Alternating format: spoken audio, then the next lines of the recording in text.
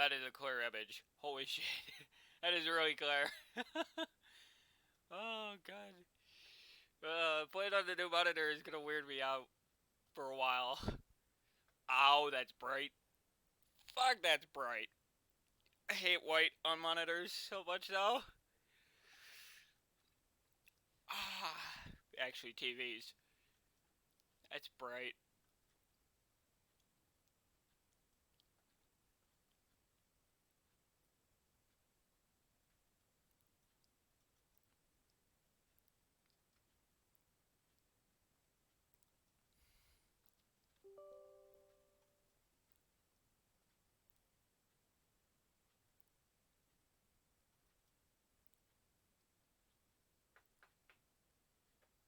The fuck?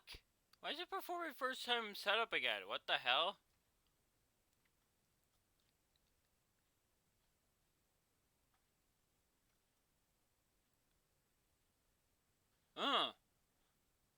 Hey, it actually opened up the right monitor. Fucking hell. That's nice.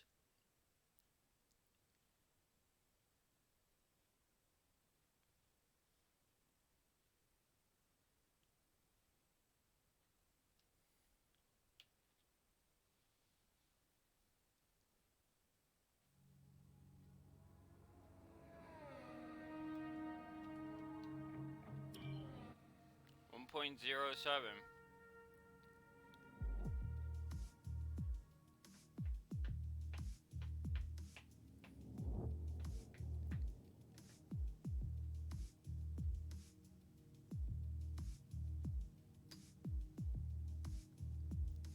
Mexico. How do I still know how to say it that way? The fuck? Okay, so now what was my gaming monitor is now my second monitor, and what's now my monitor is now 8 inches bigger than what I had. Which, yeah, is definitely different. But,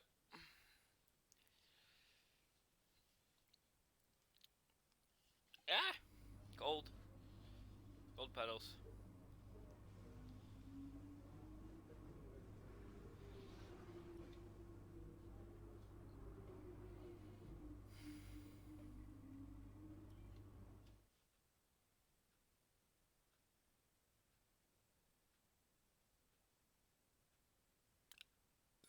I will say though, it is easier to look between the two.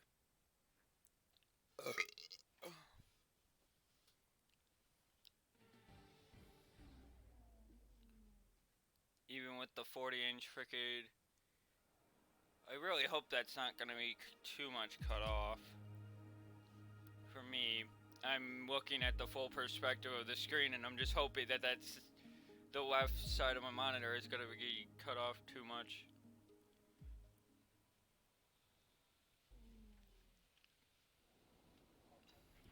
We're going to be logging some extra data during this session. Nothing you need to worry about, but as we have some new parts, we'll just confirm they're performing to spec. I'm pretty sure I got a Mexico setup.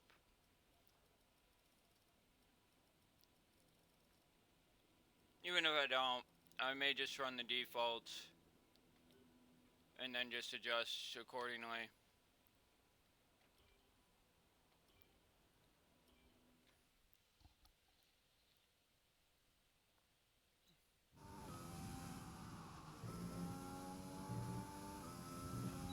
Right, try to nail as many corner gates as you can. The faster you get through each corner, the higher the score. You'll need to deploy your DRS in the DRS zone as well.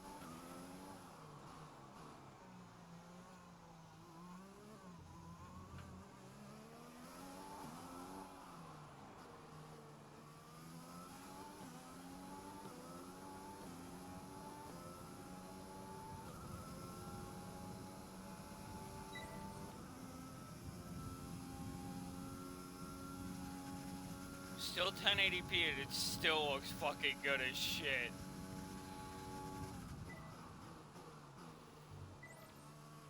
DRS zone is coming up. Get ready to open it. Distance is on your MFD. Actually, it looks better. Slightly. It's probably just my eyes playing tricks of me.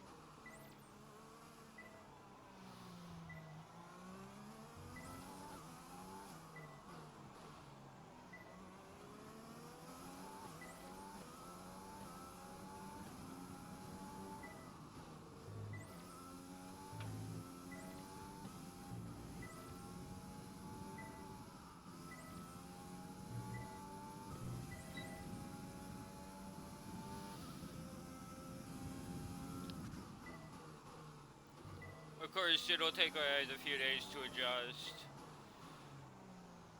So it'll take a few streams for me to finally be back to full normal.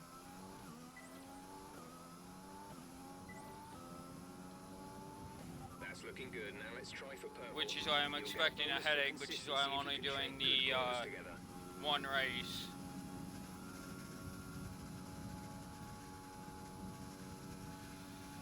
So I have a feeling, because of brightness issues, as I was noticing yesterday when I was looking at my dad's and then mine, I was getting a slight headache from the different brightnesses,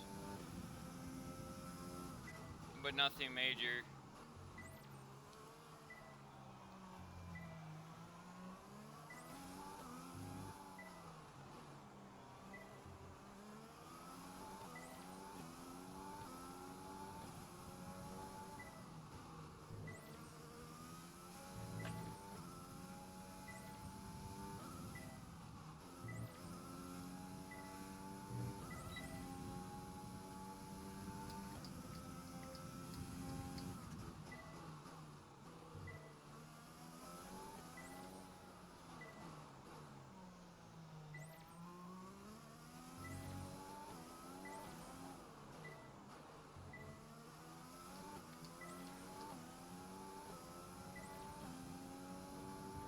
Great stuff. You've pretty much nailed this circuit. This is a really strong foundation to build from over the weekend.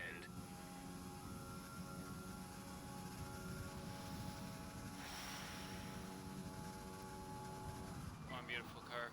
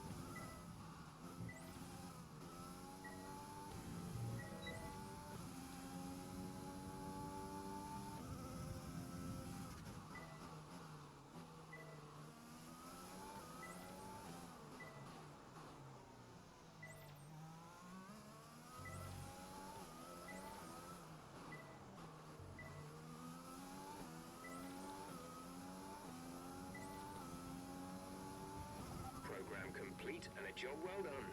We got some excellent data with that run, so come on back to the garage and I can talk you through the numbers.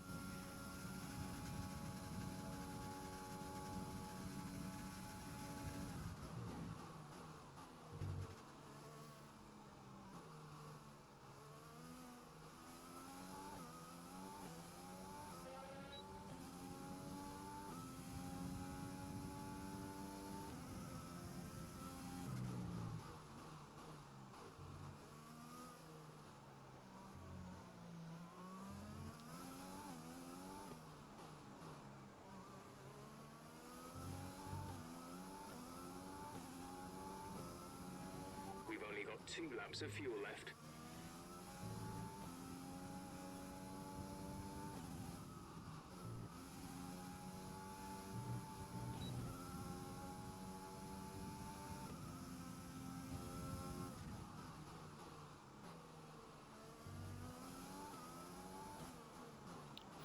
Inch monitor, main monitor, 32 secondary, and I can actually, because of the way the monitors are actually positioned right now, I can actually see both my chat and my main monitor while looking at the same screen.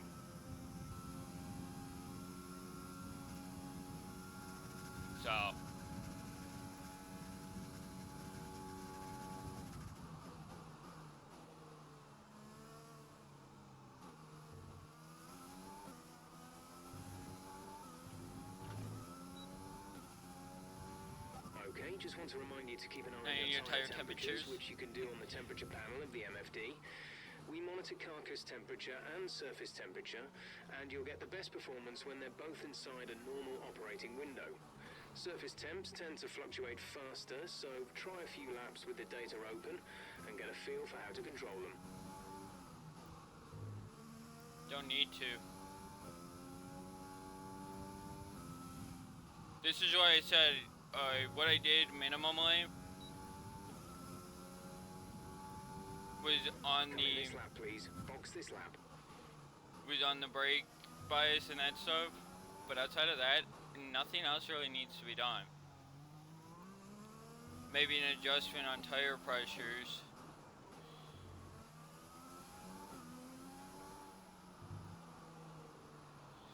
That would have been an illegal entry.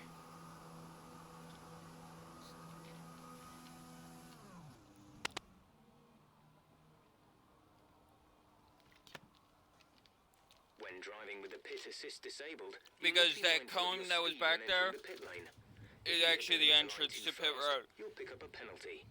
Watch the on-screen prompts that show your target speed.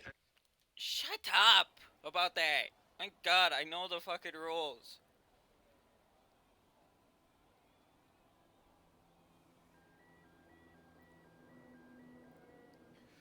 So far, our fastest lap is a 1 minute 20.7.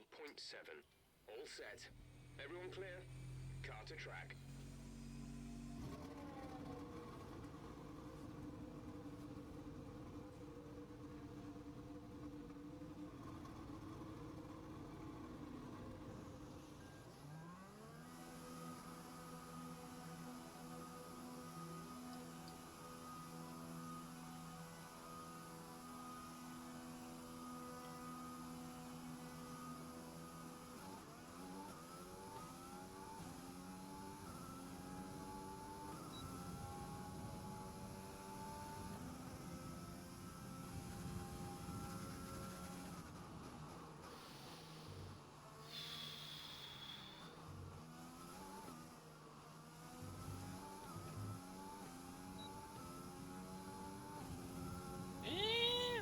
Maybe not. I may not have to adjust tire pressures too much. Because lately, when I've been running defaults, I've not been noticing anything too abnormal on wear outside the front's wearing more.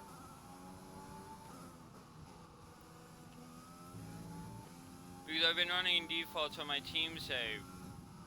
Because it's just so much easier to do than to try to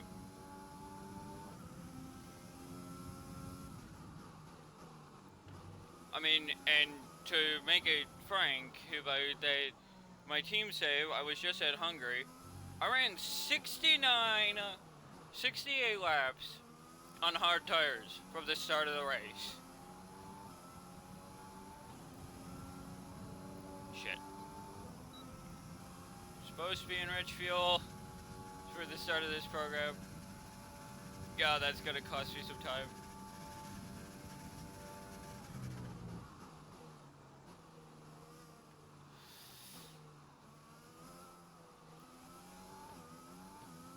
Oh, that was terrible.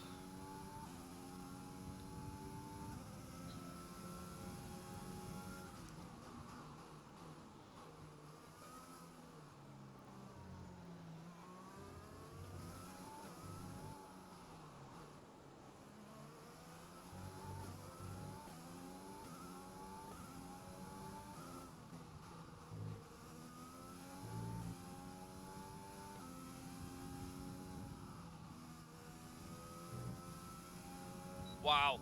But I go through that section and I pull 7/10 faster? Gee. It sums it up though. First sector at this track's always been bad for me. But the second and third? No. I don't fuck them up. Okay, Look at the test front left. complete, and that was a very good job indeed. We got a lot of valuable information out of that. And how you fix the tire pressure issue and the tire temps more than anything is actually by bringing the tire temp the tire pressure down.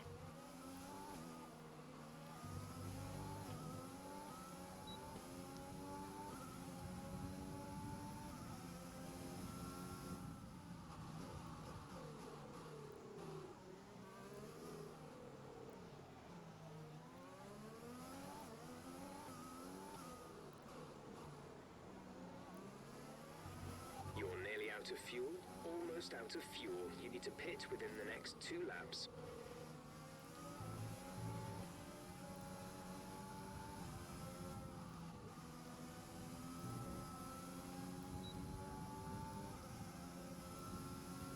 Box this lap, please. Box this lap. He's going to, you dumb fuck. So it looks like the fronts need to be decreased, but the rears can be left alone.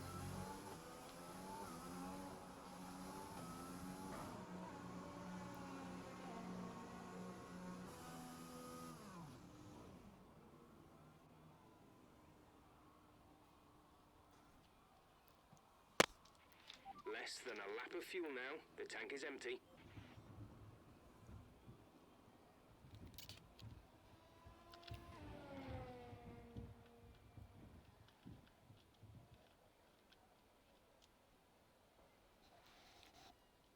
My graphics card is going nuts though.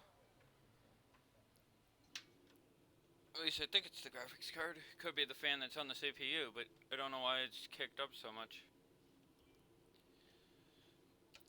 The other thing I'm gonna do is do that.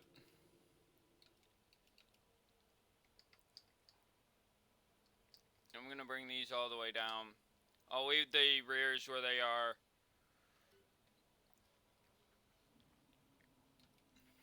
So far, our fastest lap is a 1:17.8. I'll do flying lap. There it goes. Oh, okay. Yeah, I am gonna get a slight headache This test is all about tire management. from Try this to control monitor. the slip through It's just a control brightness and take issue. Extra care putting the power down at the apex. It's just a brightness issue.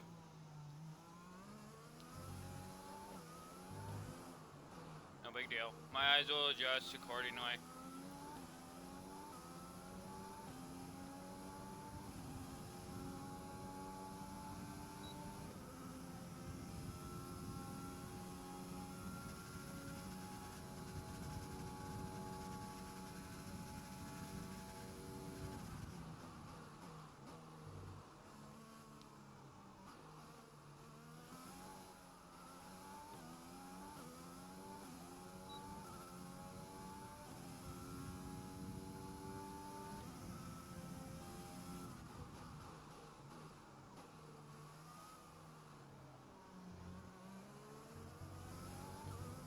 I'm sliding there. I'm sliding there too, really.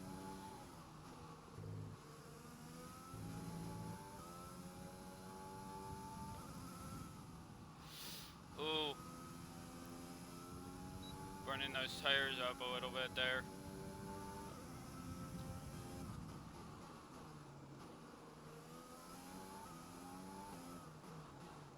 But we should be pretty okay.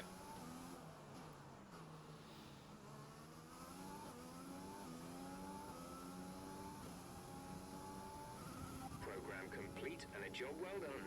We got some excellent data with that run, so come on back to the garage and I can talk you through the numbers.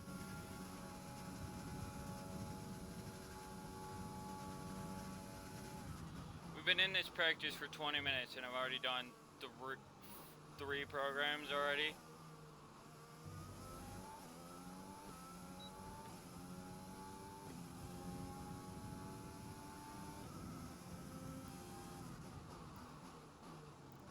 Whee! Going around these corners is so fun.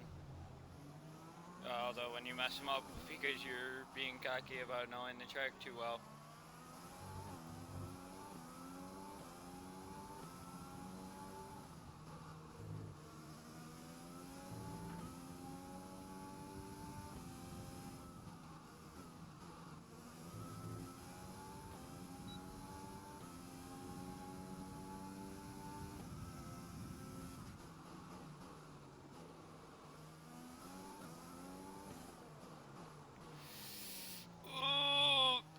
ever go full turn almost immediately. That's a bad mistake.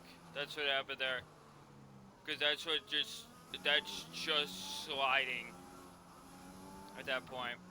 But the reason why I come out the way I do, and why I'm doing this a specific way, is because the most time saved in a session is actually by driving out and actually doing this stuff from the first lap.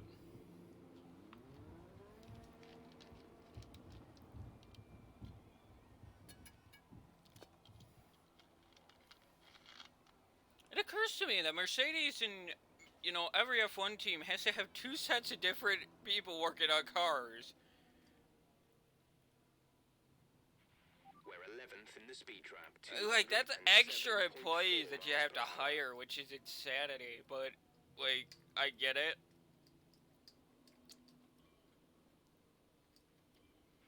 When you're ready, let's go.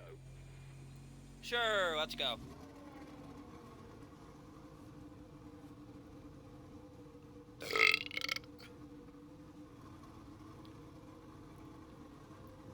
Well, and see, the thing that I don't get is what you don't see a lot of in the, like, practices of this stuff, and this is what some of the stuff I would love to see kind of change with the commentary. The commentators are always there at every practice and everything else. But what I'm not seeing enough of is what's going on in the garage. What are the drivers doing when they're sitting in the car waiting to go out? Or when they come in from a run, what are they doing in between that time? Are they adjusting setup? Are they checking components? What are they doing? I know I don't want to see all the data. I don't want to see adjustments to the car or that stuff because that gives teams advantages. But what I'm wondering is I'm just, I'm more curious about what's actually going on in the garage area during the practice sessions more than I am about the cars on track. Where with Britain, which let's not talk about the freaking British this weekend's race, please. I am not happy with Pirelli. Pirelli screwed Mercedes. And I understand you didn't want them to win every fucking race, but you should never play control.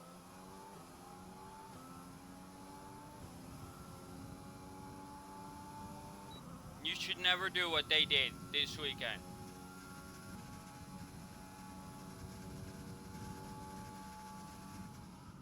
Coast into the first corner. Look at all that fuel saving.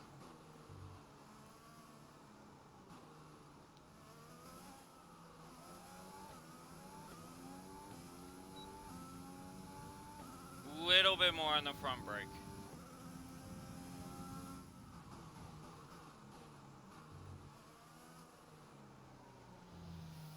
And again, if someone knows more about the F1 cars than I do, that pops in and during the practice session here, I will be adding at least a little bit of negative camber to the front, so I'll probably leave the rears alone.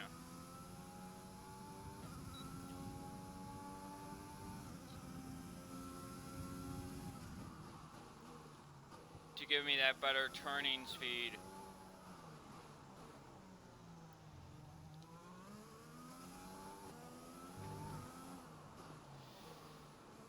Probably 2 notches on negative camber to try to...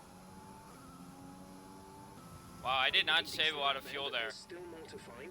Keep at it. I wasn't actively pushing for it though either.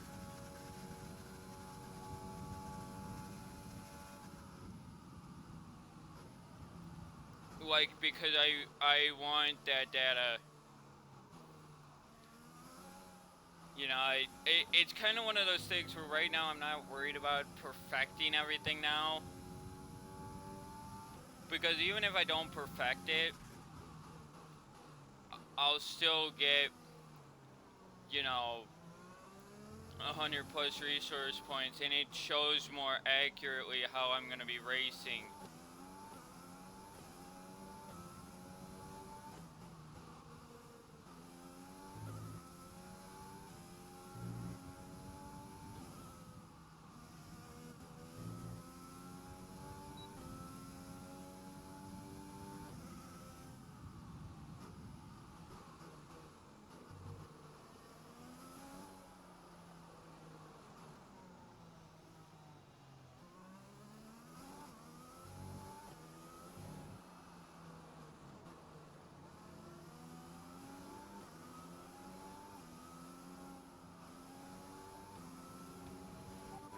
was no good.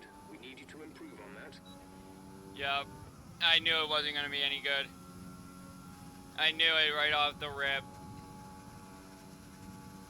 Like, I tried to save as much as I could there. But, unfortunately, I waited too long. I mean, the engine is still performing pretty decently right now. Definitely need more camber. Because I'm sliding in these corners too much. So definitely need more front end camber.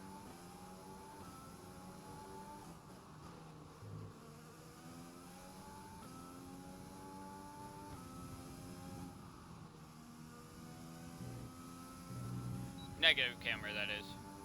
I love how it's a negative number for camber. I've never understood camber in that way.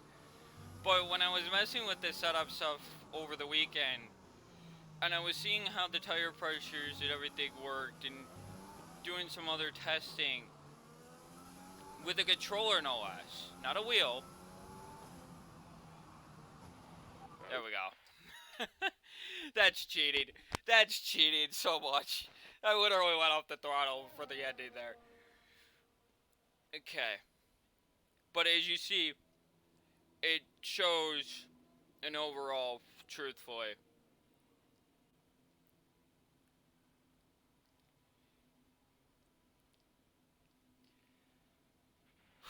Best lap so far is a 1 minute 17.8.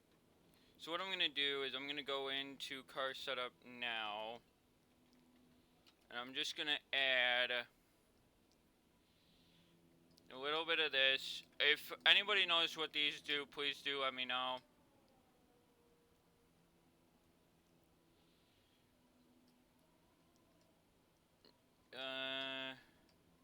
We'll do 320 for now. If it's not enough, we'll go to 340. And then if it's still not enough, then we'll go to the max setup. Again, suspension and that stuff, I don't understand any of this shit. And I'm not going to try to figure it all out in a practice. But, again, this is where, you know, this stream is not just about me.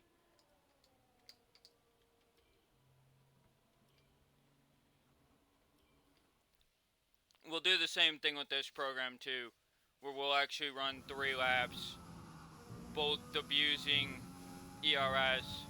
In this program, we're looking at ERS management. This is all about managing your battery efficiently throughout the lap to hit your target time. The overtake button will drain the battery quickly, but it will also give you maximum power.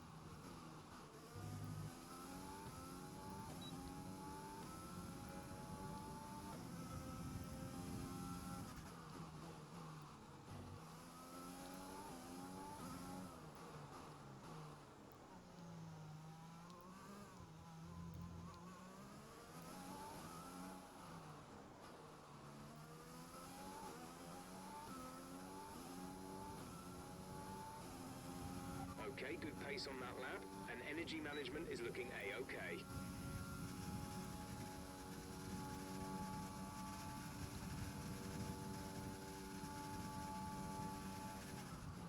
My goal is to keep it in the green for the first 2 laps. third lap will be the lap where I barely use it.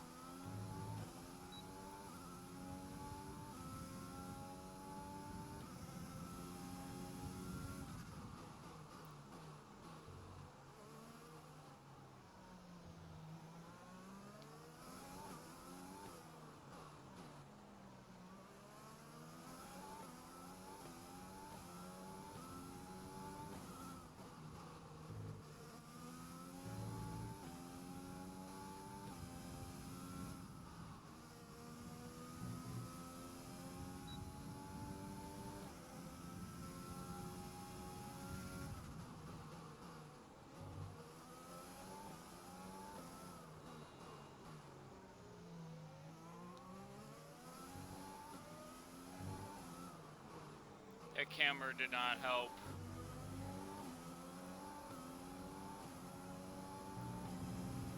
Alright, this lap I won't use any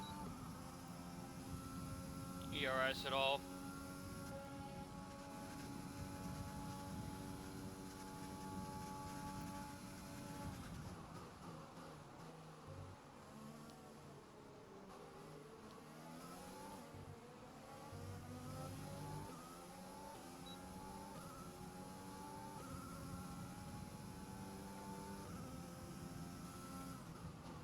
%64 on the turbo and the engine. But yeah, actually, what's weird about this whole thing is like my engine and my turbo are really worn, but like not abusively.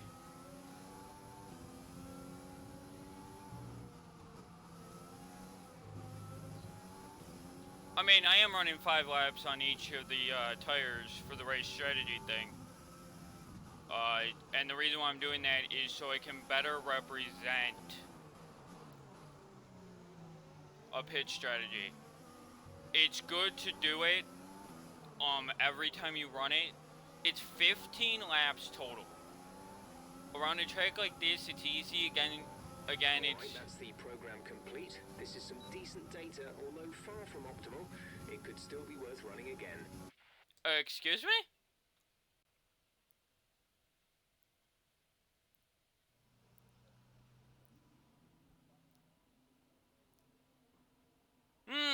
Okay, whatever.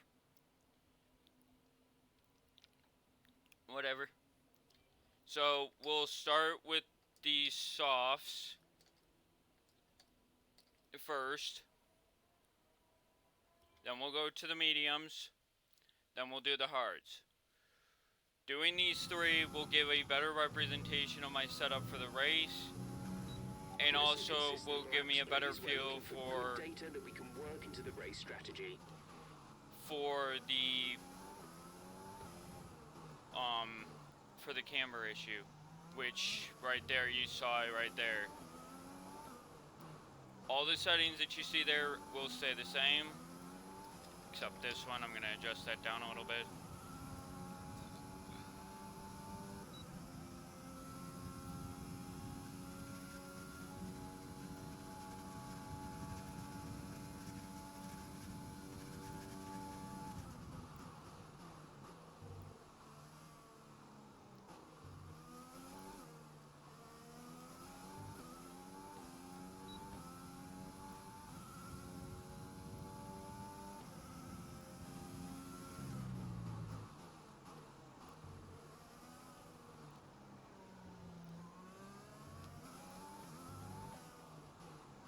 Which actually helped.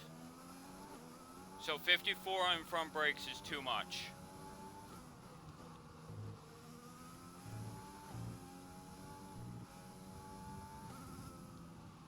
Which I had a feeling it would be, to be fair. But again, because with an F1 car you tend to want more rear brake than front brake, just because of the design of the car.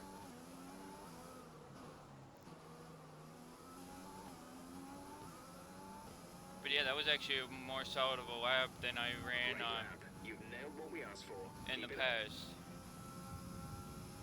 2% tire wear. Oof. But that's good. That's what I want this test to show. I wanted to show actually doing what I did and the negative camber added has made that corner so much better.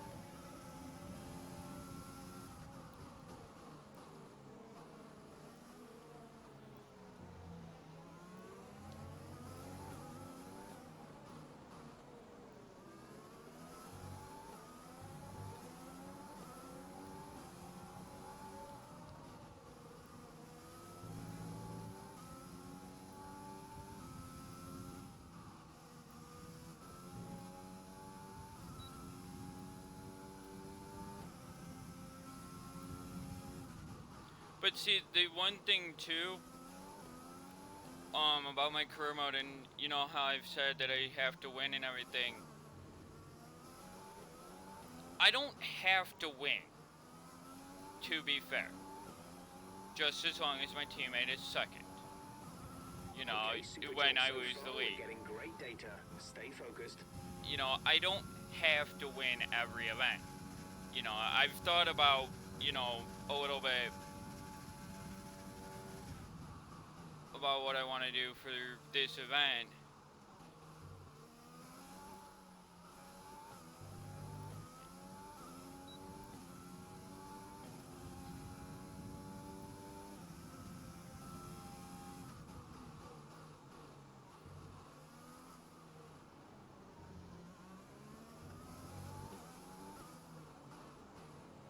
And I don't know what I want to do yet.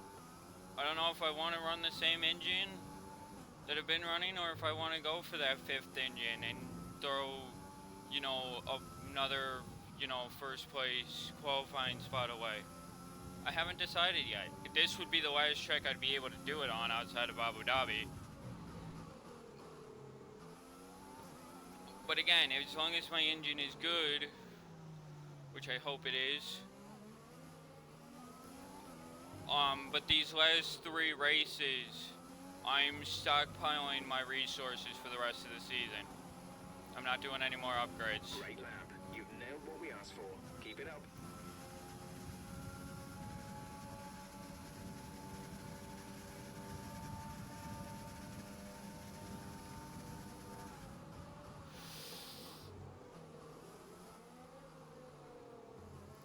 I did not want to do that, but I had nowhere to go.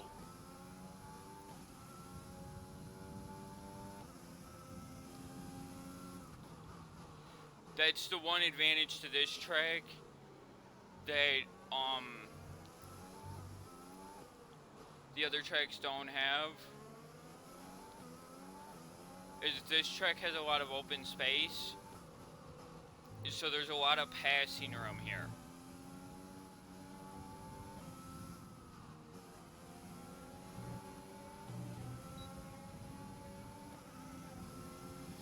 Although the pass I'm about to attempt, he braked early, he gave it to me.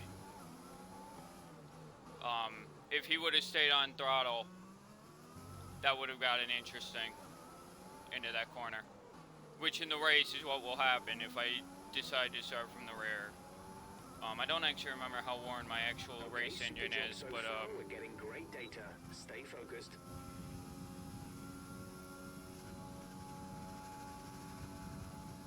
now it did occur to me that all my data for these are actually inaccurate because of DRS. I should not be actually running DRS assist during this program because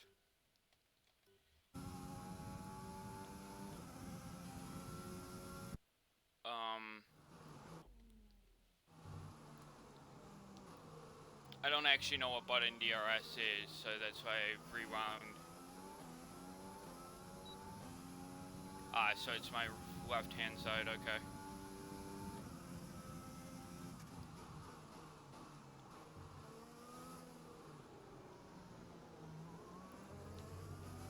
Because if my ERS is there, my left-hand side, 19 is on the other side of my wheel, so that's good. But yeah, technically you shouldn't run DRS assist when doing this. I do recommend DRS assist though, being on all the time for the most part, because it is actually more useful, DRS, the system, when it's actually on a mode where you actually remember it exists.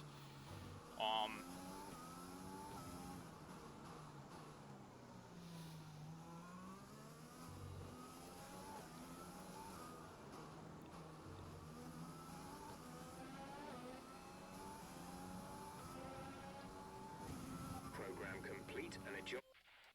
Alright. Return to garage. Now we do it again on mediums. Ooh, I was actually above the expected tire life, just slightly. We'll do it on the 30%, or the 30 lap set, remaining set, because these tires will be able to represent a little bit better. And then we'll do hards, and then when the race strategy, when it does the personalized strategy, it'll be able to take all three of my datas and figure out the best race strategy for, you know, my wear and that stuff.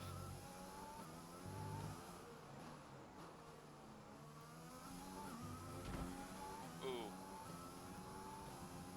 Just brushed it. It didn't look like I took any wing damage. 65% on the engine, 70% on ERS, nearly. The one component I don't actually give a damn about.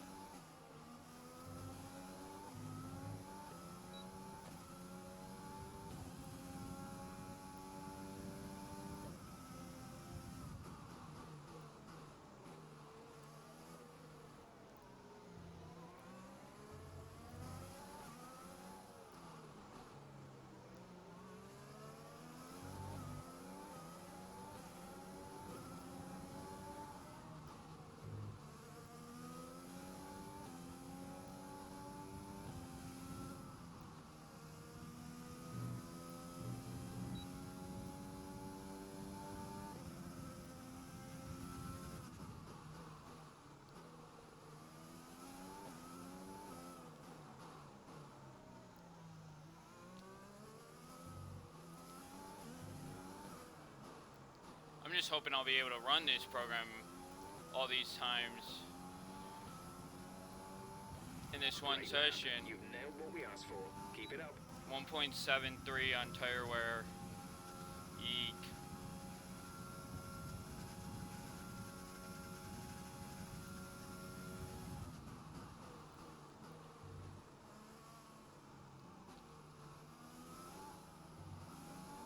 Maybe just a touch on the front camber.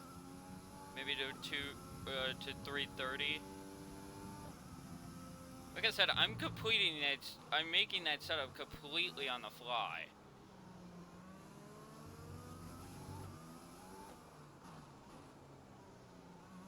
But at least I'm trying to. The things that I know about these cars that I understand is tire pressure.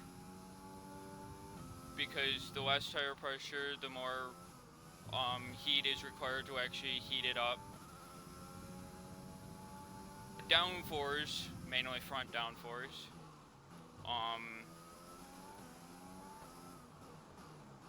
And camber, to an extent. Those are the things I personally know, just based on different things. And different things I've tried over the years to get better tire wear. Okay, super job so far. We're getting great data. Stay focused.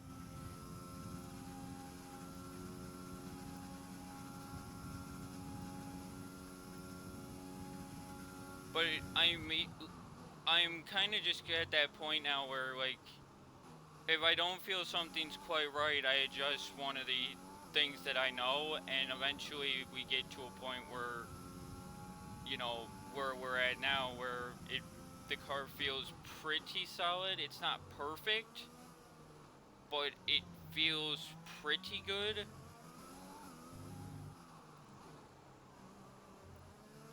and it doesn't feel like I'm losing time in any of the sectors.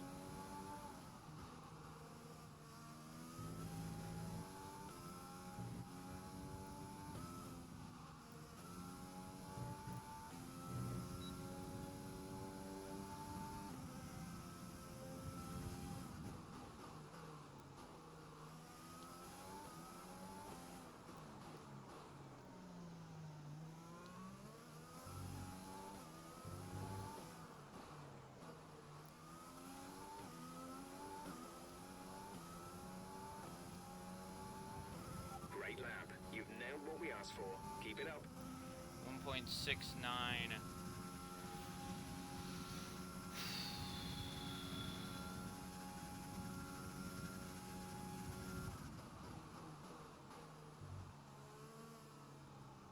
At least from what I've noticed, you know.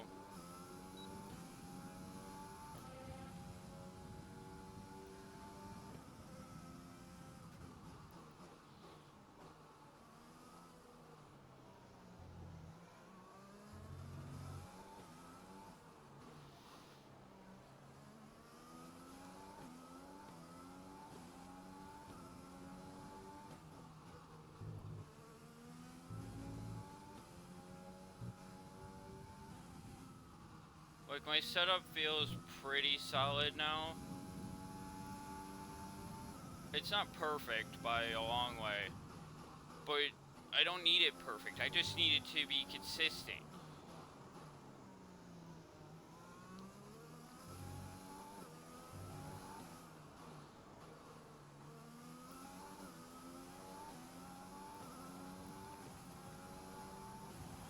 Okay, super job so far. We're getting great data. Stay focused.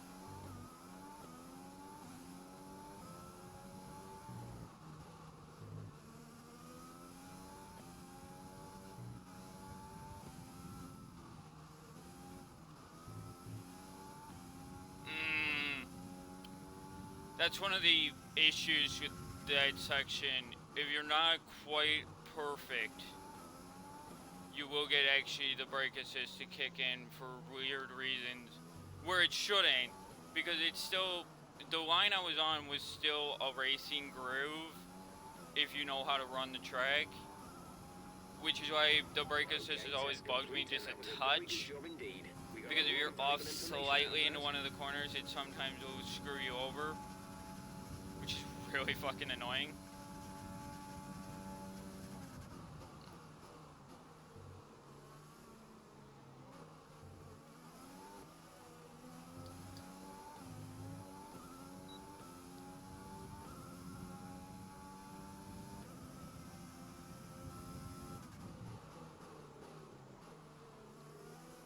We still have 31 minutes left in this session, thank God. But you figure about a minute to 2 minutes for them to get me back lined in the garage. Then me switching tires in a couple minor things.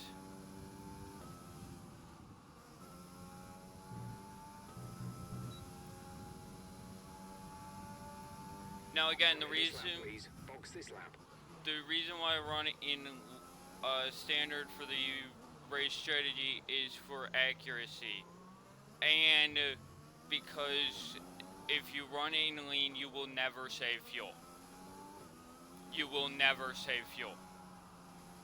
If you run in standard, you could save godly amounts of fuel.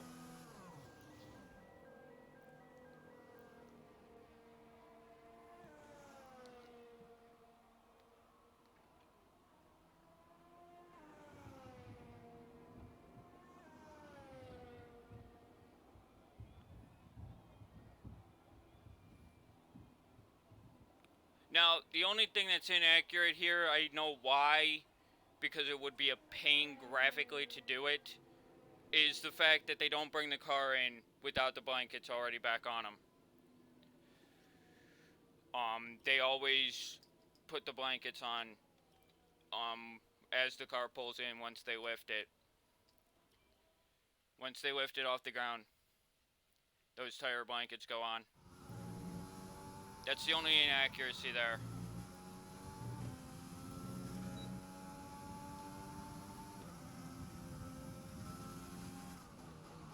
Alrighty.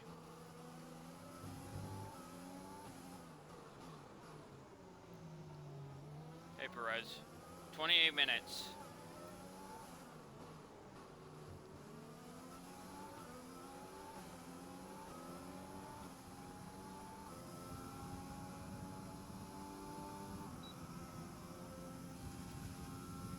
Rain is forecast in just over 10 minutes' time. Rain in 10 minutes. Hey Lewis.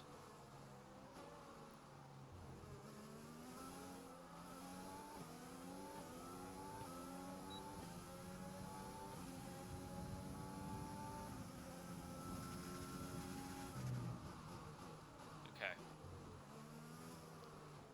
Okay. Around this corner. Perfect. On this corner. Perfect. Have a perfect line right now. It occurs to me that I'm going to be putting well over nearly 30 laps on these tires. Or 30 laps on track, which is what I wanted. Because it's half a day. It's just about half the duration of the race. Which is what I've seen. I've looked at practice over the last few weekends of how many laps everybody did, and it's about 30 laps or so on average.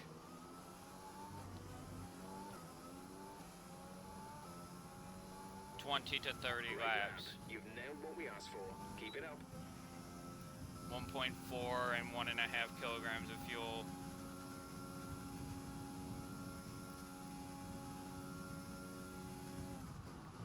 Now, normally what I say is when it comes to DRS in this program is if I'm within a second of a car in front of me, because then I would have DRS.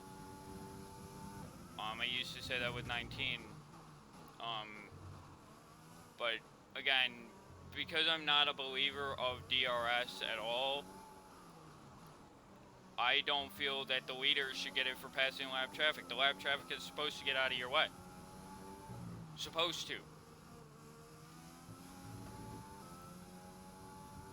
They can't impede your progress, let me put it that way.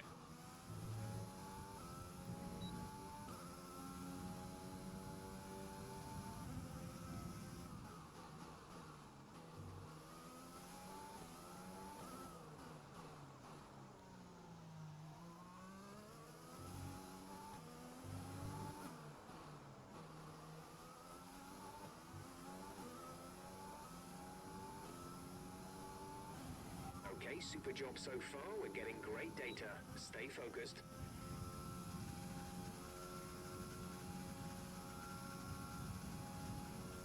The engine is wearing down quite nicely, though.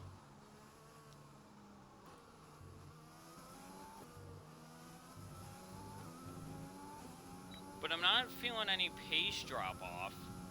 At least not yet, anyway. On this engine, which is a good thing, but at the same time,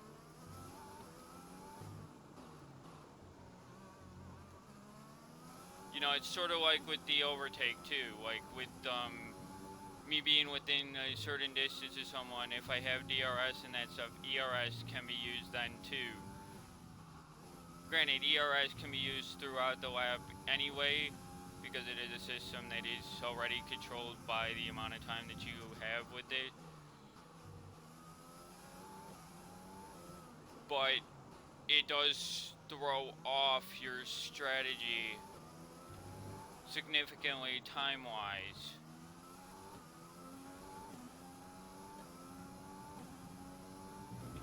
Great lap.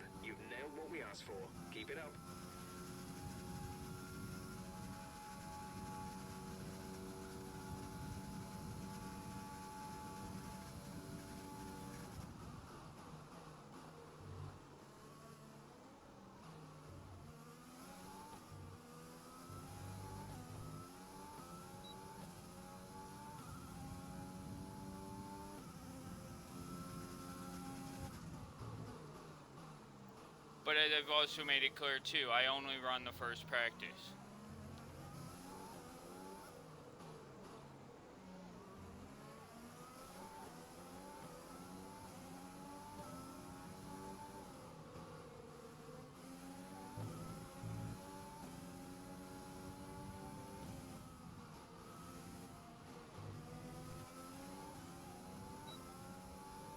Yep, left side.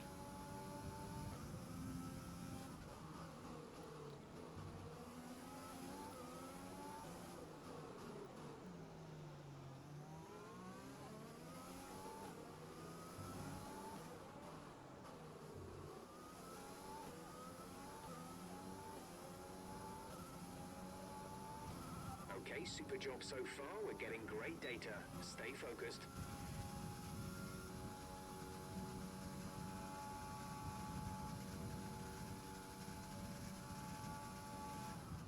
I think Lewis may be catching me now.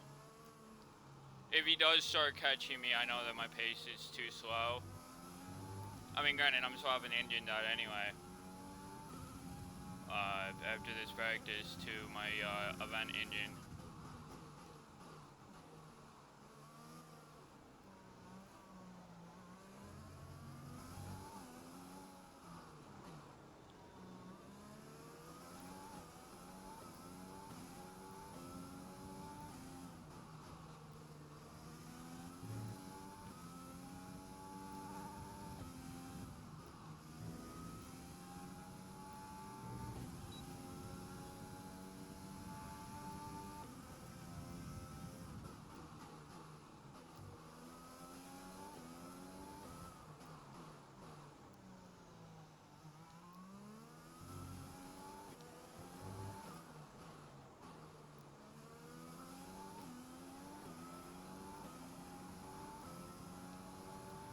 Program complete and a job well done. We got some excellent data with that run, so come on back to the garage and I can talk you through the numbers.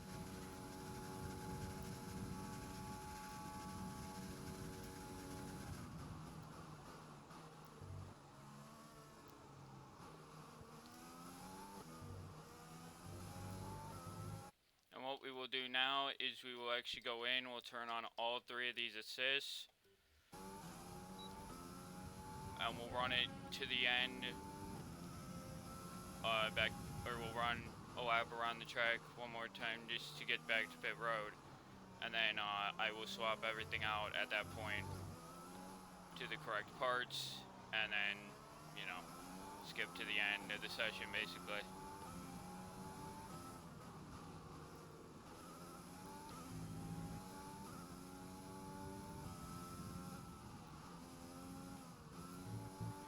There's only 1 lap of fuel remaining. Box this lap, please. Box this lap. So the reason why I'm doing that now and turning that stuff back on now is because the next step is qualifying.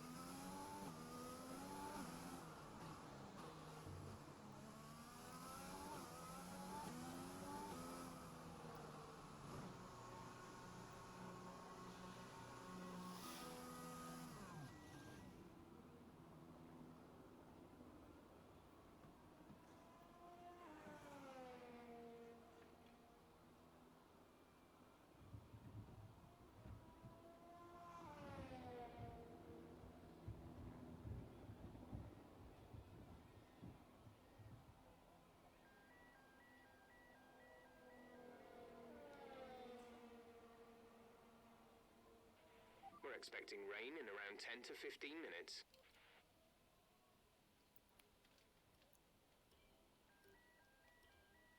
I want to actually save my setup as stable Mexico.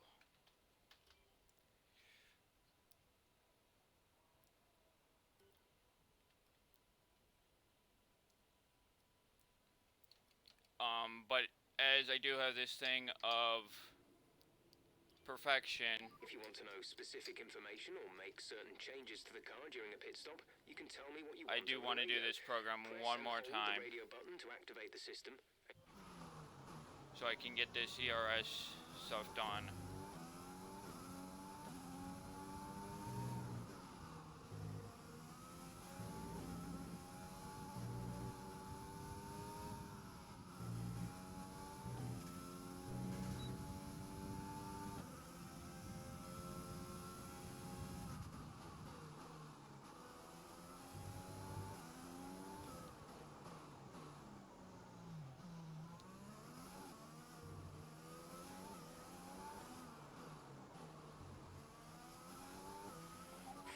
minutes until rainfall expected. 5 minutes until rain. Yep.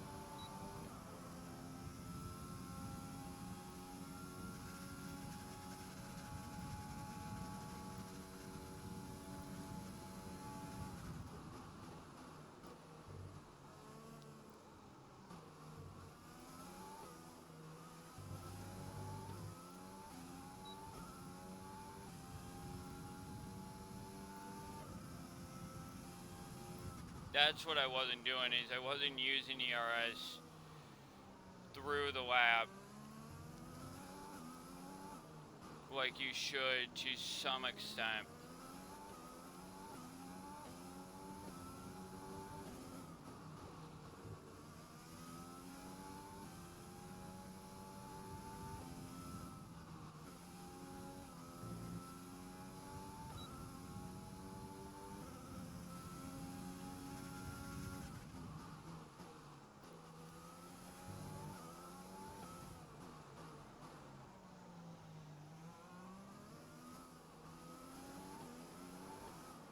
Actually, quickly before it switches back.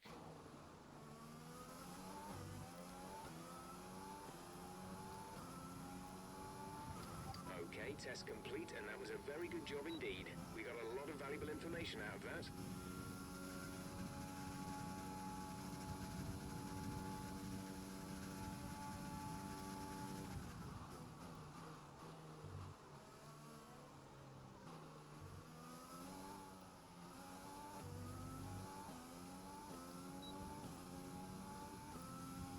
Want to get 2 laps in. This lap and the next lap, and then pit. So that way it's exactly 30 laps that I put on track.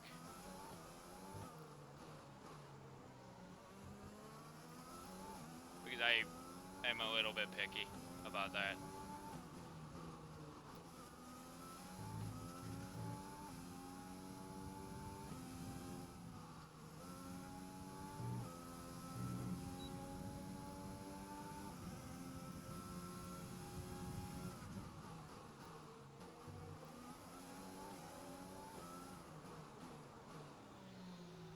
Oh, fuck.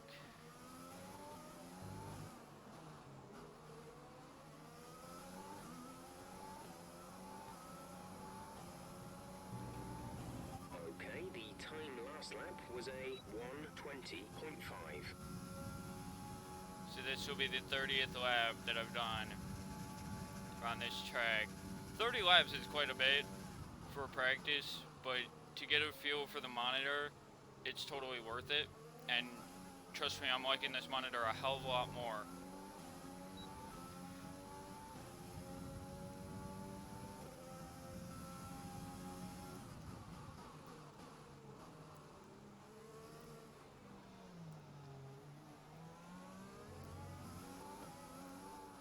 Although Ricardo right now is pissing me off. Although in my team mode, Ricardo does not race for Renault anymore. He's back at Red Bull. Coincidentally. I don't know how the fuck that happened. But he's back at Red Bull and Verstappen is at Ferrari. Hell if I know how that happened, but it is funny that it did happen that way in my team mode. And Vettel retired in my team mode, but that's just ironic that that happened because I feel that's coming. Unfortunately, I don't feel that Racing Point's going to actually sign him, and I don't feel Vettel would actually go to Racing Point because, well, yes, they're competitive this year. Where are they going to be next year? You know.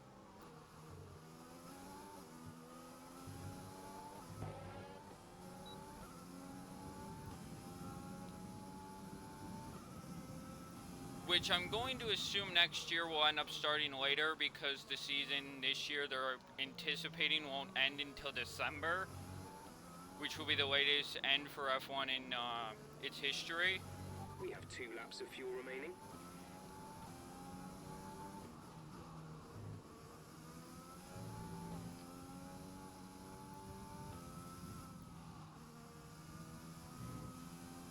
But to think that the F1 series has raced in a total of 32 different countries. 32 over its 70-year history.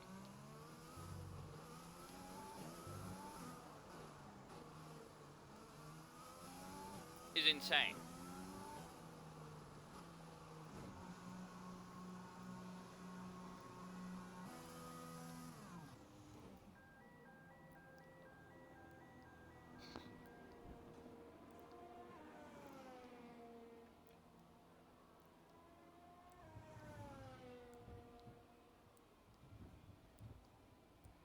Hey, just as the rain starts to fall. Oh, is it that convenient? Did it? I'd fucking time that perfectly.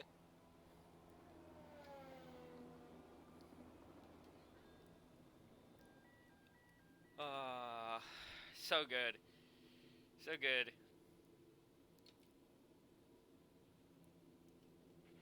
Conditions are going to keep deteriorating for 10 minutes at least.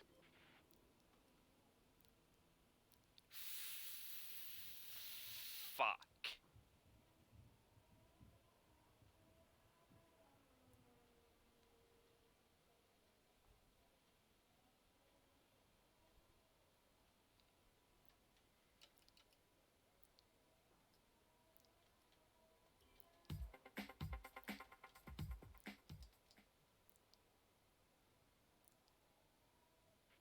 The car settings screen on your multifunction display will allow you to change various settings as you drive.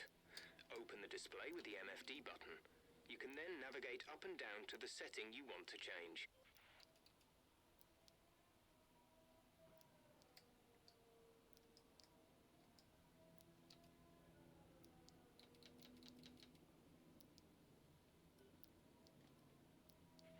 Our best lap so far is a 1 minute 17.8.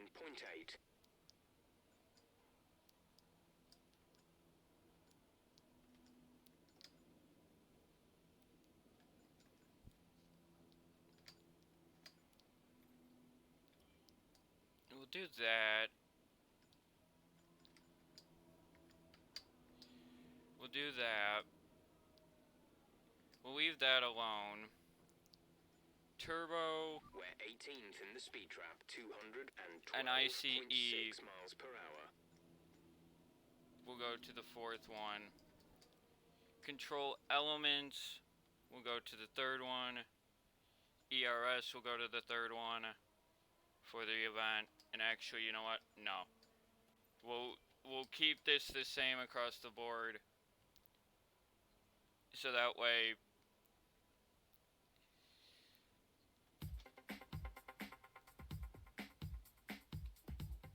when it's all said and done. I don't know what I'm gonna do though. Shit.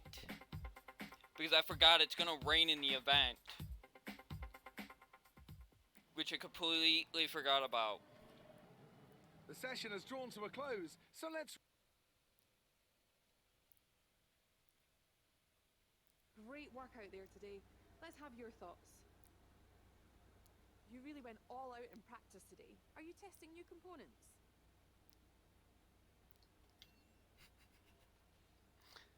Let's talk about another team. How do you feel they did today? Not nearly as good as they're capable of. Come on, they're not! You scraped the walls a few times. Were you struggling for grip? Did I hit a wall? Oh, yeah, I'm not sure what happened there, to be honest. Great. Well, that's everything. I don't know what happened there. It just kind of didn't, the car just didn't want to turn. I'm actually going to turn something off to see if I can prevent now the perk firme rules kicking in. Because I could set up differently and do different things. But at the same time, I don't necessarily think I'll need to.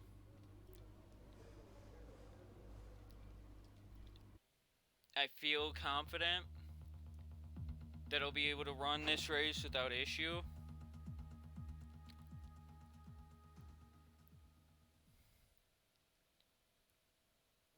you know, just by adjusting a few different things.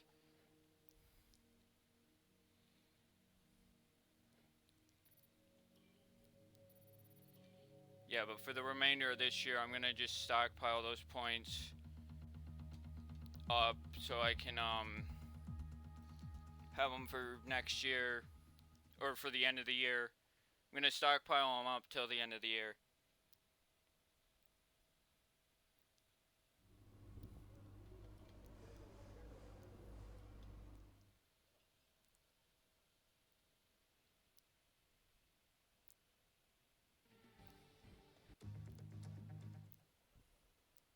So we got the C2, the C3, and the C4, the same tire compounds that were ran at the 70th anniversary GP.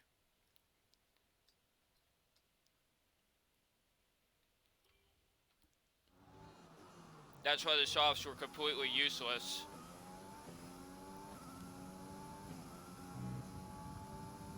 At Britain.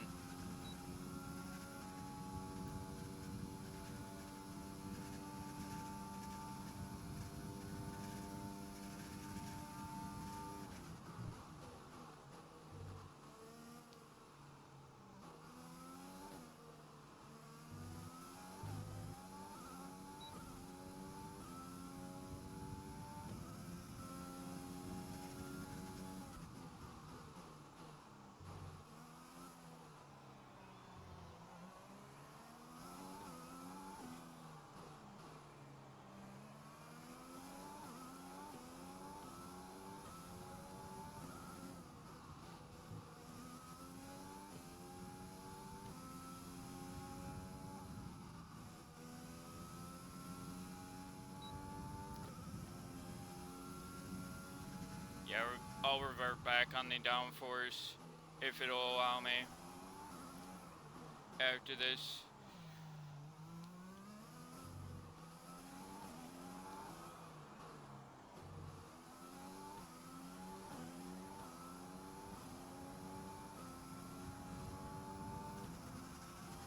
Okay, good job, mate. Really well done. That was a fantastic drive. Wow, that was a bug.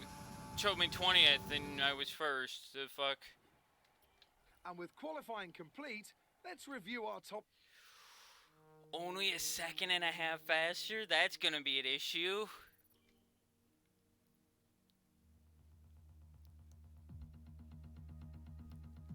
That's just, again, that's just a downforce based issue though. Eek. Well done. Very solid result. You're looking good for the race. Yep. And the race is gonna end with rain. Oh god, that's gonna make life fucking fun. Because anytime it's the last three, it's always going to end with rain. There is no dry in that fucking situation. It's time to see how our.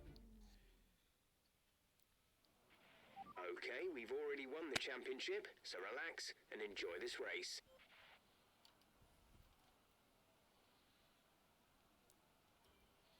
Okay, so 4 and 6, that was nice. Bring you back to 52. Camber, bring you back to 320.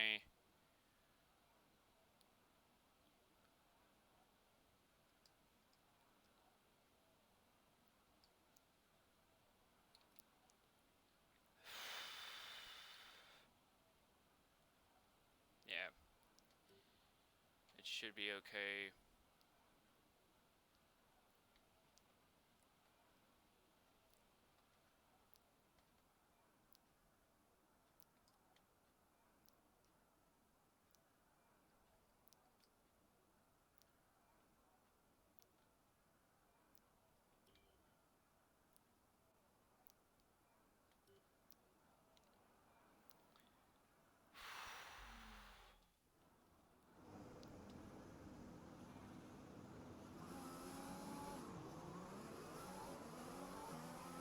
Launch map is good, but we need to learn the gears, so go into each one when you can.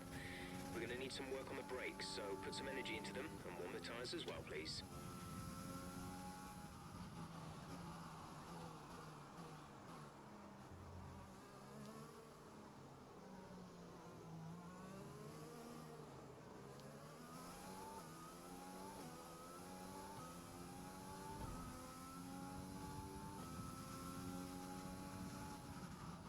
tires should be good now. Should be, but we'll see.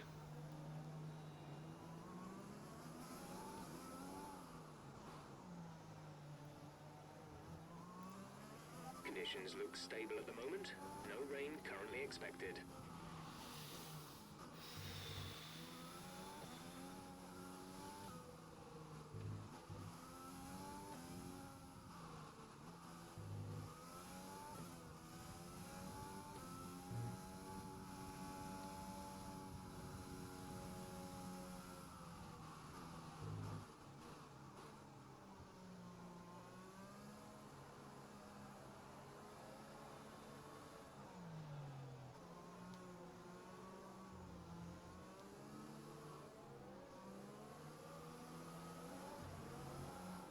Tires should be good, I hope. I was slowing down there so the pack would be closer so we don't have to sit on the grid as long.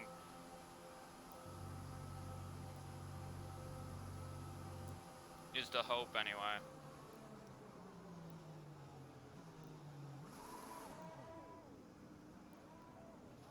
I swear to God, that's just to heat the rear tires, I swear. The rest of the grid is forming up. Be patient and watch for the lights.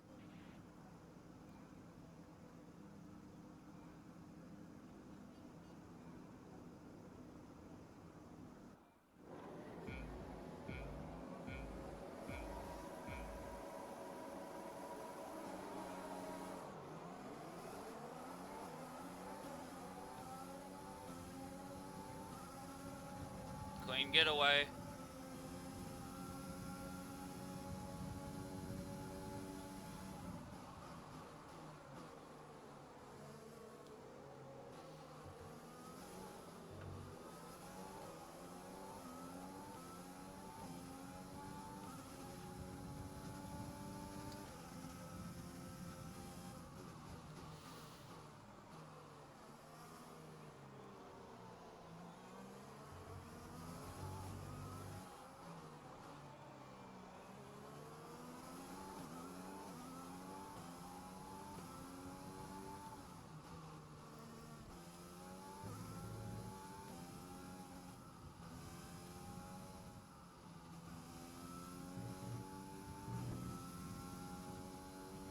Great first lap. Keep it up. Dial back the engine already. I'm already pulling quite a bit out already this lap.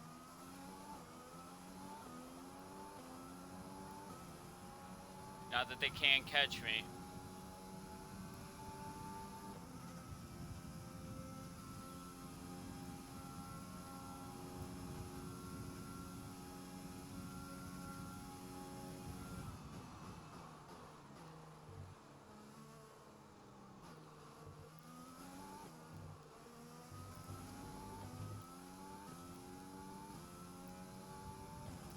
Because I know they can.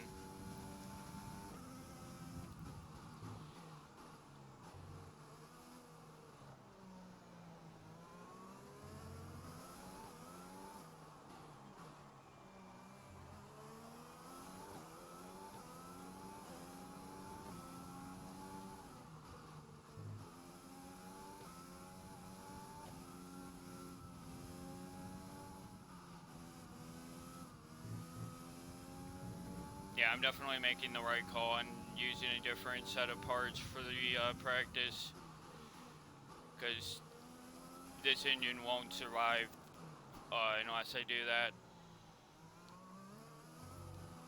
And I really want this engine to survive.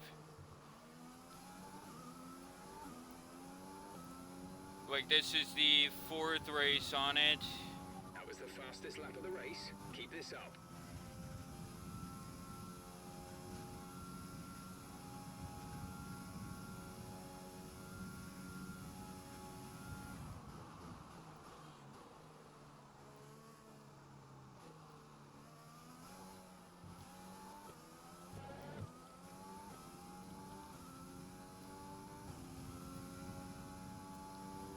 Just gonna manage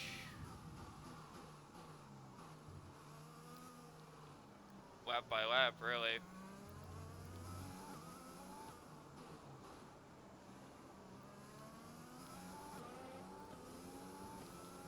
Not even gonna look at anything but fuel, really.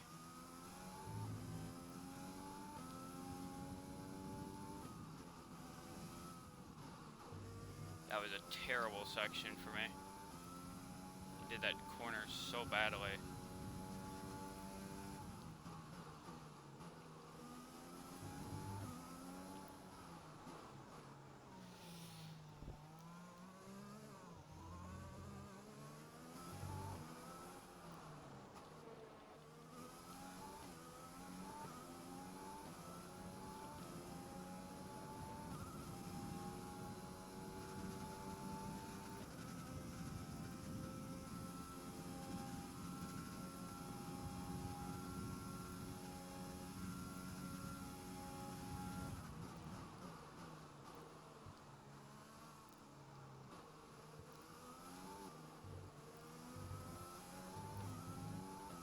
I lost a lot of time in that section.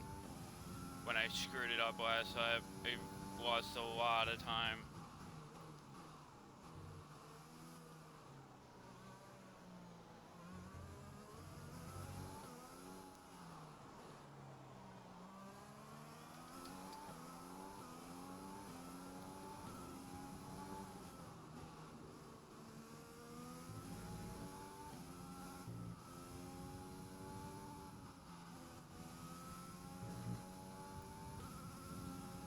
There we go. That was a perfect section that time.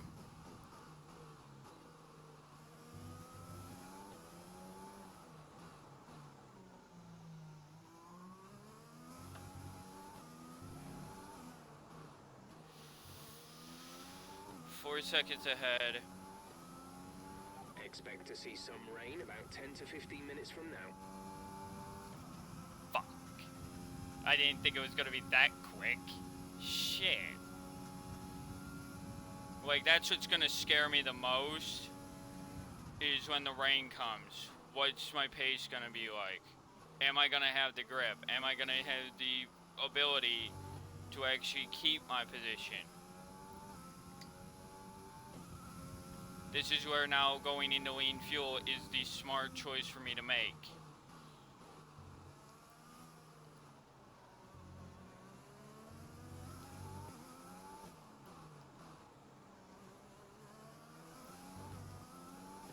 Even if I'm not gaining.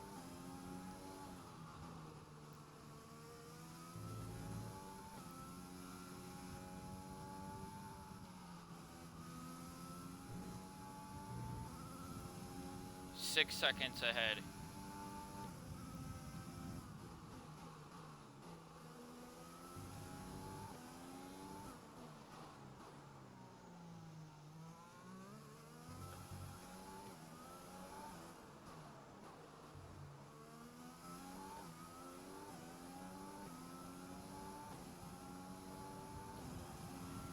Great work. That's a new fastest lap of the race. Gap to teammate behind is 6.5 seconds. Finesse is the reason why lean fuel is actually really good.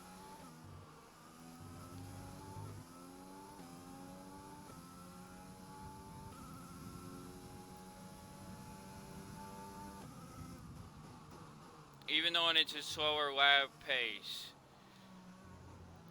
technically.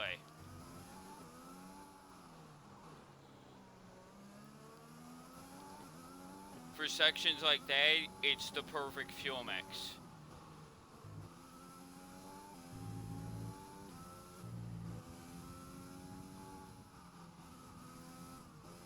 Fuck.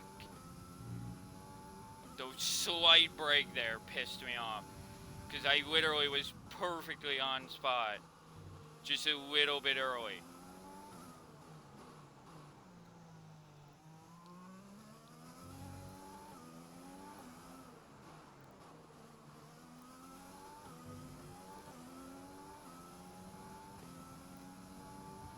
We're at +1 lap with extra fuel. Fuel target +1.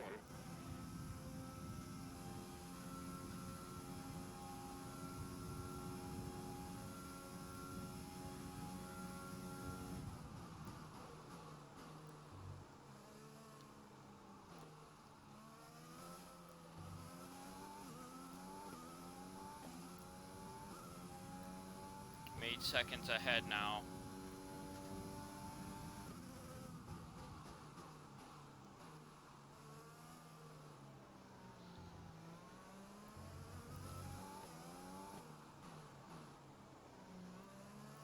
Which may not seem like a lot, but trust me, it is.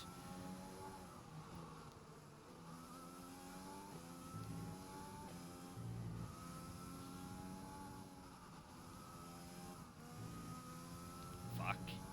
Again, just a touch early into that corner. And it's literally such a picky spot.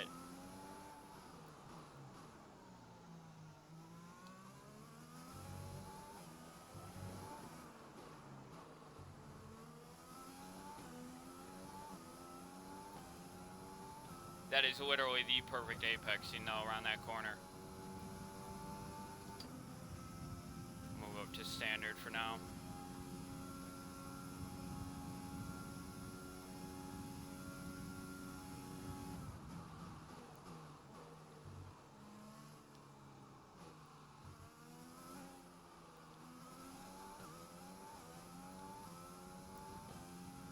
My tire temps are staying pretty decent, which is good.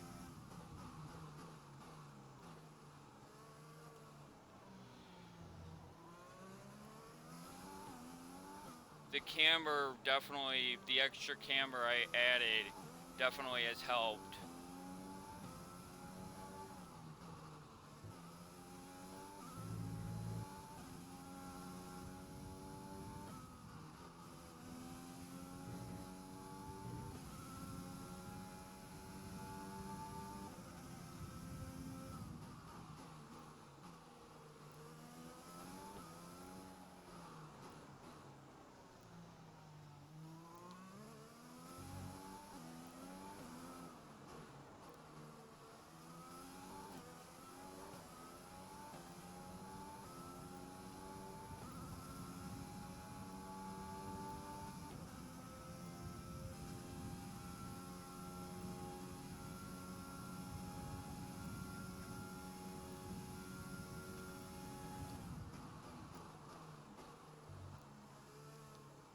We don't have heavy cloud cover yet, so we're definitely getting closer to the rain now, which is where I'm not happy, but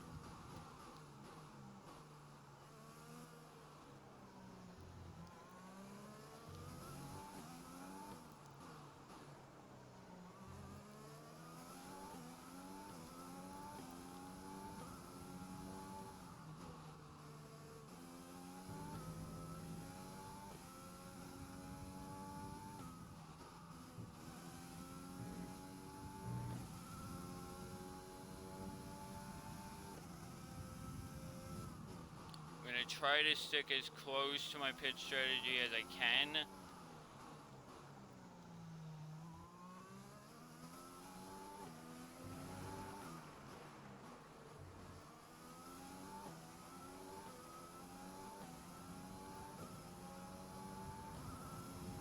That was the fastest lap of the race. Keep this up. Don't know how that happened, but okay.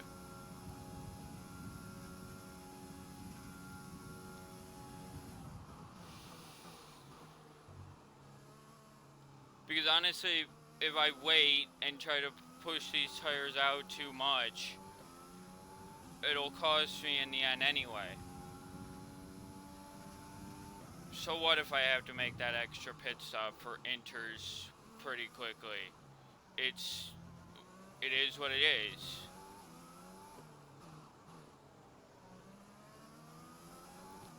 I hope I won't.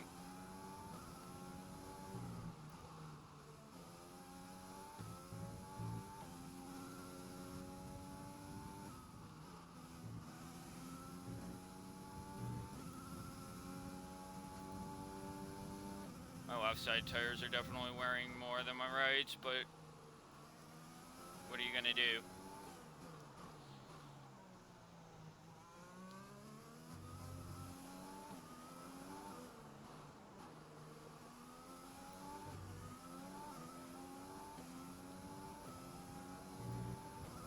when you're turning more left than right on around the track, what are you gonna do? There's not much you can do to prevent those tires from wearing less.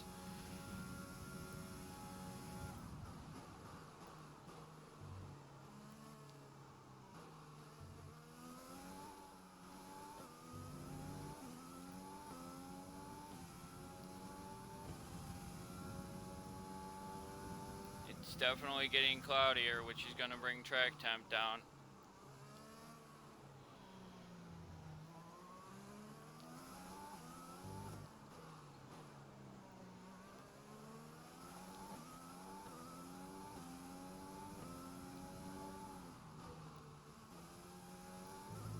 I don't think I've ever ran Mexico in the rain, so this will be interesting.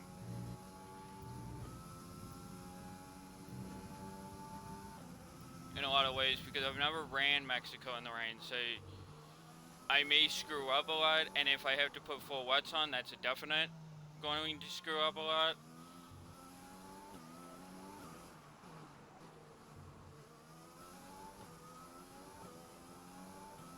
Like I said, if it's just inters we're putting on, I'm good. If it's wets, we may have issues. The rain is a few laps out yet, but it is coming. Be careful. Fuck. It's only a few laps out, and I'm like literally just off my pit window.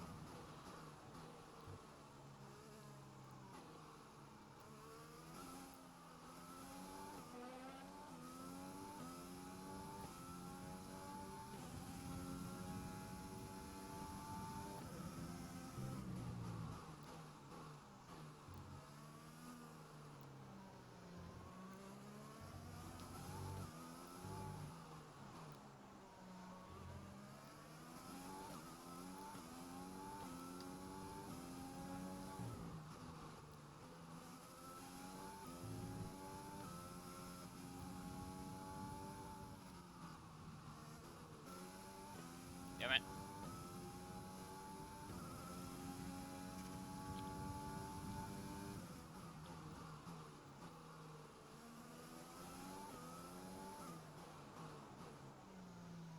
In a way, I'm kind of happy though, because like the rain will prevent me lapping the field in a lot of ways.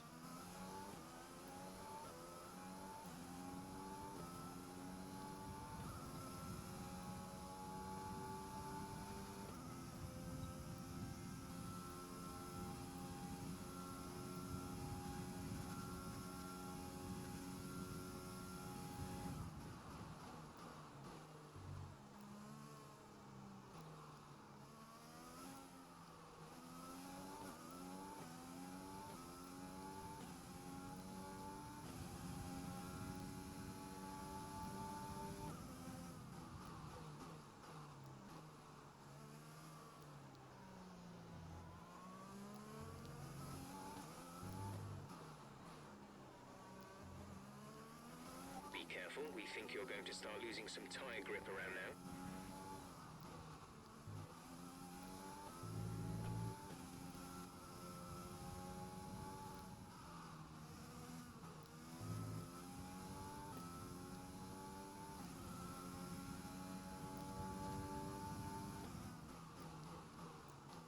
And yes, I'm increasing front downforce because of the rain that's impending.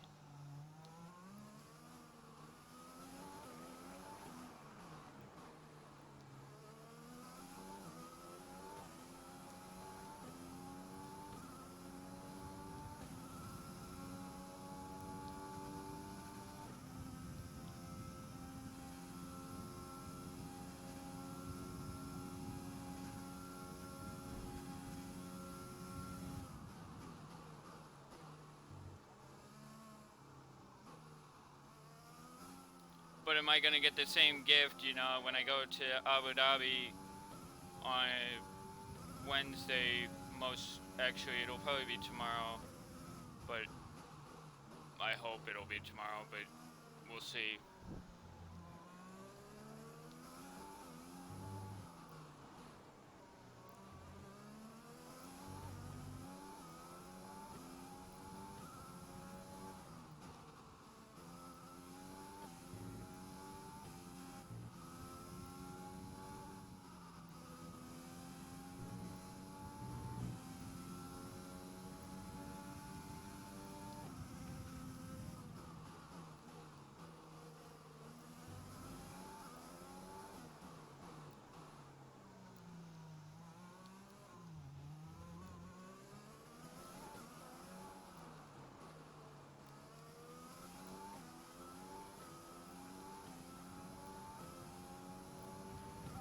approaching the pit window, you'll be on the softs.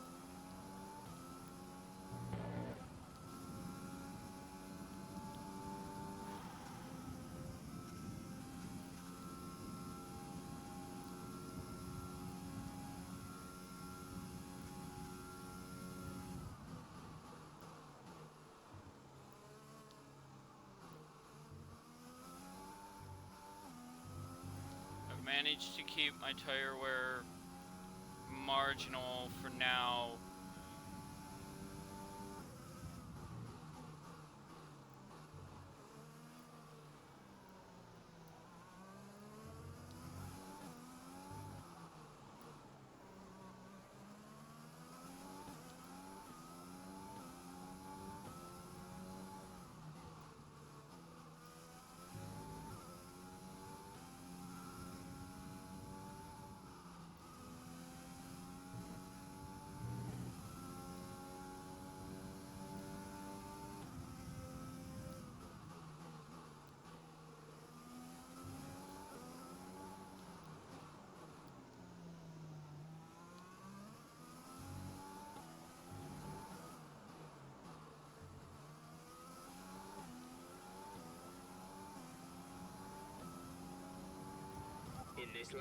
In this lap, push now.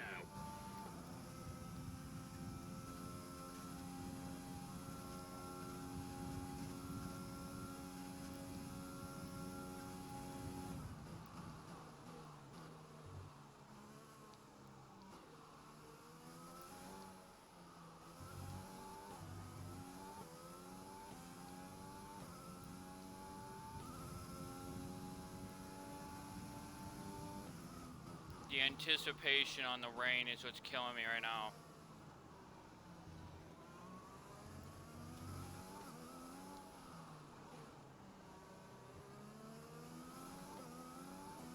There it is. I'm not pitting. Not till a change of strategy comes.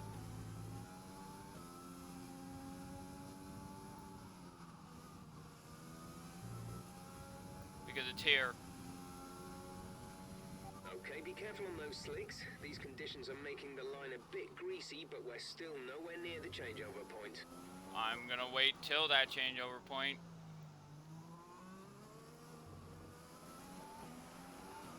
Because it won't make sense if I pit now to then be back in 2 laps later because of an intermediate change. No, I'm not doing that.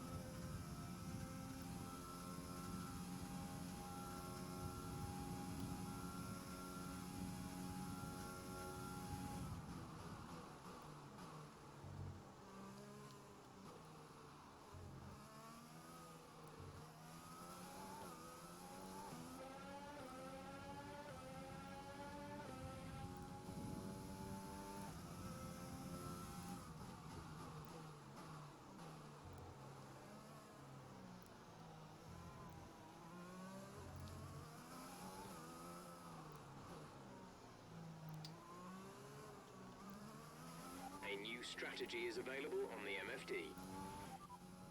Copy.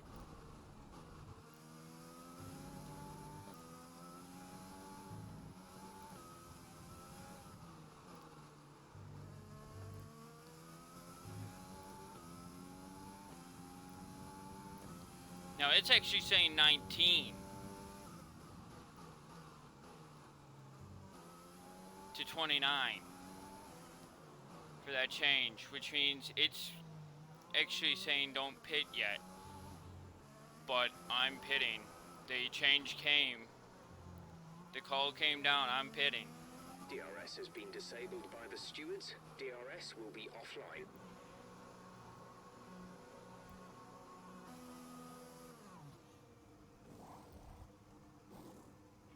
Complete. Go now.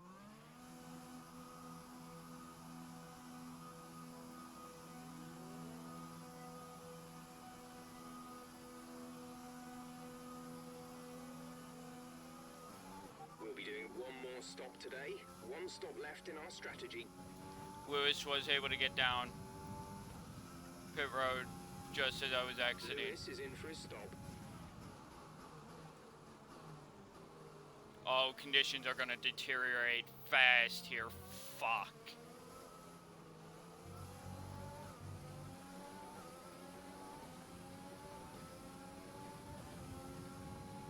Latifi, you gonna let me pass you, or you gonna continue to be an ass?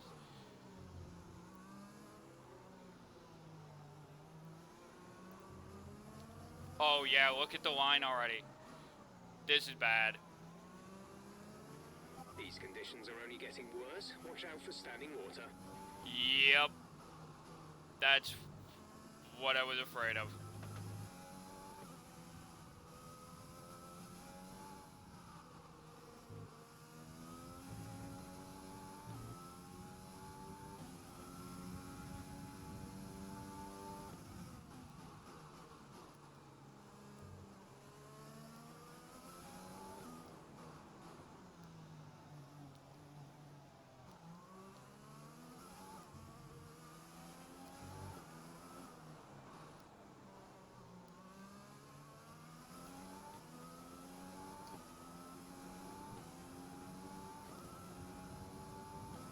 Lean fuel.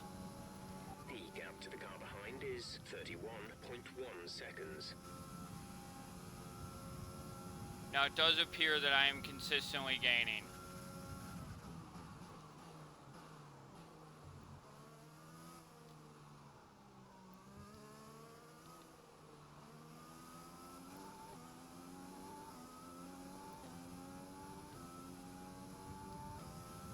This is where having more downforce is going to play a key.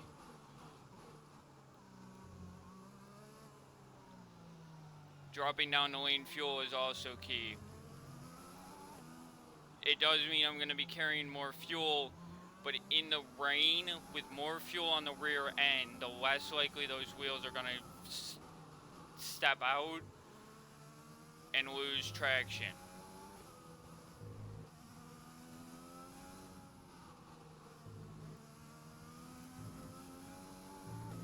This is something that I know because of just the different physics of the cars and different things. One of the best things to actually do in wet conditions is to actually have more fuel on board than less. I mean, you're talking, I'm 33 seconds ahead. I am actually a pit stop ahead, and I'm gaining in key sections, and I'm just pulling. I'm not really even pushing the car. I'm just straight pulling on who's all there.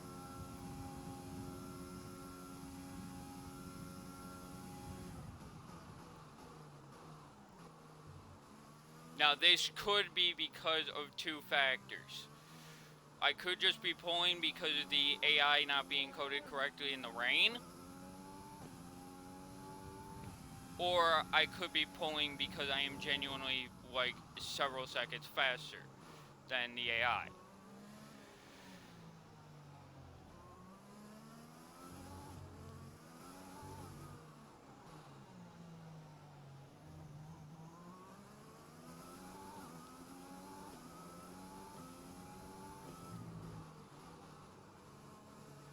We're leading our teammate by 37.1 seconds.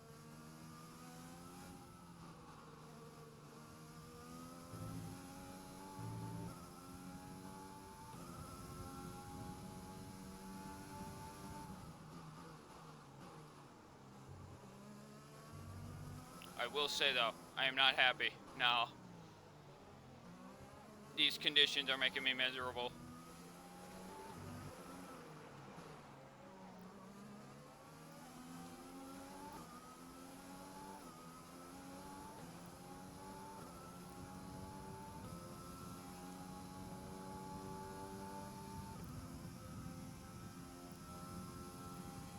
You coping okay in this weather? We're watching the amount of standing water on the road. For now, we think it's safe to stay with the Inter. I don't think it'll be much longer though.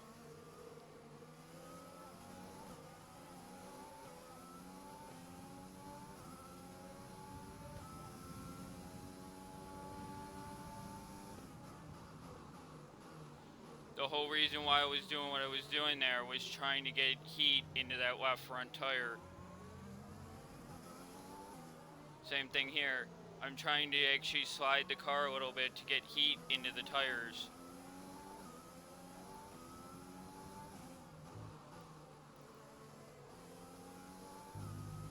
The gap behind us is 36.3 seconds.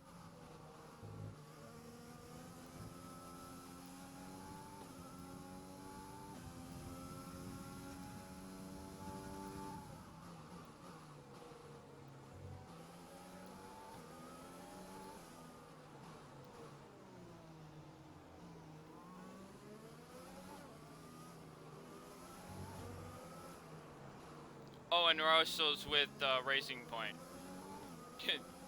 Gonna hey, my team mode, that is. Oof.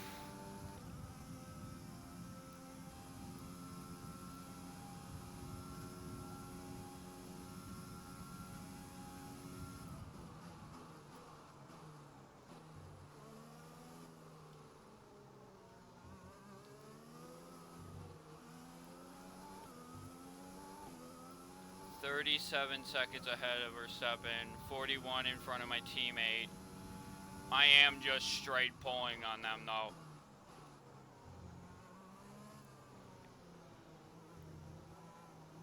I can't believe how quickly the track deteriorated though.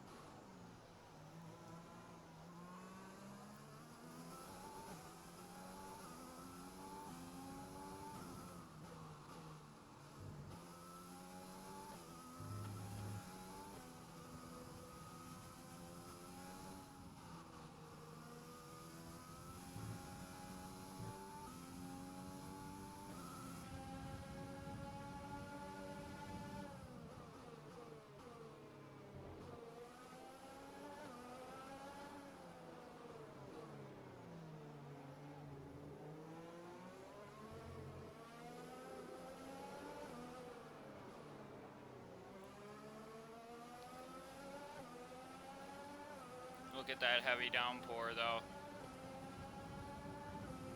It's only a matter of time, I almost want to say, before they tell me to come in and get wets. But I really hope they don't say that, because that's when things will change a lot more drastically.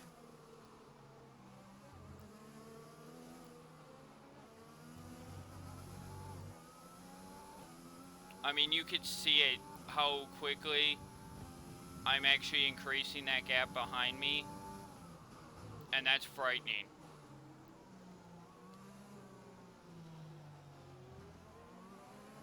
I'm wondering, what's the lap time difference between me and them? So my lap time is an average of 132.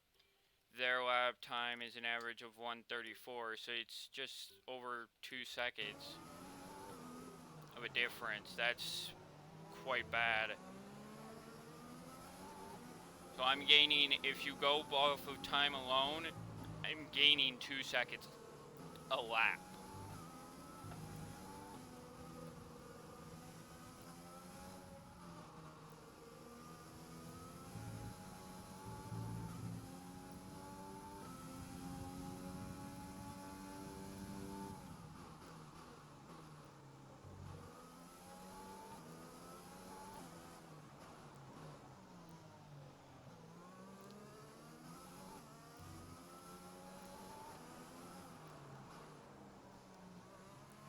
Check your MFD for a new strategy option. Confirmed. I'll have to stop next lap. Just to keep it legit. Which is going to give my teammate a slight advantage. But this is where having a nice lead like I already have is helpful.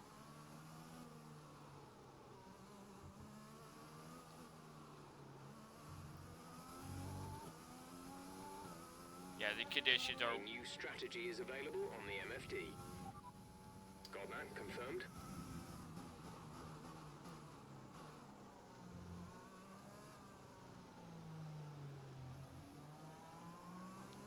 Yeah, I'm gonna have no grip by the end of this lap. Lewis is in now. I'm just coming to this straight now. Lewis is in the pits. I should be able to pit right on this lap.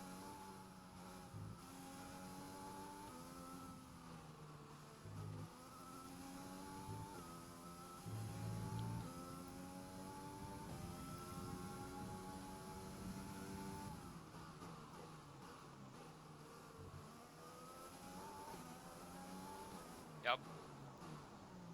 See how that red box went away?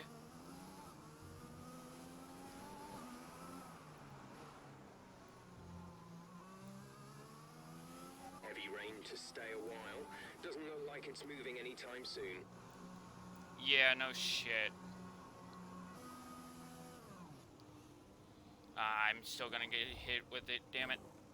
That's okay. Release, release. 4 second stop because of a glitch. They need to work on that because stacking should be way faster than what it is.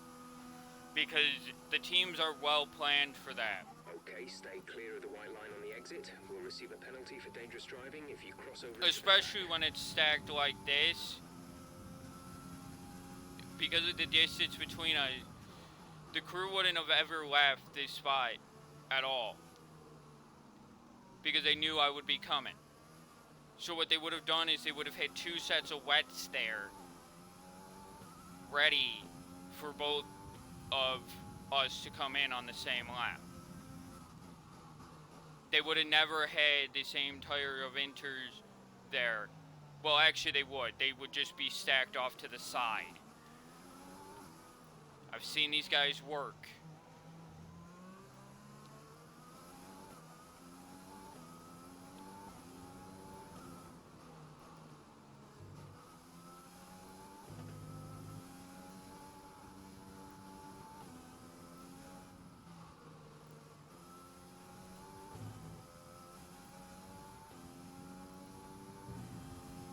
Now, technically, stacking of pit stops is not illegal. Like, you can't do it every pit stop. You can't. It's not legal that way. But under safety car and other things, you can.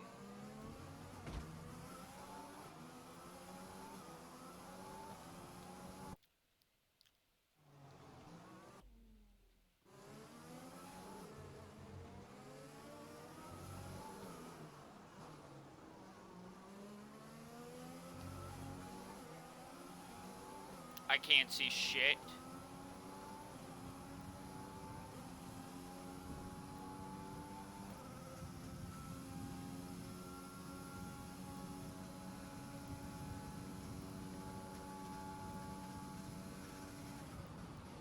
Oh no. Oh no. Ah! Shit. Fuck.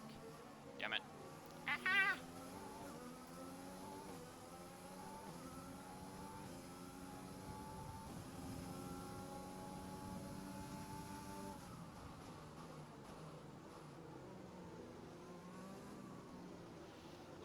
God. Oh my god, how did I not hit him? That had to have been like nanometers. Like, literally, that had to have been so close.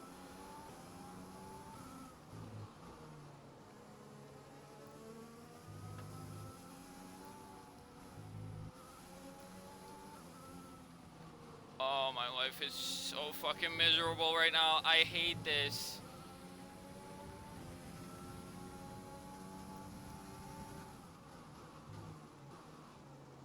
No, you don't understand how much I hate freaking racing days in this type of weather. We are going easily 10 to 20 seconds slower.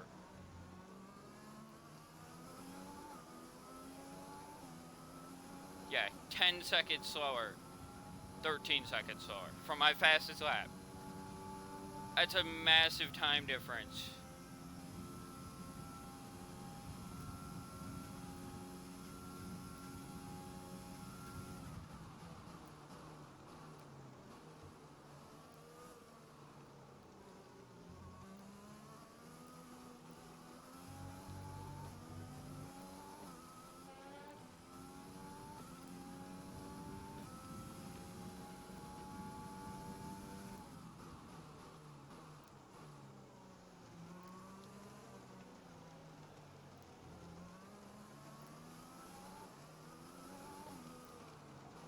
Like, not only that, I'm consistently gaining easily 2 to 3 seconds per lap.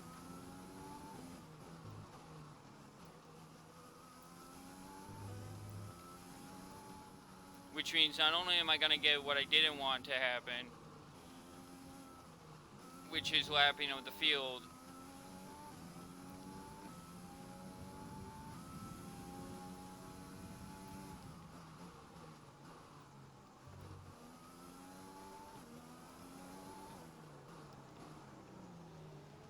but oh my god, the pace is so sluggish.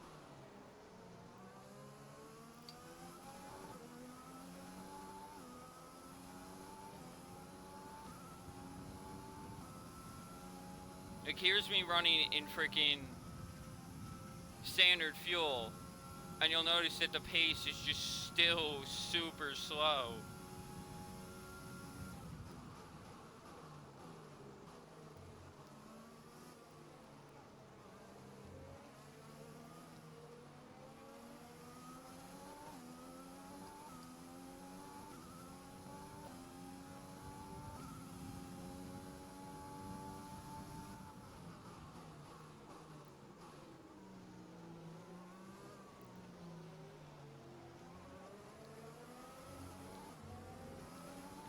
This heavy rain, man.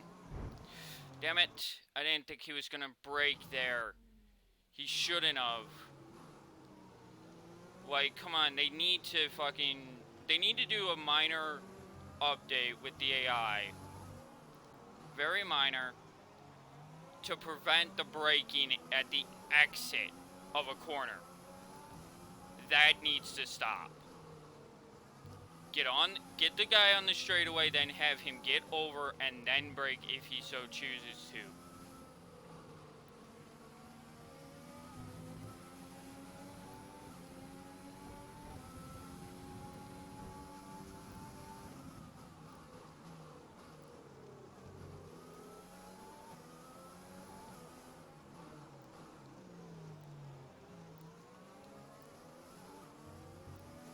Especially in wet conditions, because wet conditions, you have less of a braking distance, or you have more of a braking distance in wet conditions than you do dry conditions. Because you can't lock up in wets, because if you lock up in wets, you will just slide.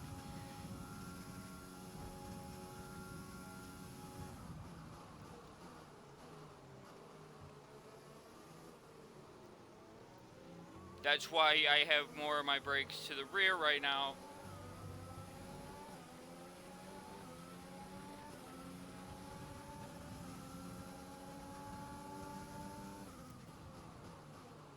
Still,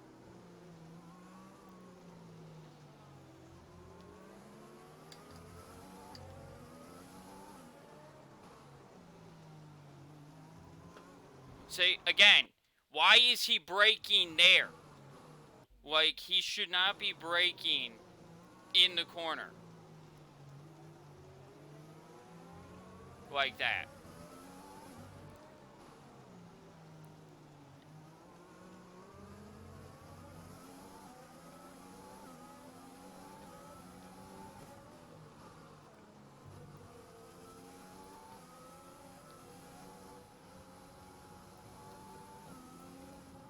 those are broken AI Okay, collisions. the gap behind is 56.8 seconds.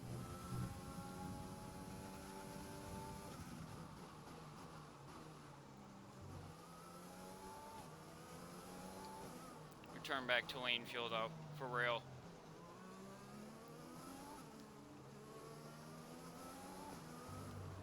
Like, just save whatever I can. Save the engine mostly.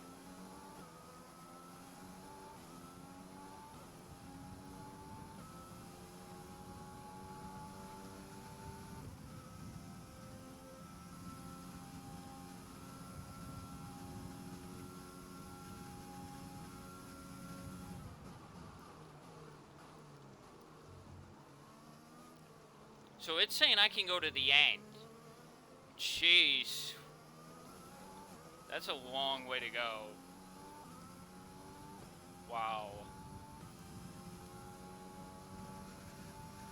And I mean, as long as we stay in heavy rain, I will go to the end.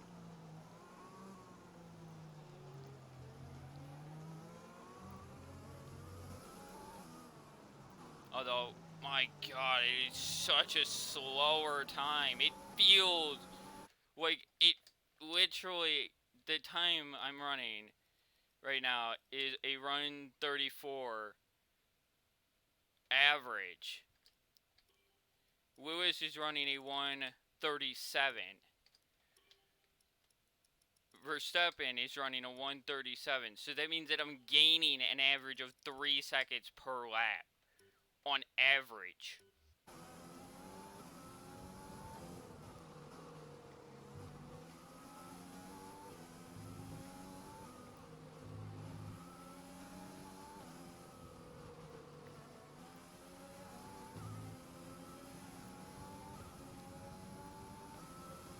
Thank you, Vettel. That's the way you're supposed to move.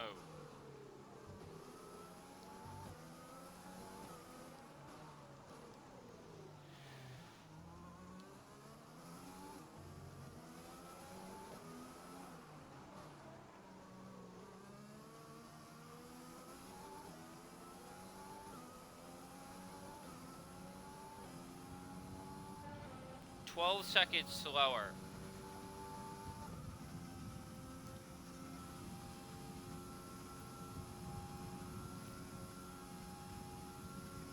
Man, the first 17 laps were nice and quick, and now ever since we've had to put inters and wets on, we've gone almost 17 laps since then.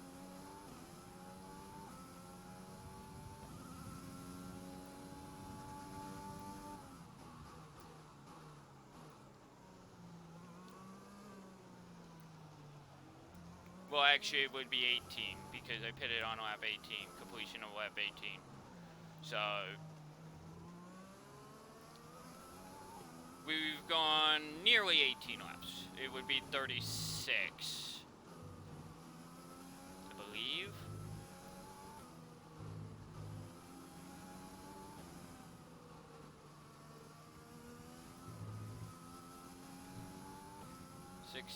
Carry the one. Yeah, 36.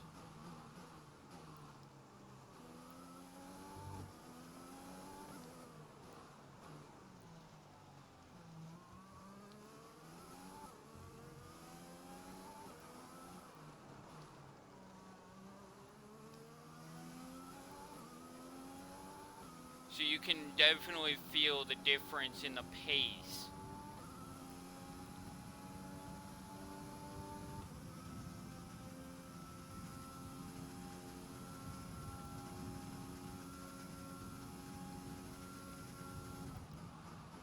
Like, and I could go to rich fuel right now. I could. But all I would do is burn every bit of excess that I have.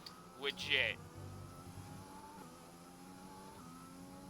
Because rich is completely pointless to use in situations like this.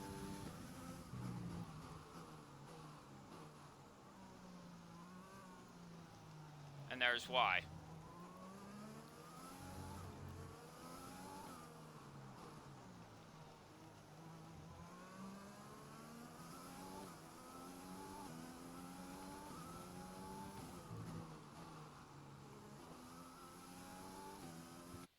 will do one thing, and I'll try to see if I could get it to help to some degree, but I don't think it will. Let's use overtake and burn some of this energy.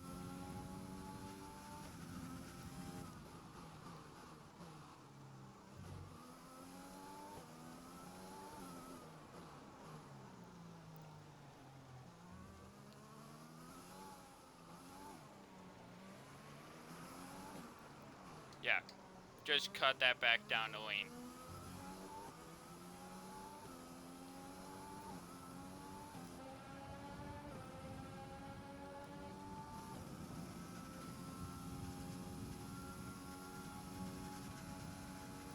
We'll use ERS all the way down this straightaway. Kill it there.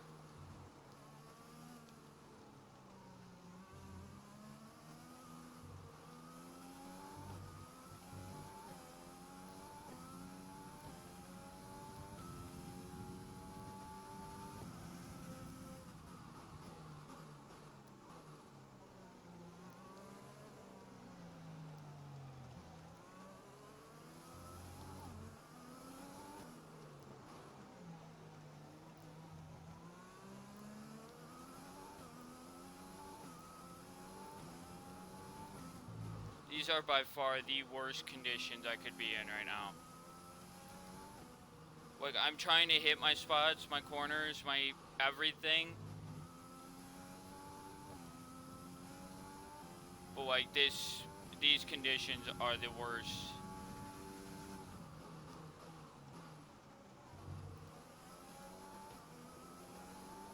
Like, and the thing is because of the way these conditions are, F1 would still run. They would. But, oh, it would be dreadful. Forecast suggests the rain is going to be lightening up over the next 10 to 15 minutes or so. You should start finding more grip as we clear the standing water. Fuck, I hope so.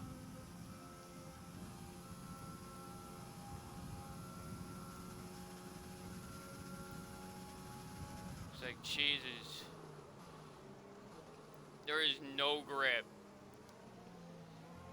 anywhere on this circuit right now.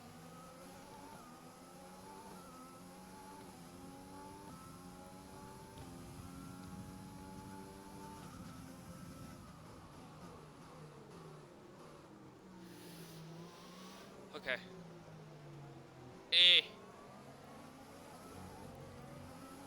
The standing water. Oh, I can't see shit. Vettel, you cunt. Get out of my fucking way. I can't see anything when I'm behind them. Like, that spray is so realistic.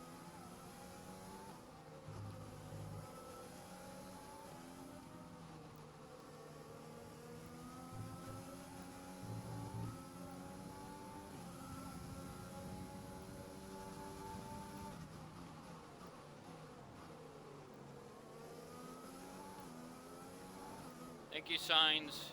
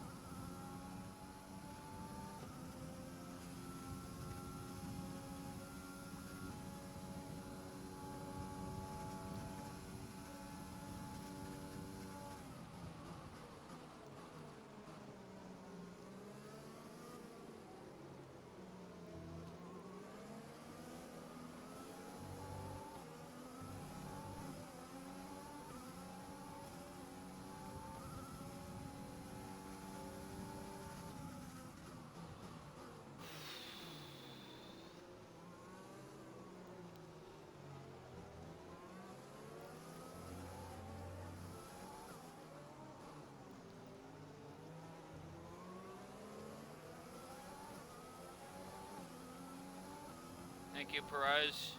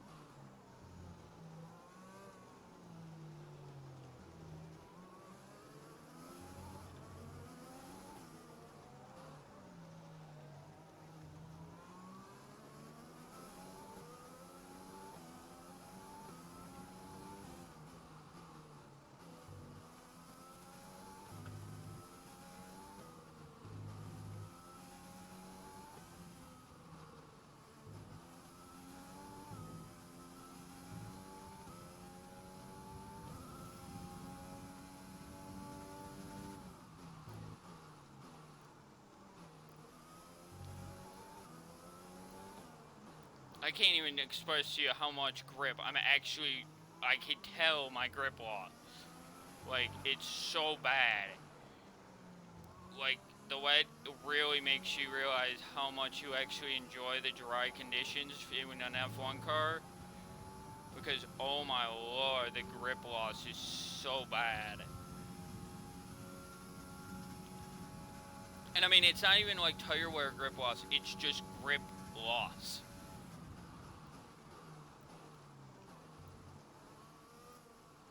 Not having that traction that you always want.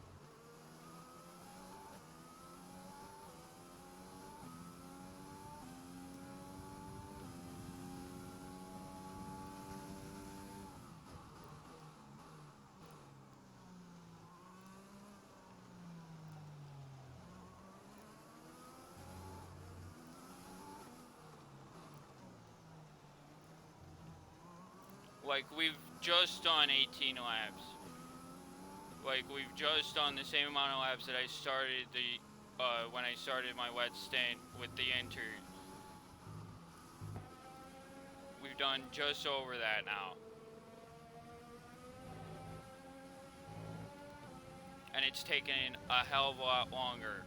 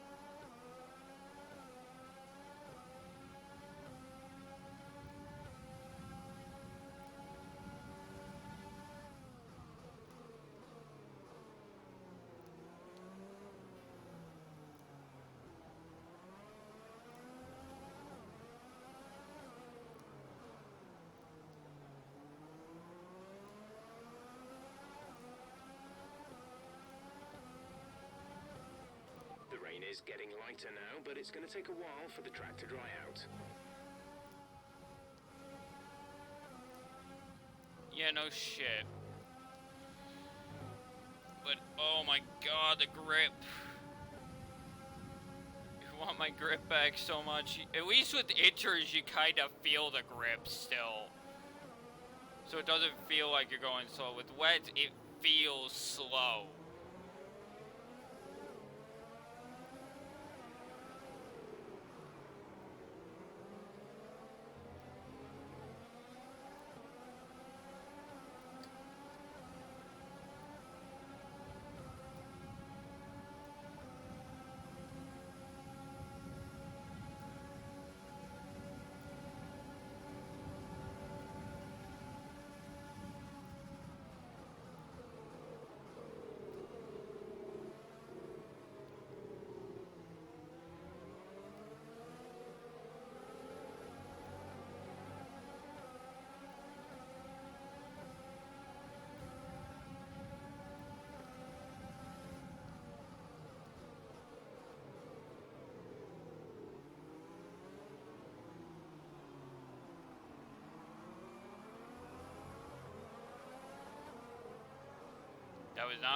That collision was not my fault. You saw it there. That was not my fault. He hit me.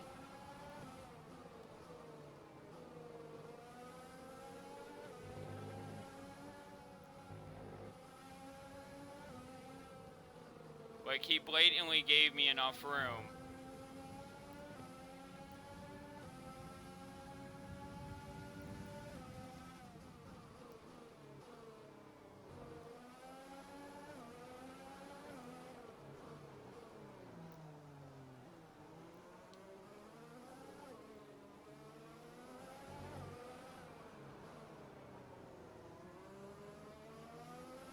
Use your overtake button more, it's time to utilize some of this energy.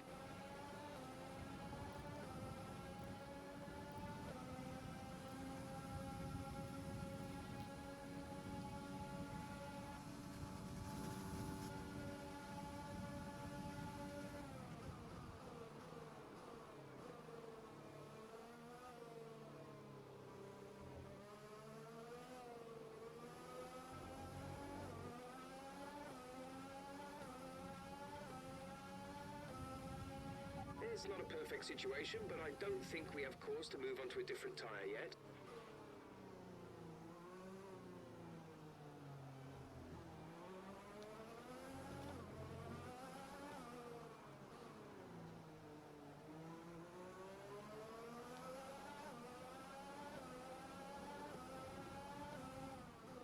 Of course they don't.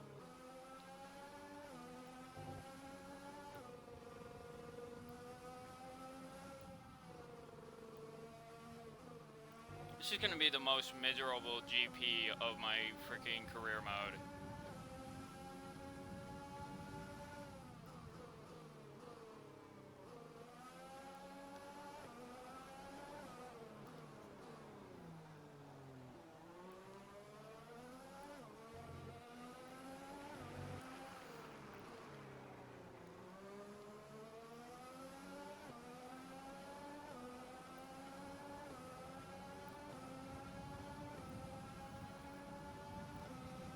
Seriously, I can't even burn enough energy to please my freaking team because I could use it all the way down this straight, all the way down through all that, and by the end of the lap, it's already all the way back fully charged.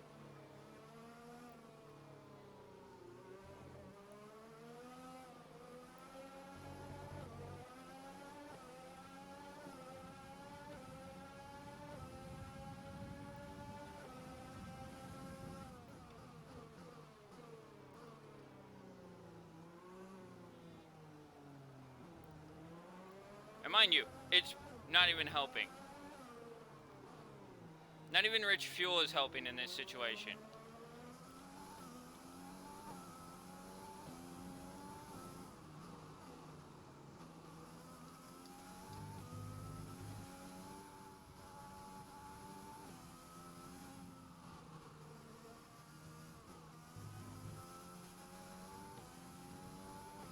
Full course caution.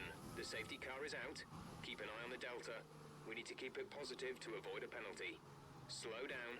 Maintain positive delta. Are you fucking kidding me? Again. Verstappen, you lucky piece of shit.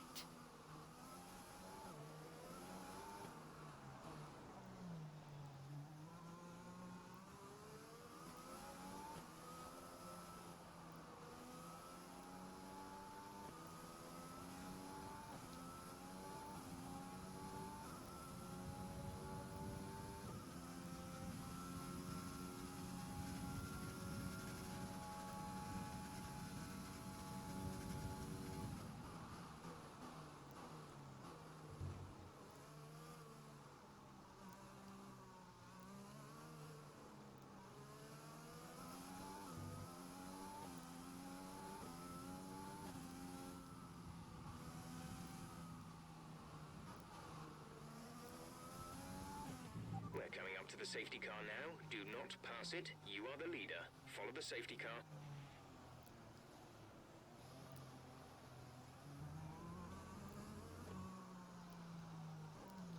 Heyo. Thanks, Vettel, for freaking having an engine fail now. Although, I think I know what I'm gonna do. Even though I don't need tires, I'm going to pit anyway and get tires. Since I have the lead advantage to me. I don't stream on weekends. Only during the week. And I'm actually playing on a new 40-inch TV. So, yeah. That's it. That's the biggest change that happened over the weekend. Was going from a 32 to a 40-inch. Not that there's much difference for me. Good. But now my 32 is now my second monitor and the 40 is the main.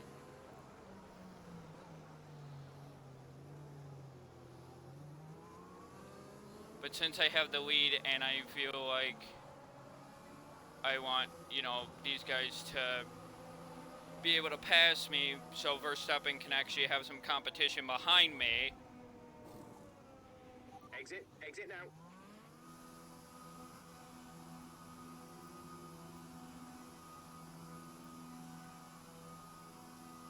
And the fact that by pitting now, I can actually, Pit strategy complete.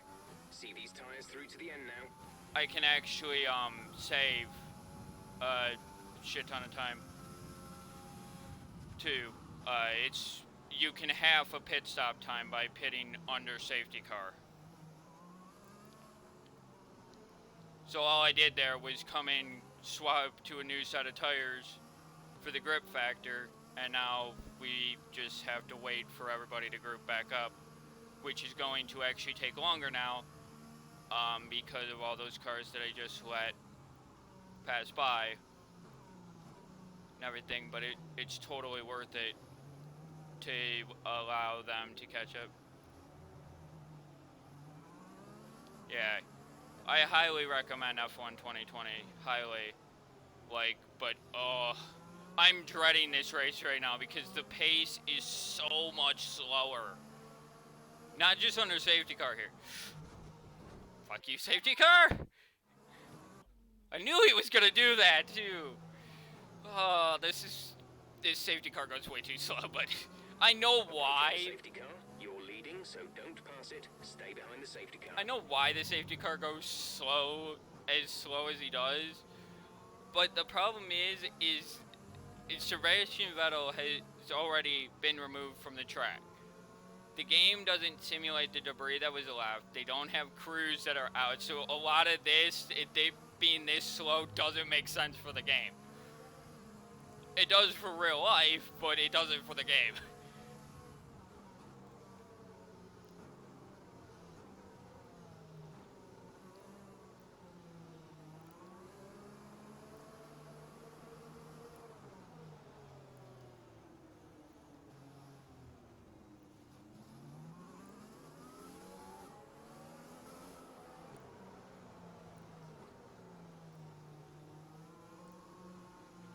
Lewis is in for a stop.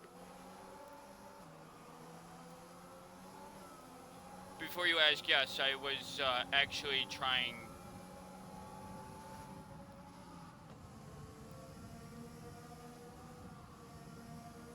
to let Lewis stay on the lead lap. So that's why I backed off so much there, because I did not want him to fall a lap down. So I backed off.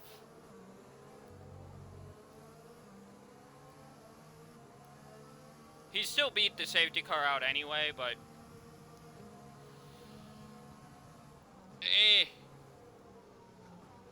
come on. This slow fucking pace Verstappen's in now.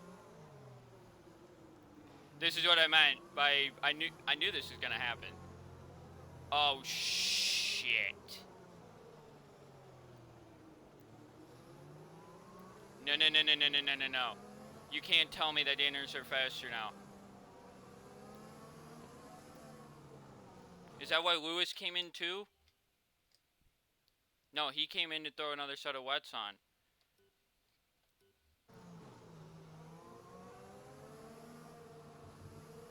I still have time if I want it.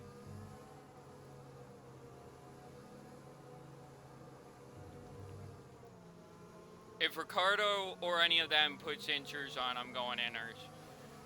Like, I'm not... He did. I want to take a look at something. Race director. Everybody who just came in just put inters on.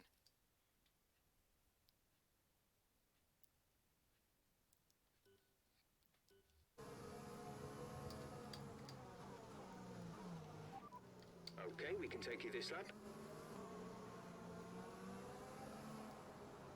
Yep, and Lewis is pitting now too.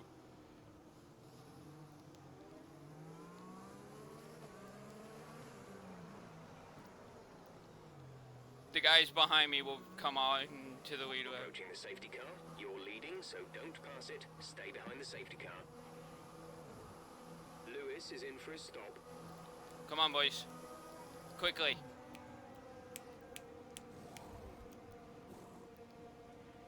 Go now.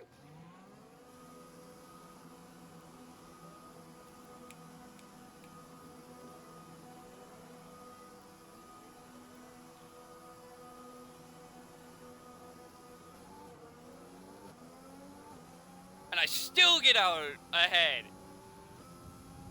of Verstappen, and I still have the buffer of cars behind me.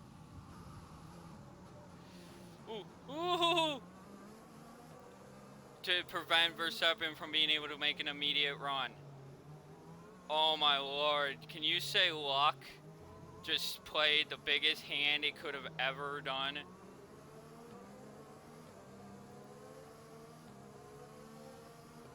Oh my god, that's insane. We've been under this safety car for a while now though too. Which is not going to help the overall finishing time of the race. Because we're running like a 2-minute lap time under safety car.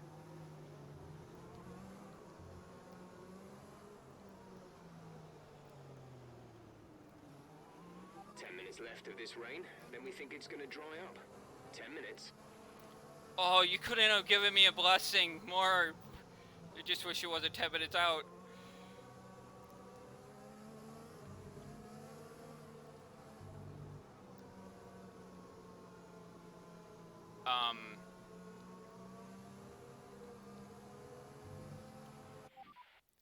Why is he in the pits again?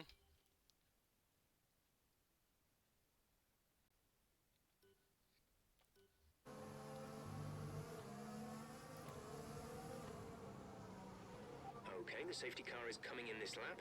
We'll be pacing the field in sector 3. Make sure to respect the delta until the safety car is in the pit lane.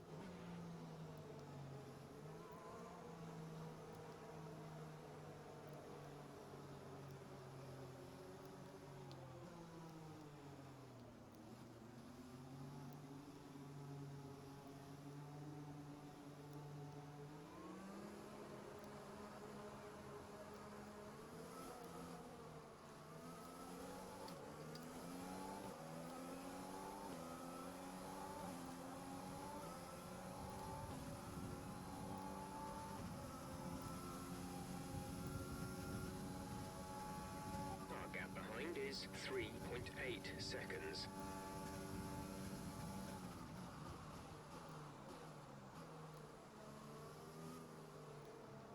Like, I need dry conditions so much right now. It's all I want. Because then we can blitz it for the last several laps. Sebastian Vettel retired from the event in the middle of this straightaway here. And, yeah, caused safety car, which was annoying. But it is what it is. Shit happens. That really did slow the pace, though. Quite a bit over that stint of time.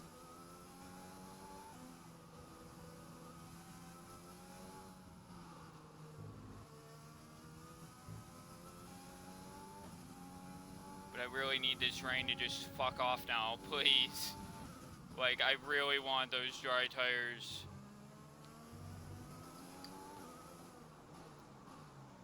I don't even care which tire I put on at that point.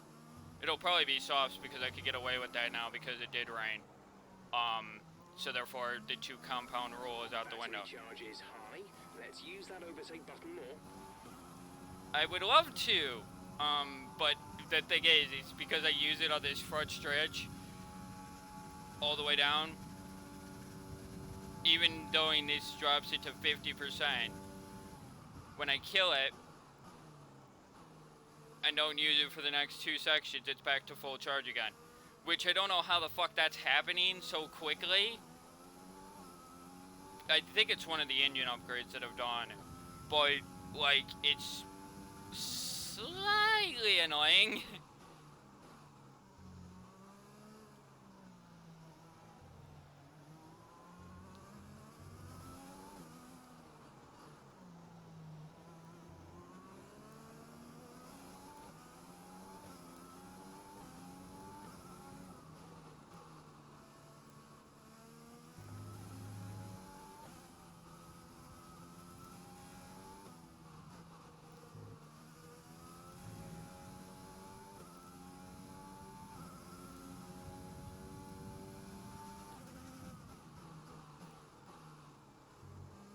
But as my grip level has started to come back now, and I'm feeling that,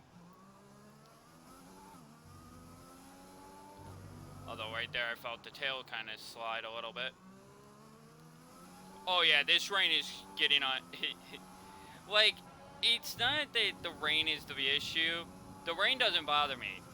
It's just the massive pace loss that you lose no matter what. No matter how you look at it, you're gonna lose that pace.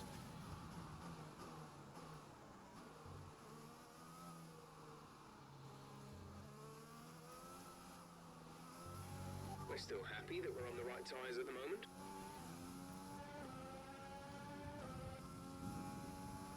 I'm glad because I really can't afford to pit right now because Verstappen is only 10 seconds back.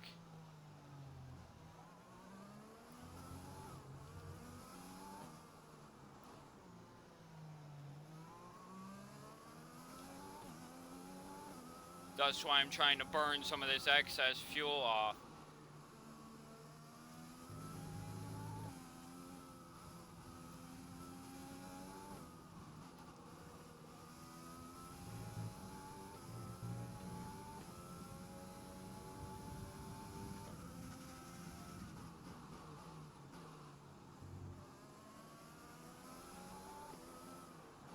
I don't know if that engine's going to be able to get me through Brazil and Abu Dhabi. That's not good. I mean, you don't really start to see the performance hit it till it's at 60%. And it has to be the high 60 side. So, I mean, I should be fine for the end of the year on this engine. I just can't run this engine in practice. I have to run my older equipment. Which means potentially not being able to set fastest lap in practice. Because of performance loss. But I'm okay with that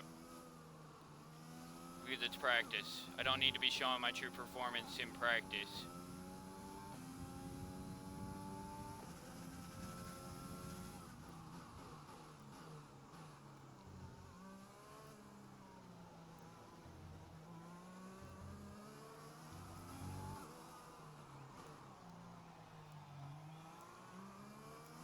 I'm sliding a little bit. There is a little bit of grip loss that I'm noticing, but it's very minor.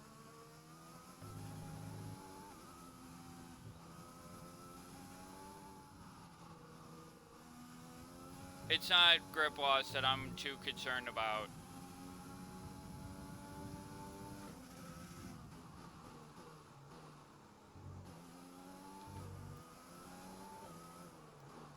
Like, again, I'm still pulling away from Verstappen, and which is what I want, inevitably. And I'm still catching my teammate, which is what I don't want, but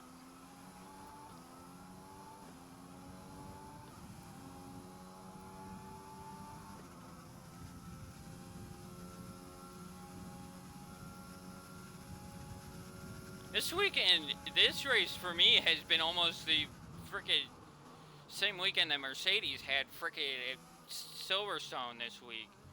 Although I blame Pirelli for that. The mandated increase of 2 pounds of air pressure to the tires was a mistake. If they were bringing the same compound and then they said that, then it would have been a different story. You don't bring softer and raise the pressure. That's not smart.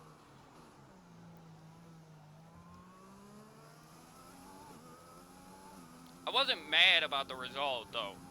You know, it's good to see, you know, somebody else win. I just don't agree with how he won. Because if it was a fair competition day and Mercedes didn't have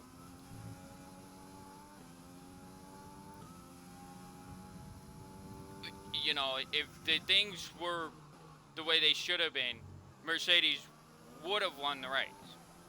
Meaning that if they didn't have that mandated 2 extra pounds of tire pressure, if they didn't have that, I feel that Mercedes would have dominated that race. It looks like we'll be running on a dry track soon. Back to dry shortly.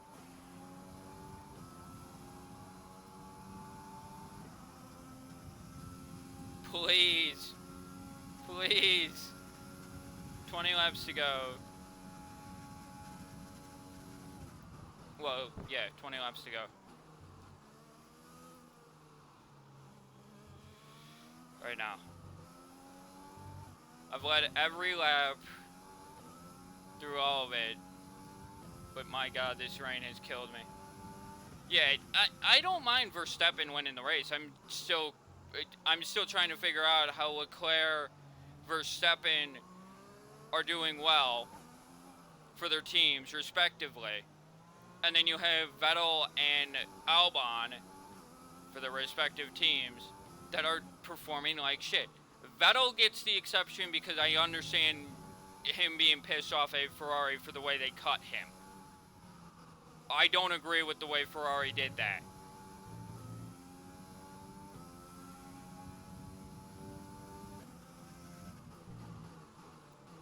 Because they basically threw him out to the wolves and said, fuck you.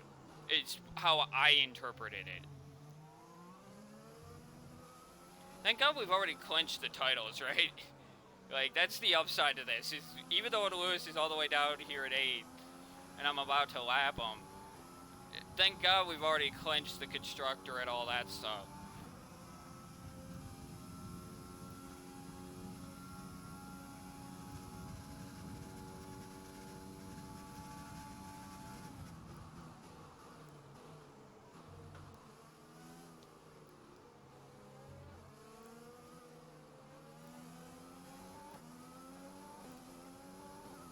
Oh yeah, Vettel should definitely be mad. I just, I'm disappointed in Ferrari's performance in general, just because their performance this year is not what I've known of Ferrari the entire history of them being in F1. I've never seen Ferrari this slow in their whole run. Like,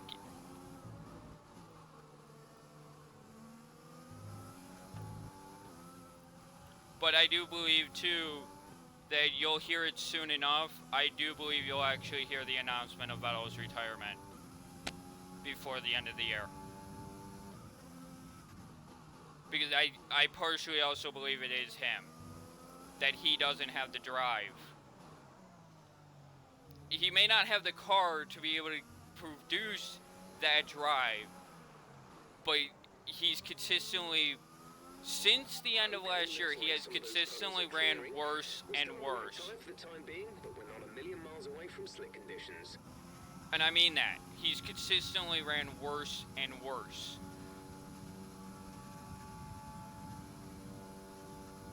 Since the end of last season.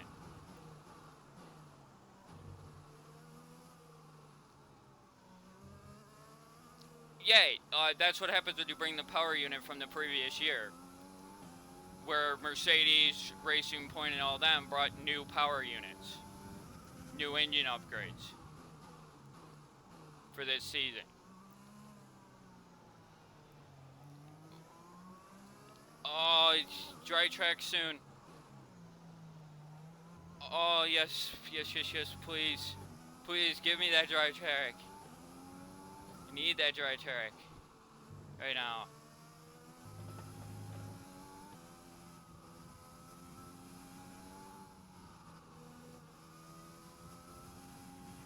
Okay, you're creating some breathing space between you and the car behind by a few seconds per lap.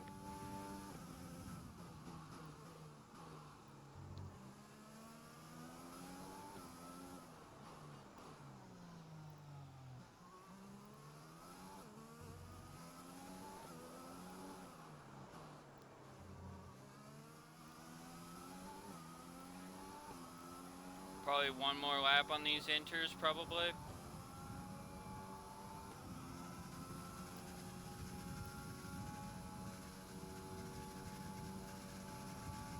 Well, see, the thing is the V12 won't actually fit in the body of these cars. They are V10s, I believe, now. I know that they're 1,000 horsepower because that was confirmed 2 weekends ago when they were talking about the Project One that was having an F1 engine put in it, which confirmed that the F1 engine is 1,000 horsepower.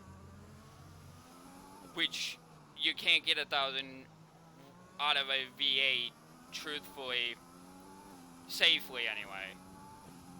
you can get one out of a V10 and still be able to do the hybrid side, which is what these cars are. They are hybrids. That's the whole reason why they're able to run full-length races on the fuel loads that they have, because they are hybrid engines. Very, very, very expensive hybrid engines.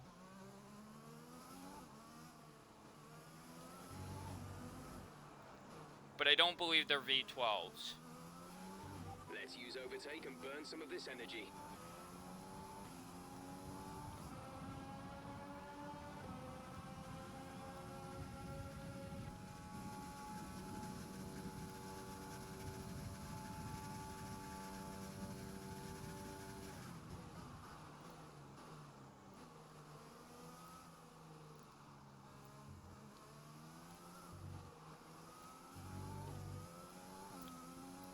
Although, of course, you know, we say that the V12 is at the top. You know that there's engine makers out there that are trying the V16. Trying to push the V16. You know, I mean, that's kind of an obvious thing. I'm amazed that I'm still on these enters.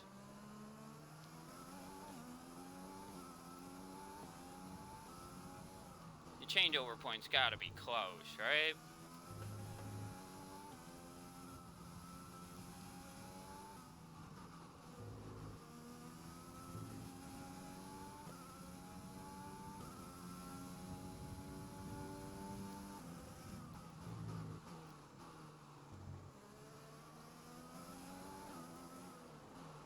I mean, I'm seeing less spray off the wheels every lap.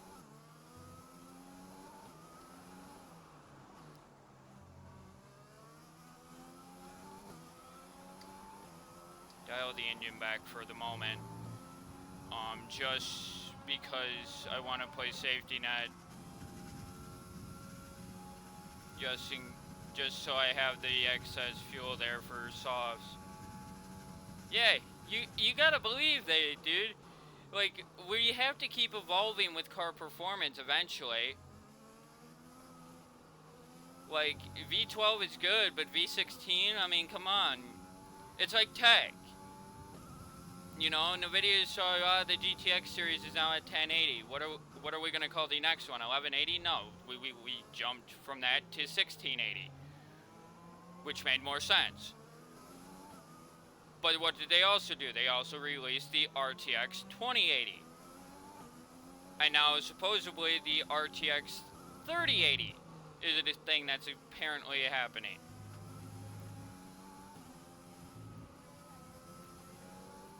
Because they found that that's actually a really good, you know, roll off the tongue type name. New strategy is available on the MFD. That's all I wanted to hear. Okay, copy that. That's all I wanted to hear.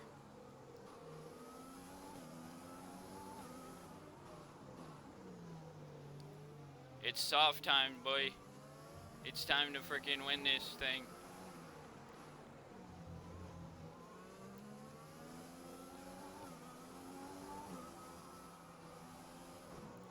It's time to finish this. Oh my lord. It has been the slowest race of my career so far. Even slower than Singapore.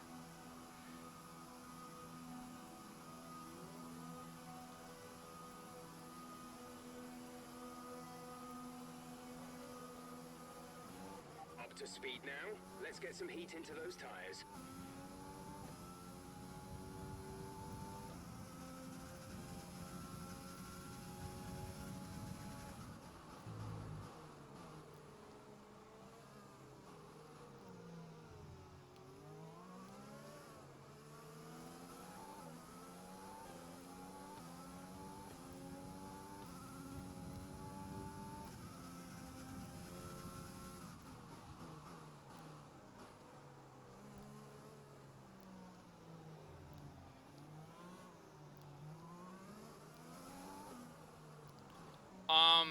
I don't know on that one. DRS has been enabled. DRS is now enabled.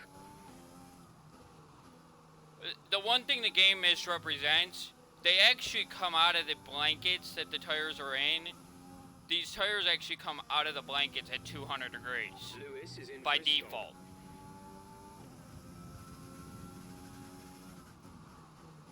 That's why they're wrapped in the blankets, because that's what retains their heat. So when they come onto the car, they're actually already at temperature.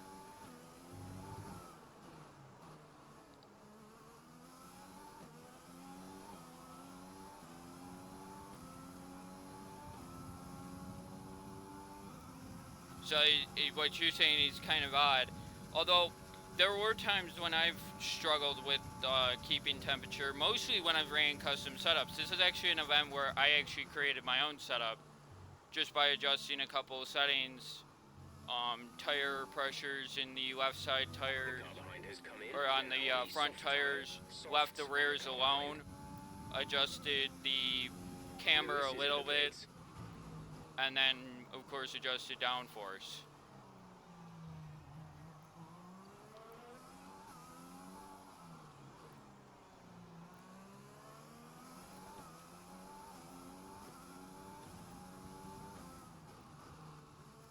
So it's 4 degrees on the front wing, it's 6 on the rear, which is what felt good through this track most of the time.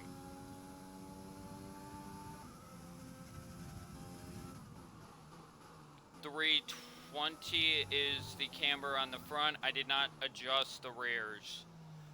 And the reason why I didn't is because, again, I was aiming for a stable setup, not something that was too performance based, but something that was stable that gave me consistency, which is what I found.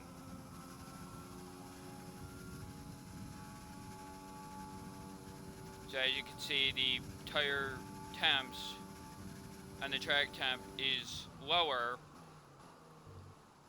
than my tires are, but even when I'm turning full banking and everything and sliding a little bit, you're noticing that the fronts are actually coming down quite quickly from those 215 tire temp. The tire temp at 215, which is what you want.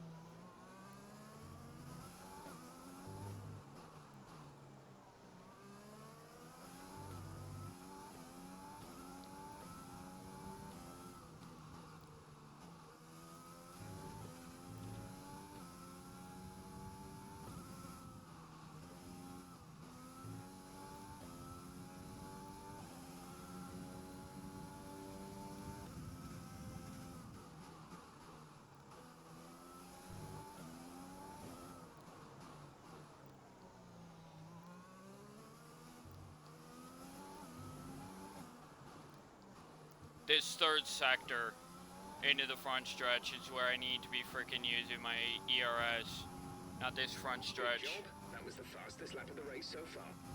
10 laps to go. Well, 11 laps to go, technically. But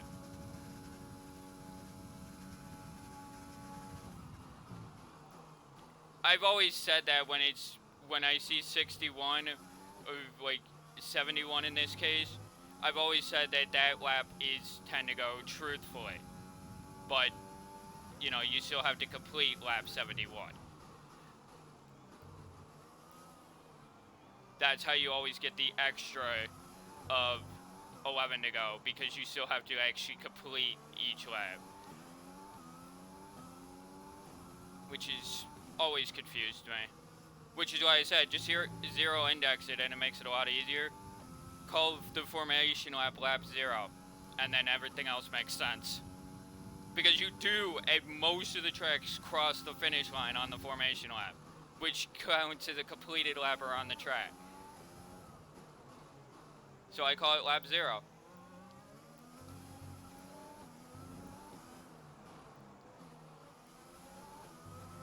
Leclerc has set the fastest lap of the race so far. Oh, has he now?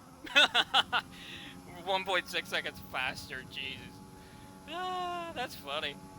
It's like, Leclerc has set the fastest lap. Oh, really now? Has he? Nope.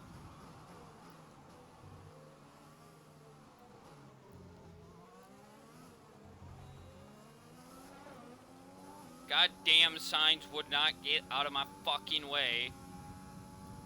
I mean, yeah, I'm over aggressive as shit, but at the same time, like, he's a lap down, or he should be anyway.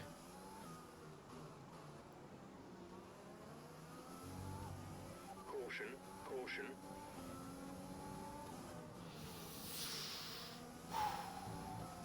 I didn't know which way Albon was going.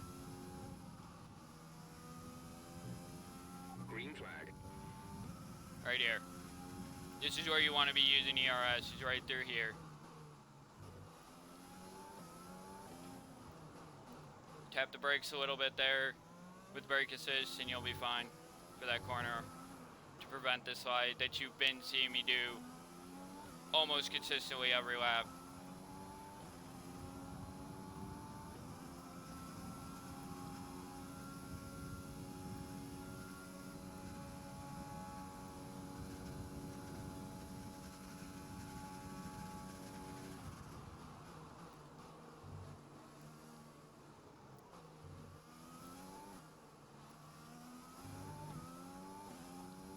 I do really wish I could do more to help my fucking teammate, but I can't.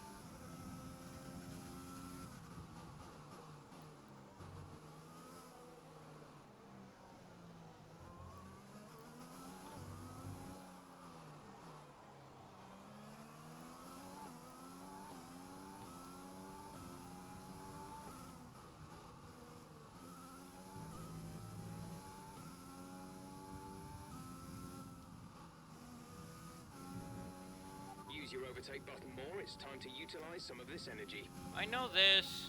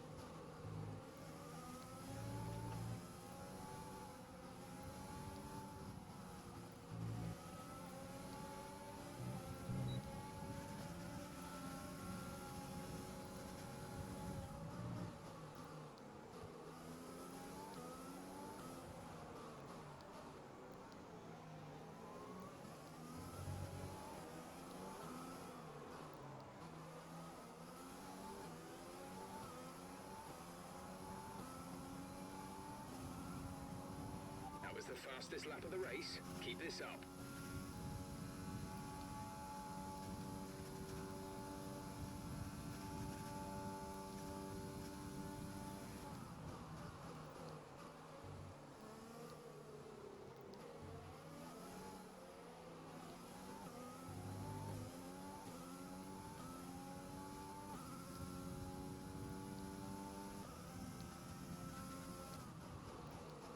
See, the pace I think we both want is the pace that Leclerc has on Ricciardo right now.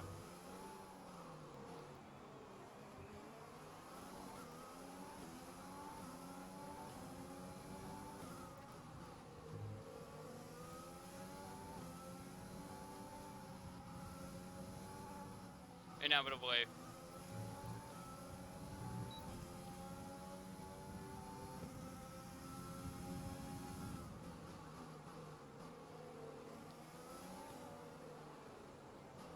But here's the kicker. I can actually make sure that Ricciardo finishes on podium. Right here. By making Leclerc basically slow down to nothing. Me coming out of this corner full acceleration, full ERS, and rich fuel. Although he will have a slight power advantage on me because of DRS. which won't be enough to actually pass me.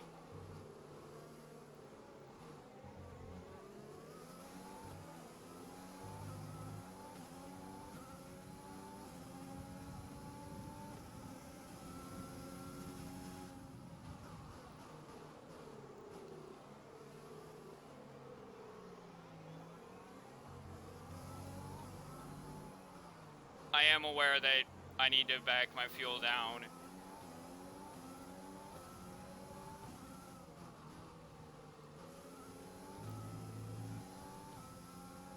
I don't know why I want Ricardo on the podium, but I don't think he would get it anyway. Even if I police it like I'm doing right now.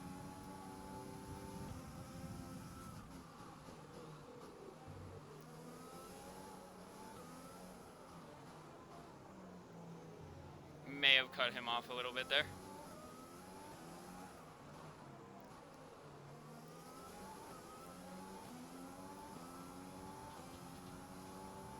I gotta get my dogs out too soon. Like now. Because they haven't been out all morning. So give me a moment.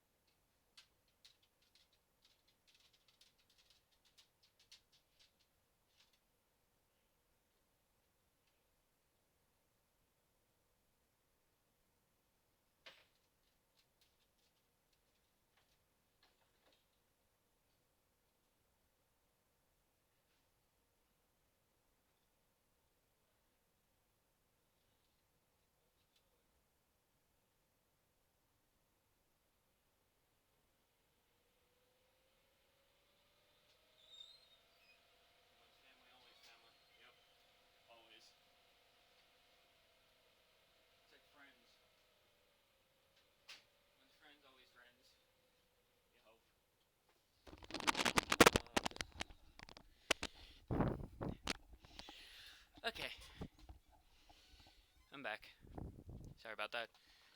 Just had to deal with my dogs and that. So, let me just get resituated out here.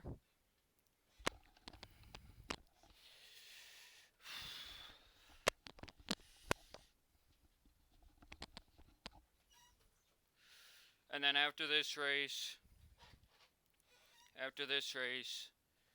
we will move over to Empyrean and work on the project that I wanted to start.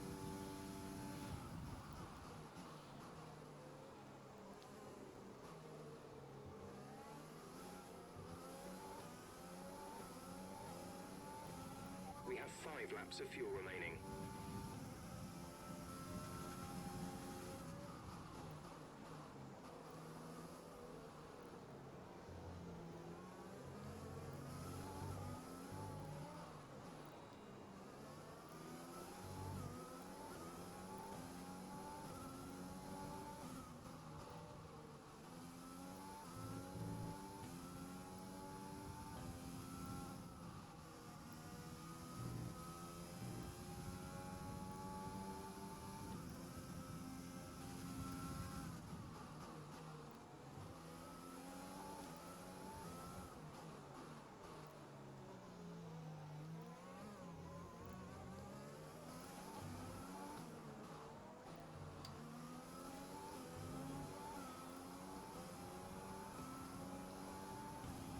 We advise moving to Mix 2, fuel to Mix 2.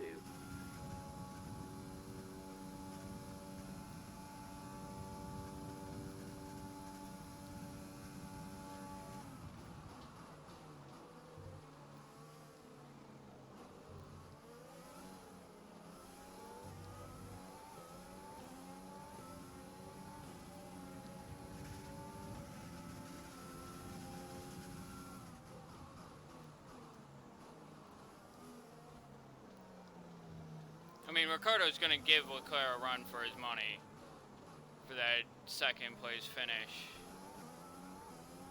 Or that third place finish.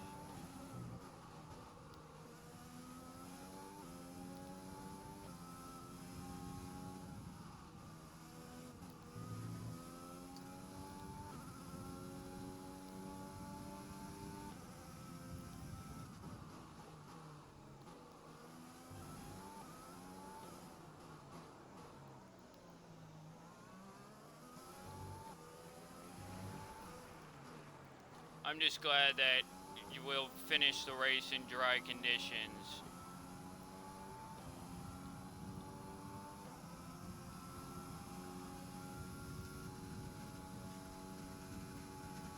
Which was uncertain at the start of the race.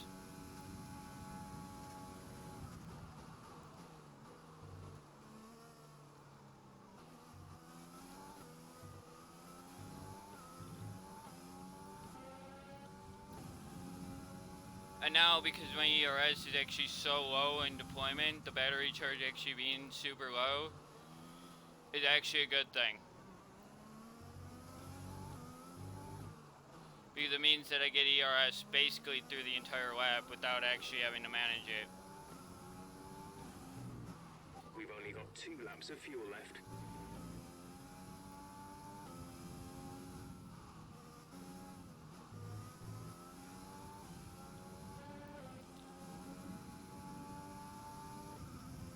There's only... we're coming to 2 to go right now. You should have enough fuel. Trust me. It should be enough.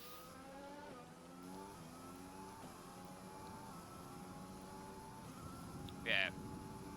Because I still have 2 laps and then 0.3, which is normally the excess that they don't actually monitor.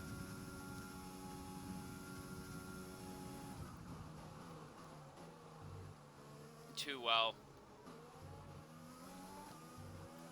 I feel bad for Lewis in a lot of ways because he's getting screwed because of just how everything worked out after that safety car.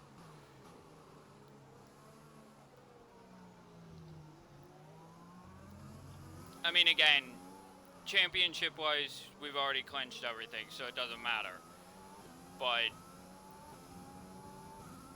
it does still bug me that what happened happened.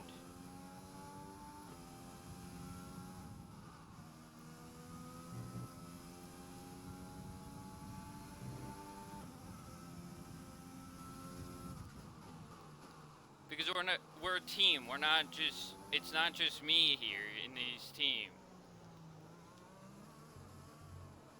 We're a team. We work as a team. We fight as a team. We earn money as a team.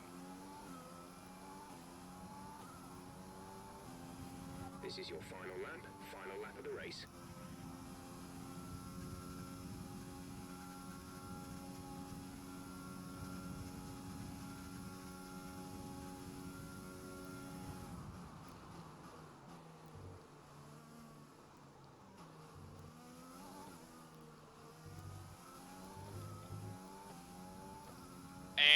And as long as Ricciardo could stay in front of Leclerc for just a little bit longer,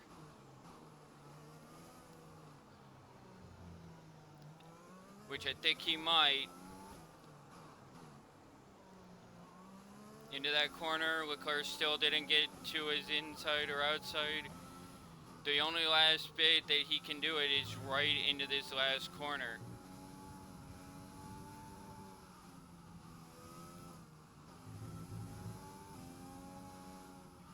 We're increasing our gap on the car behind by around a second a lap. Which is why I'm actually slowing down, because I want to just a little bit. Because I can take it slow through the race. I love the effect here too. The green and white, the Mexican flag confetti. Oh my god, I'm going to actually have an actually different podium. For once. With someone I wouldn't expect to be up there. Well done. At least not in the car he's in, at least.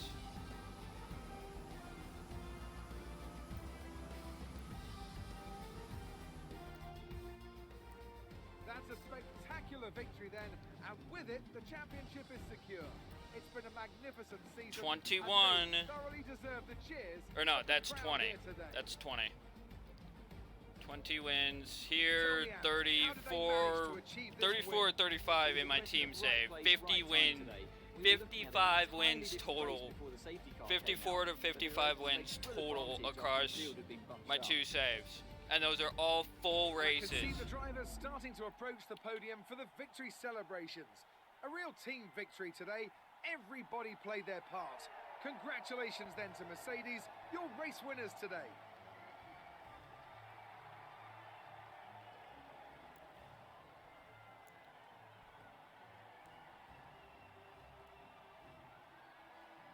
Yeah, it's 55 because I just passed race 13, which would have been Hungary.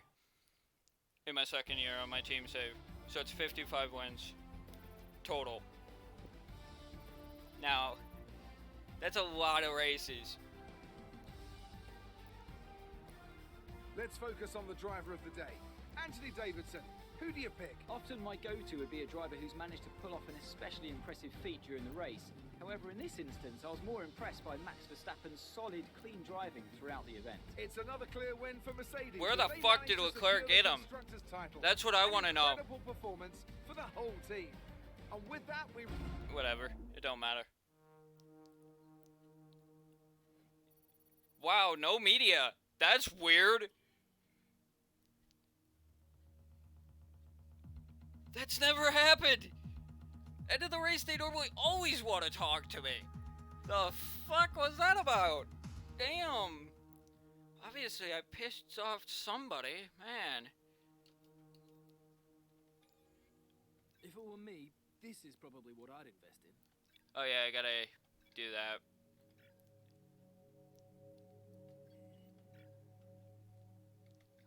So that way it adapts to next year. Is that what?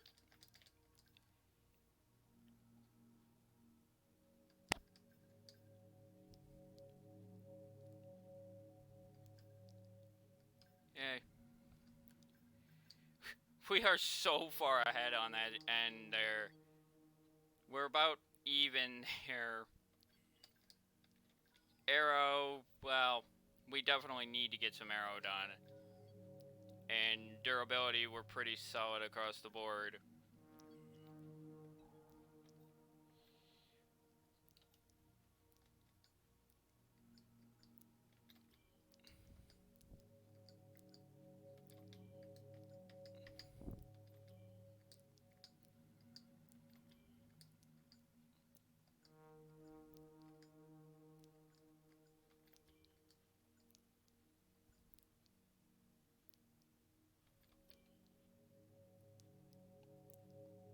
That's for the next race. Your elated malarkey.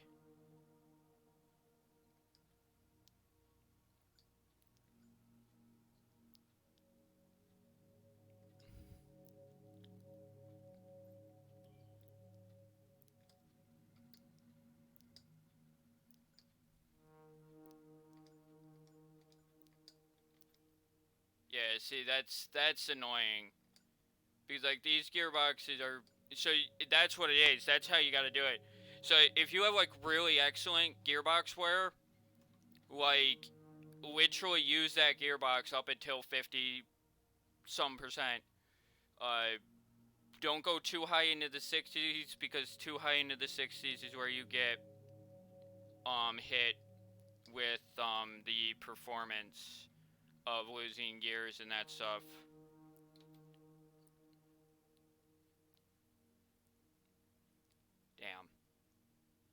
Damn.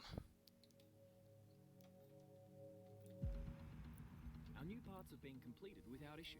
They'll be on the car ready for the next race weekend.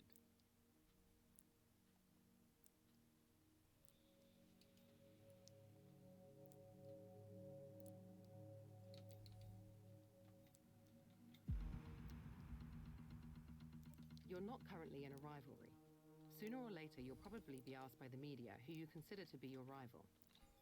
Think... I recommend we could go for something like this.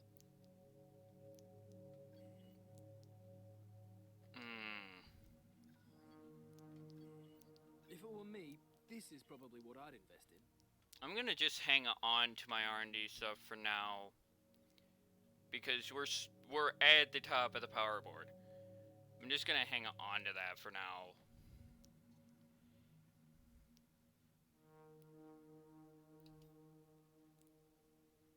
Look at that, 7.5 million. I'm literally 520 points.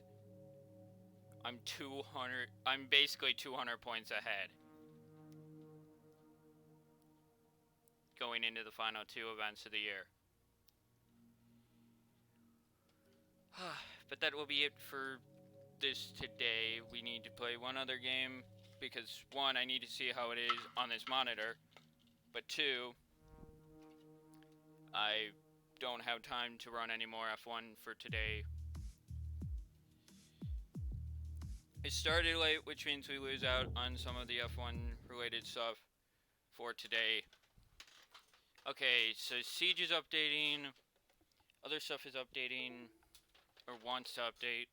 That's interesting. Why does Siege want to update? Whatever. Don't matter. To me.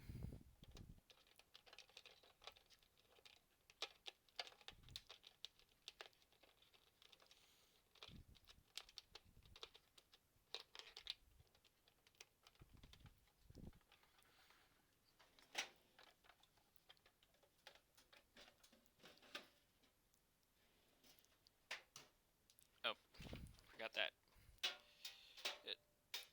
And the reason why I need to play this game on this monitor is because of FPS. It being a first-person shooter, I need to make sure that this monitor isn't actually too close to my eyes when I'm playing things like this.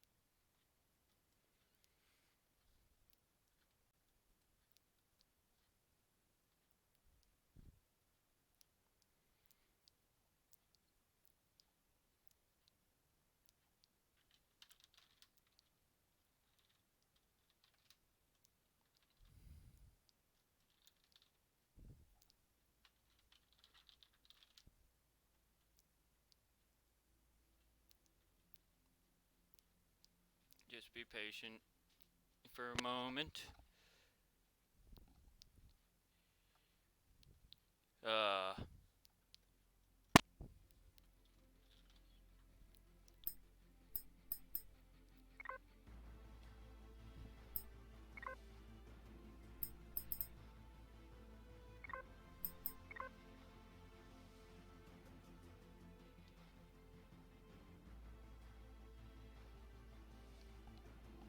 Now, I do realize that this is gonna actually be slightly trickier to actually build these hangars out on where I did place this base, but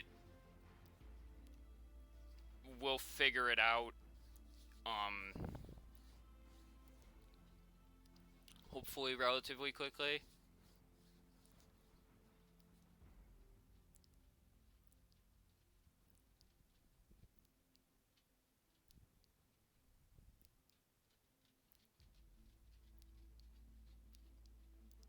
The first action, of course, is to actually figure out how far out on each side they're gonna be and where they're gonna be. Because there's gonna be one hangar on the back for a vessel there. There's gonna be either a double hangar on both sides or one side. But it's basically gonna you'll have the landing pad in front, then on the two sides you'll have two hangars that both will have hallways connecting into the main build, and then you'll have the hangar in the back, which will go from the center of the build, and that will be one of the other hangars for, again, as it is kinda for the Enterprise, but it's for the planetary side of it.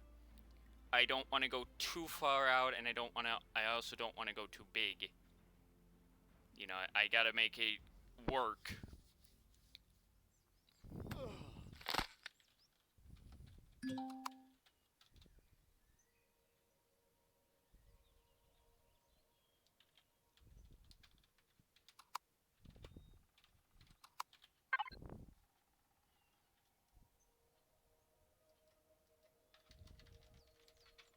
There we go.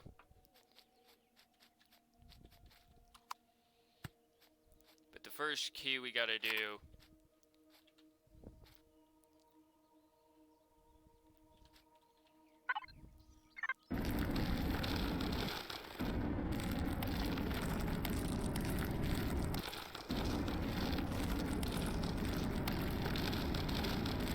is flatten off around the outside here.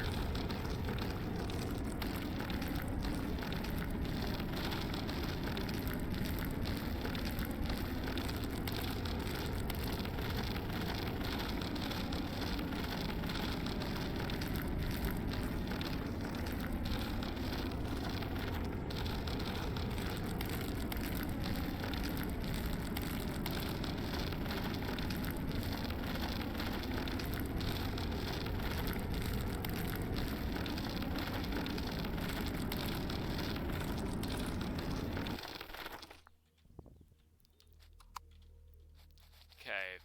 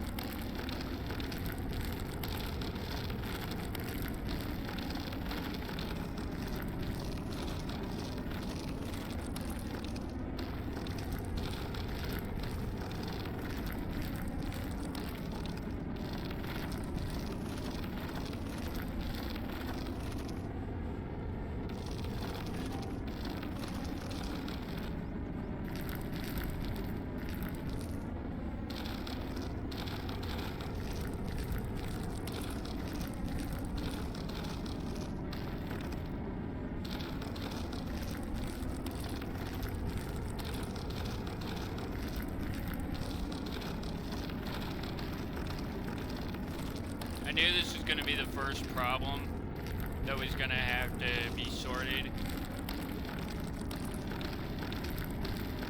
I just don't know how far back I'm going to be able to push this to be able to make an area big enough for me to be able to work on getting this all sorted out.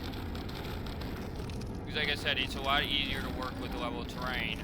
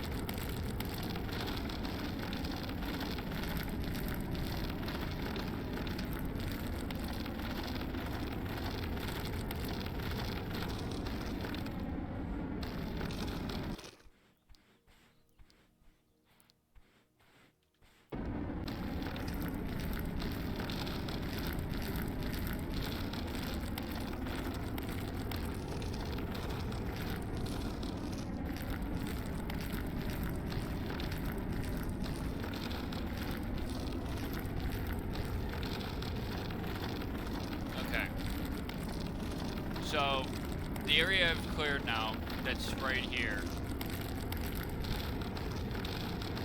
is the area that I want to be working within, because I don't want the build going past the edge of the landing pad.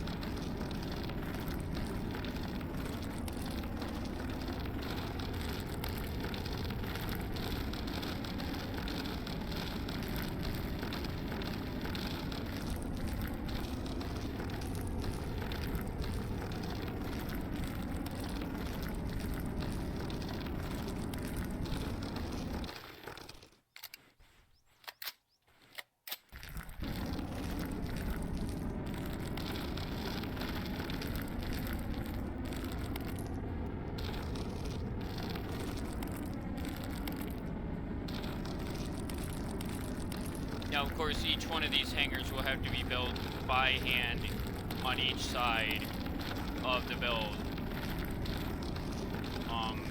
No symmetry will be able to be used because of where I'm going to be building.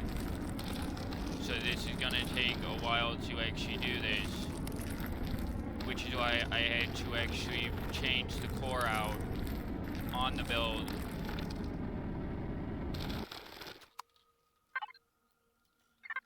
From the normal core to the advanced core, so I could actually do this.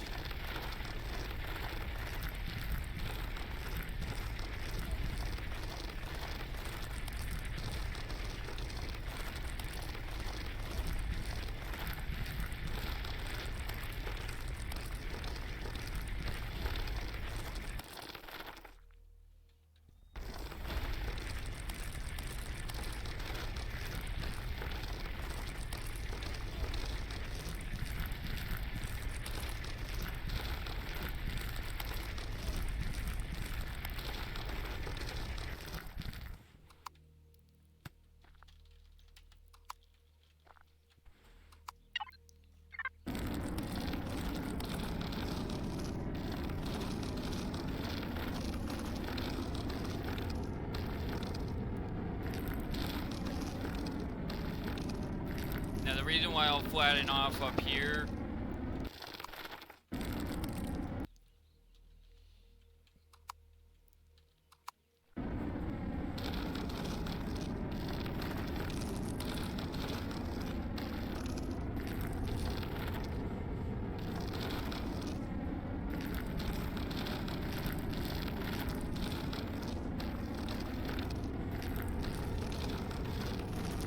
is so that way when I go back to the base layer,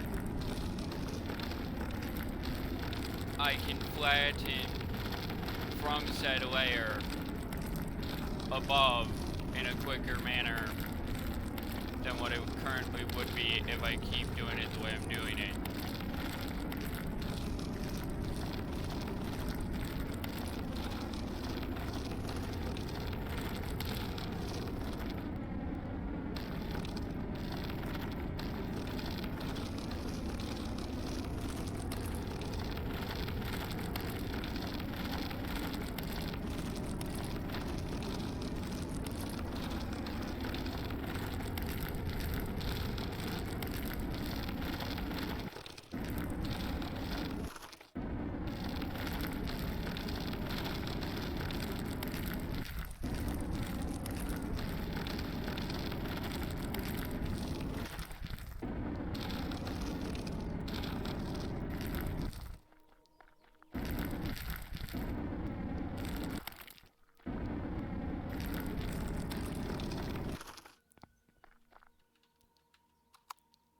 Okay, so now when I'm down on this layer, I can actually come down and just basically walk right along this.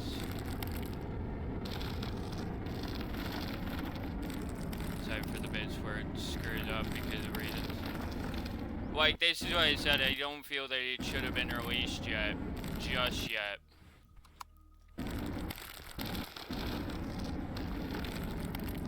Because this is still not perfect.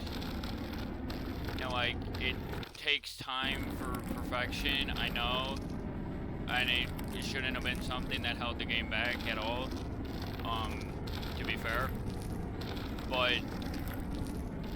it just, the inconsistency of how it does it, like, where I'm pointing the beam should be what terrain around it should all go at once. I shouldn't have to aim at a separate bit of terrain like that to get it to move.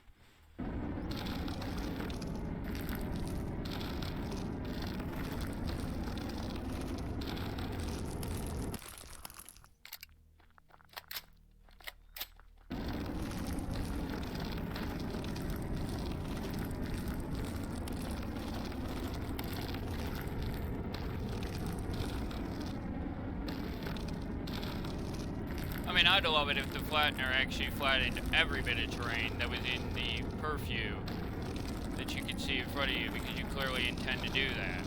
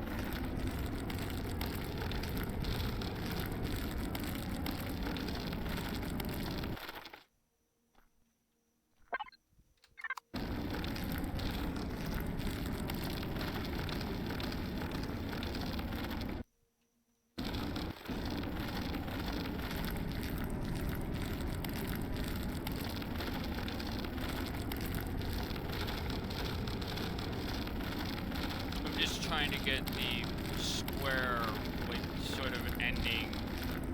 I know it's kind of hard to do that when you're, you know, in what I am having to deal with.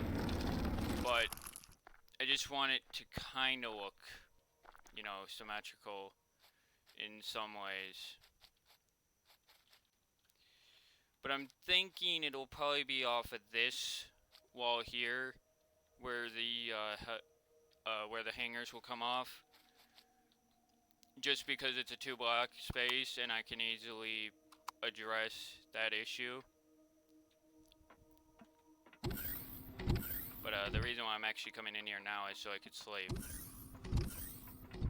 through the night, so I can work in the day.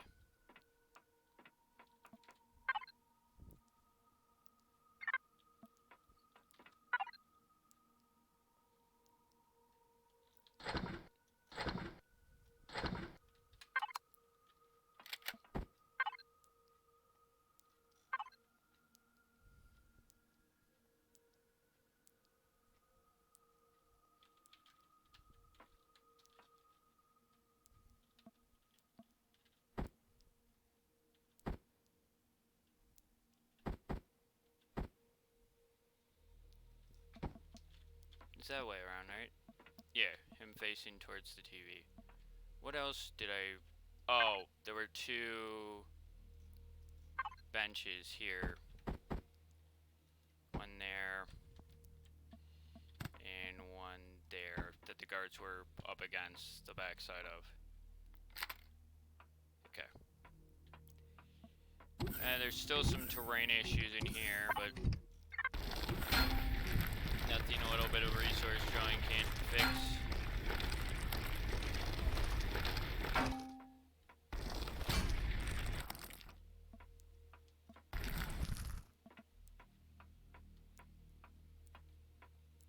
But yeah, it's gonna take me a little bit of time to figure this out.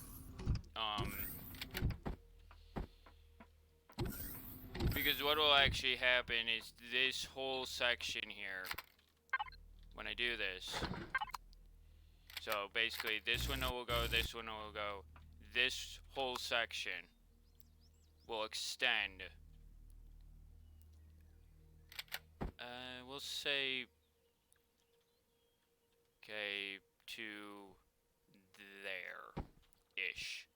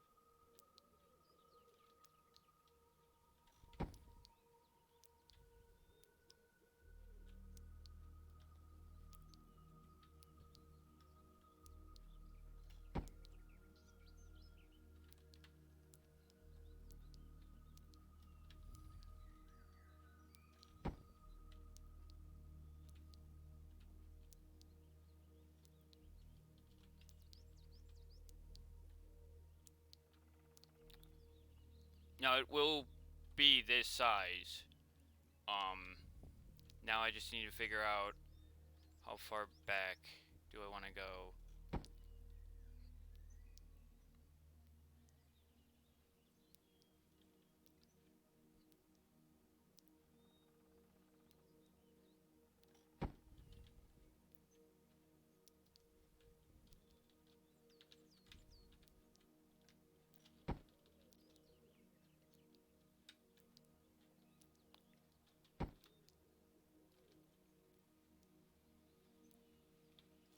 Now, it will be the same size on the other side too. Mind you. It's just that because of the scale of the build already, this build does you have to find, in order to use this base without cheating, you have to find what's called the advanced core. Because of the decked out interior inside, this whole extra bit that I'm going to be putting on is going to actually take up that core. Now, I was thinking, you know, I could do, you know, a single multi-story hangar. The problem becomes, how do I get the hover vessel out?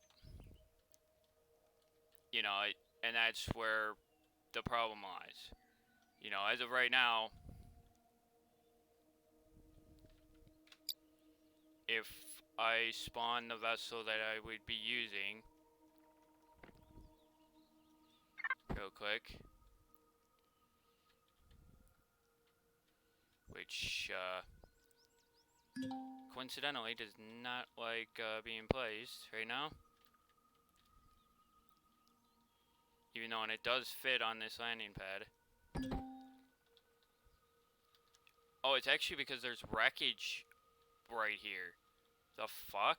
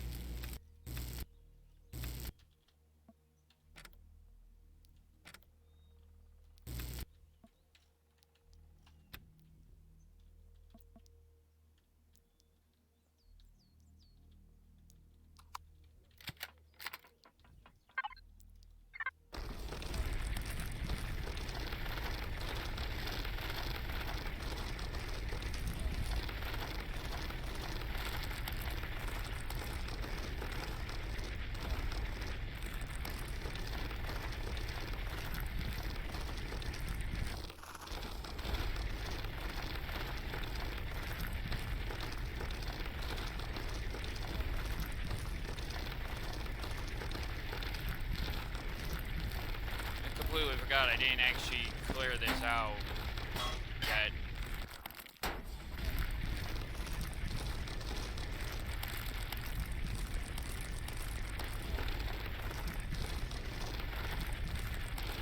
And I kind of need to now that I've spawned my vessel that's above it. I mean, I would have to, I'm gonna have to figure out something to do with ramps anyway on this actual pad itself, just so if you do what I did, which is spawn it in terrain, and part of it is actually way higher than the terrain level, the two options you have are either have a ramp entrance somehow for the hover vessel, or build a ramp out of terrain, which is not something that's relatively easy to do because the tools are actually kind of inconsistent that way.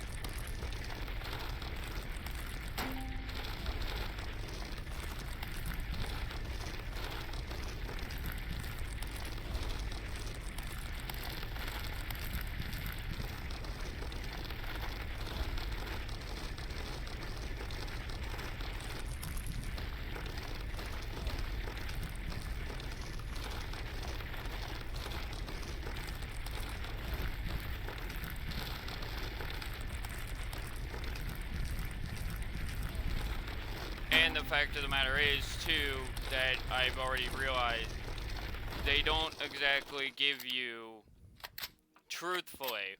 I just realized my paint on the front of my build is fucked up. The fuck?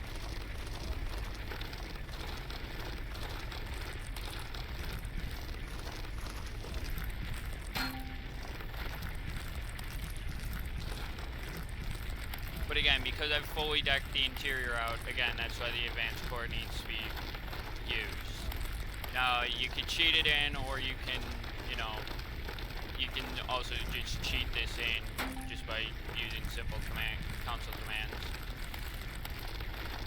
But if you're not into cheating like I am, for the reasons that I do, I build in survival. I do because I like the consistency of knowing where my structural integrity ends.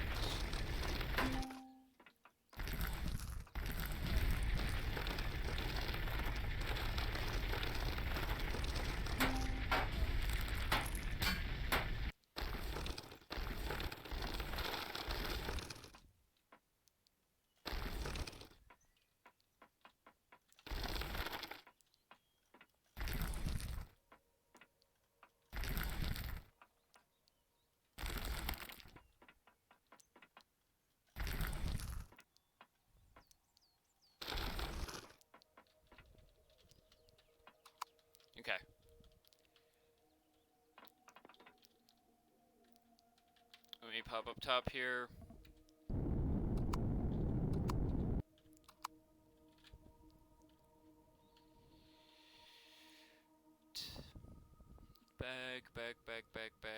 Back. Over.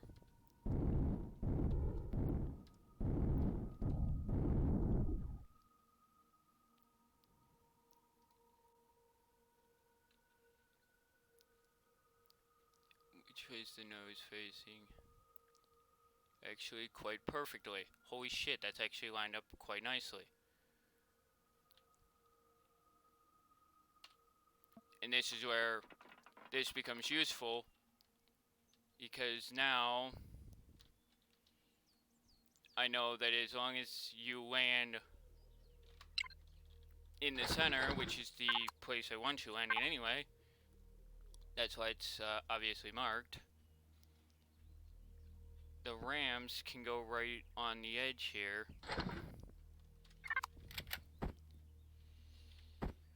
Now, of course, this is going to be, you know, in of itself kind of tricky, because, I mean, they're not going to be...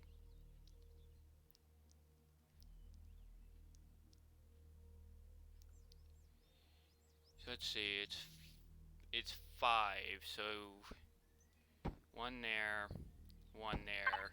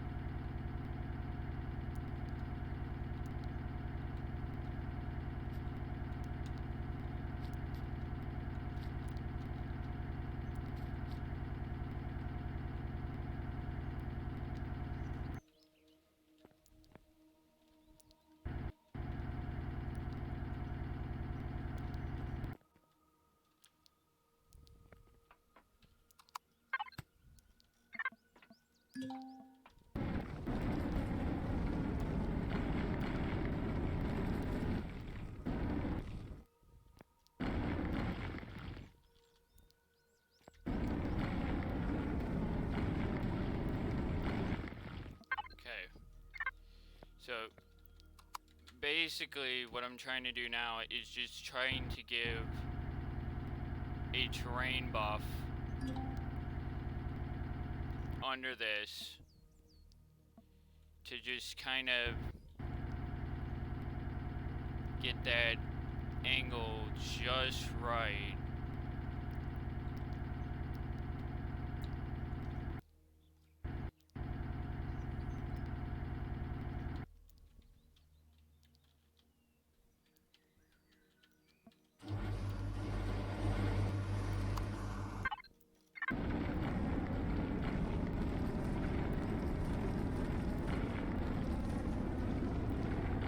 Now I'm doing this right now so I can actually physically see, you know, the ending of this build for this.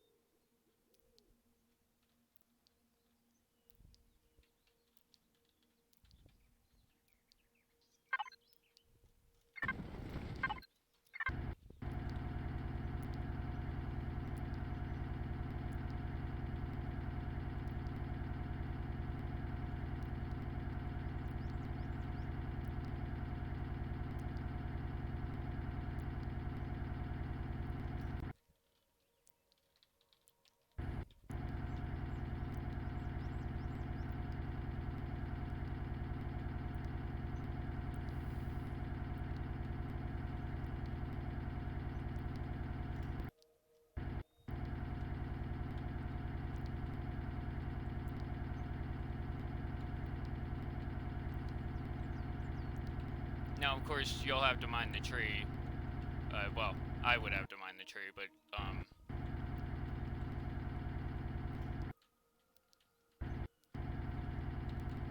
because it's my build and my save. But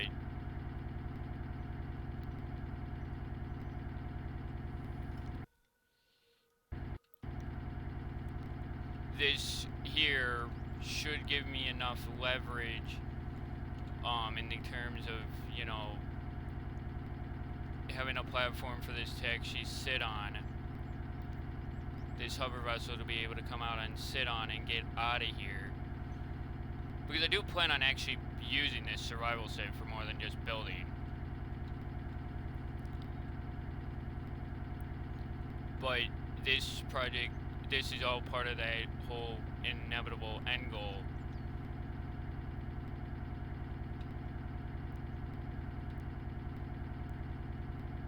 It's just that I'll have all the vessels and everything for my ship almost immediately.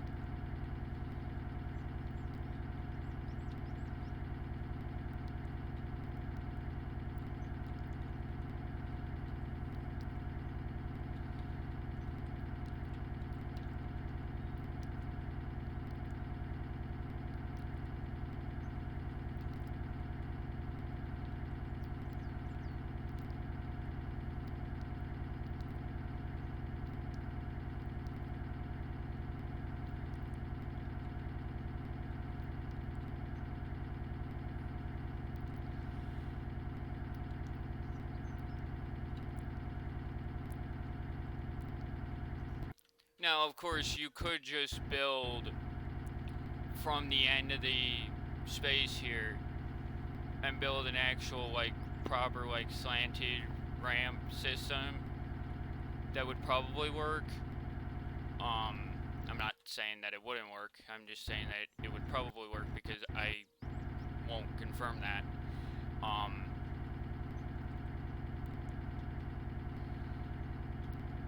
But you probably could. Using the ramp blocks and other things, you probably could get away with doing it that way. This is just a way that I see as actually being easier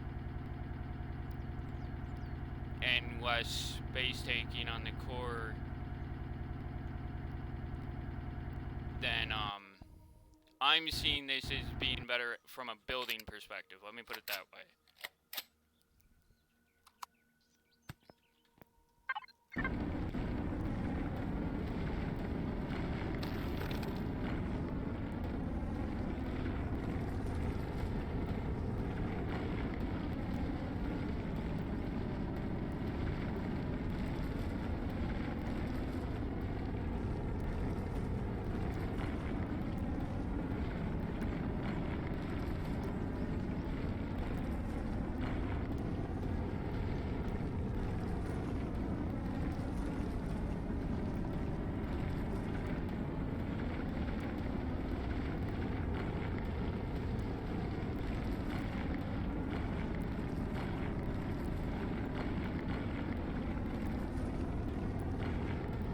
Now, granted, most of this that I've done in terrain is actually more for when it comes in. For when the hover vessel is actually going into the ship to be loaded. But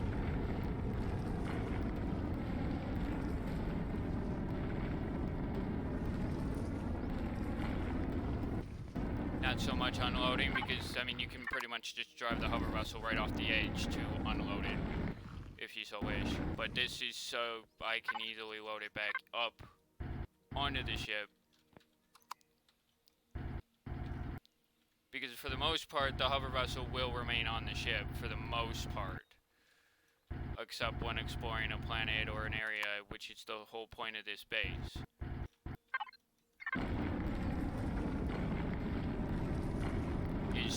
able to be mobile. I know that because of the way, you know,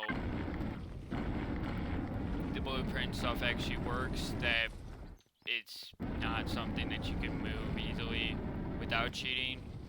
I know that, but because I don't follow that whole system, because I don't necessarily agree with the wait time actually being real time,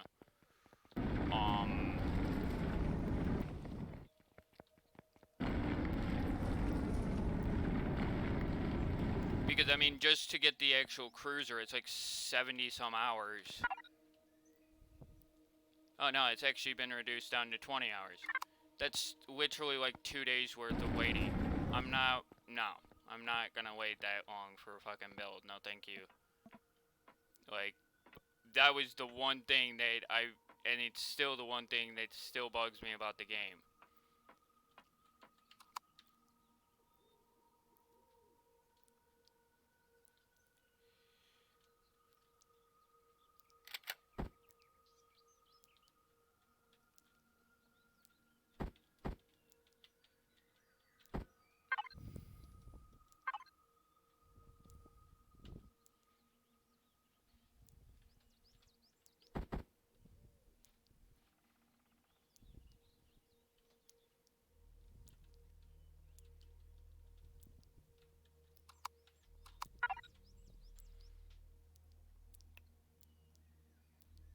Let me grab hangar doors real quick.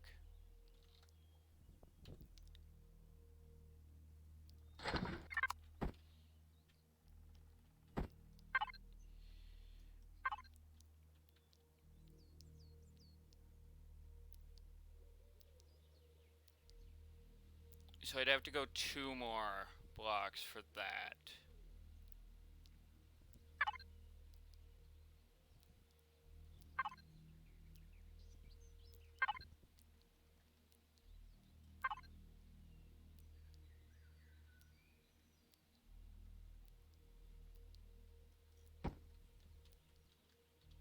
That would work. And then figure... Okay, so if I do the multi-story way, which would basically put a doorway on each one. So basically this wall would actually go up. Can you go down just 1 more block, please? Okay. So basically this wall would actually go up to the roof layer of the build. Because it's a total of 4 vessels in total. Which basically means that the windows that are placed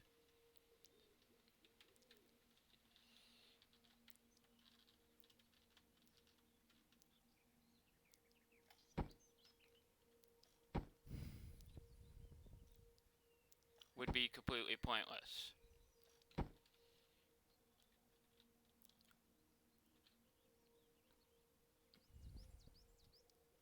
Let's just use this as an example for the moment, so you can kind of see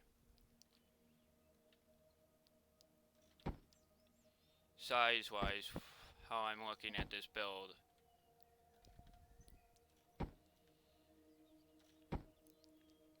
You know, so let's see. It won't even allow me to actually do it properly with a 10x5 because the, well, no, it would work. It would work because here's that, then that, there's the door.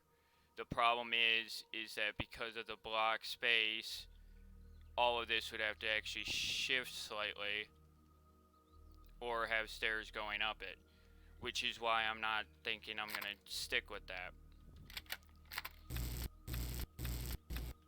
Not that I couldn't figure it out, it's just I would have to figure out some way of making it work, because I would use the same hangar door size. So again, for now, I guess I could do, I think I might have a way of doing it. which would be putting the door actually where the entrance is over there. So you would have a door here, but on the upper floors here, the door would be here, which means stairs on this side. That could work.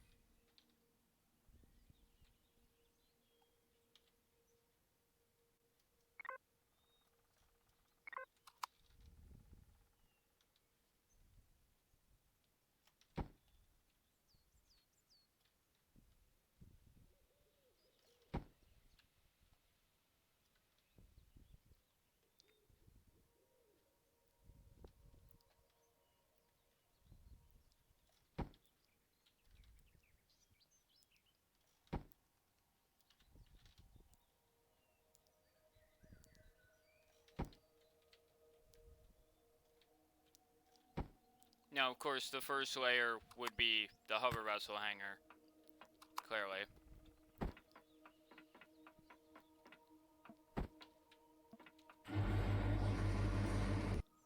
Which...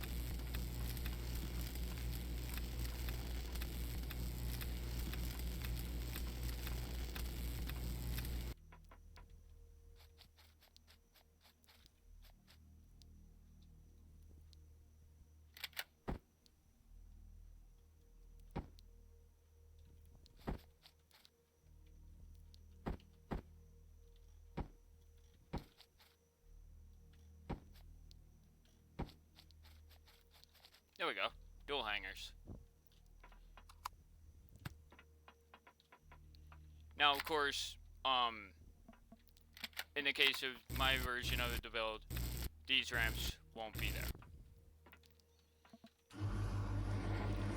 Nor will that hangar door be open.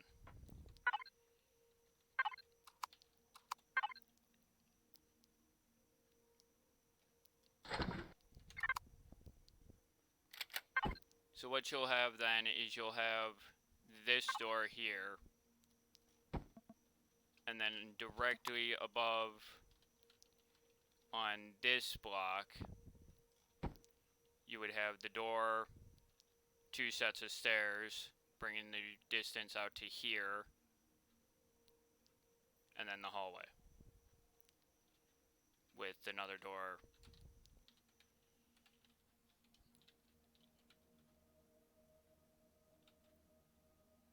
here.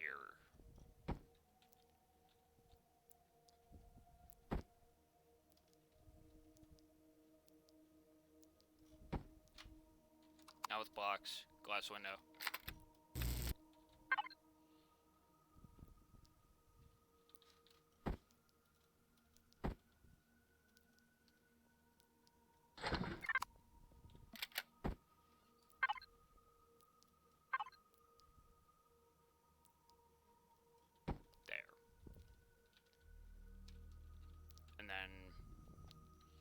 here, I'm gonna do the same thing. The block's directly above the doorway.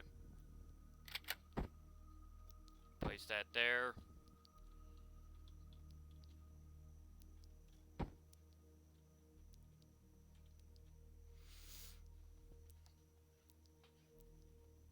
Yeah, and instead of multiple hangars, we'll just have the one hangar, but multi-story hangar.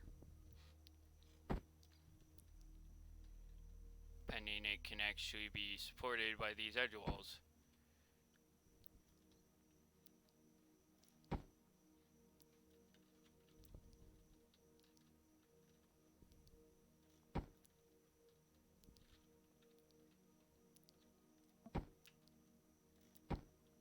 Not that you probably couldn't fit all the vessels in this one hangar, but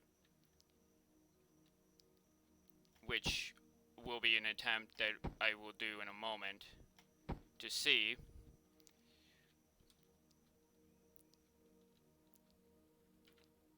Right now. So first up, the assault tank. Does it clear? Yes. Quite nicely. Next would be the advanced fighter, which does its wings clear.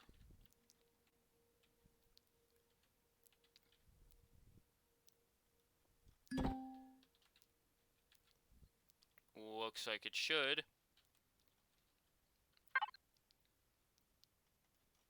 The scout will definitely be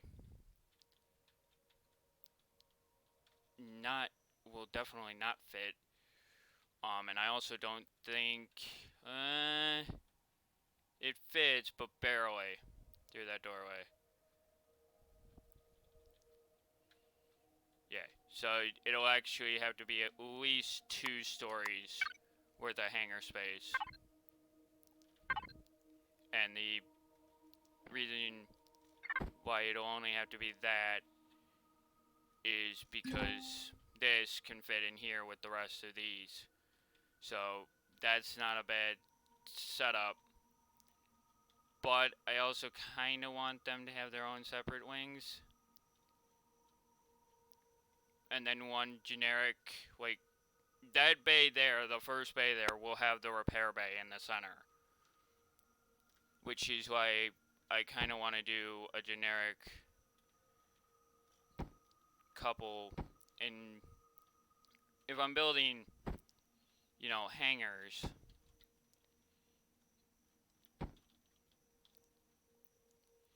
let's figure. This is where the problem does lie, though. I need to make sure that if I do go a 3rd story one, that I'll still have clearance. And you have about a block or so of clearance. Oof. Oof. Can I even place blocks along this?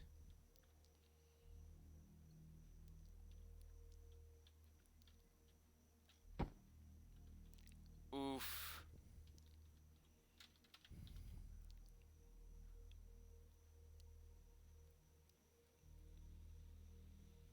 Oof.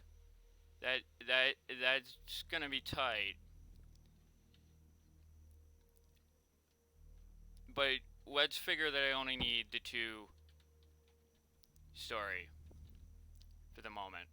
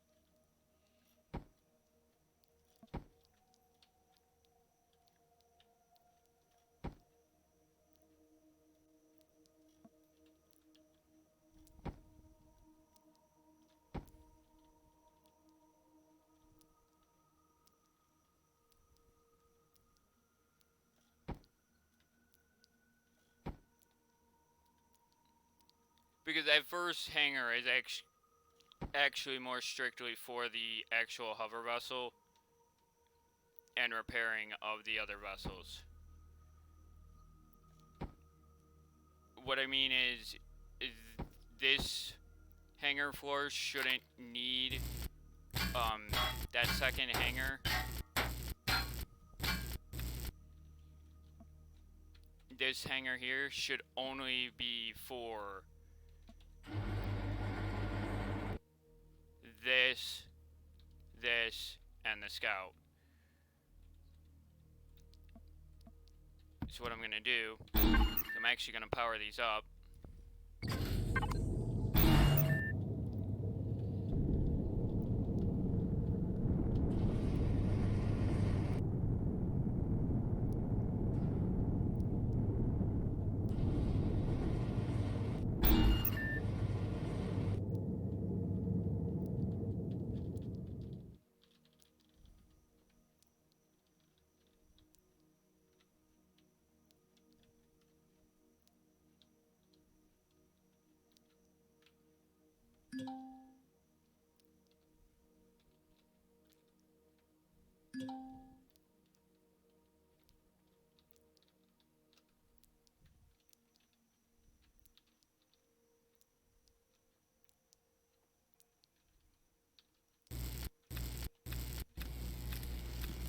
Yeah, and those blocks were actually attaching to the ship. I'm gonna park that there. Let me grab the advanced fighter. This will allow us a chance to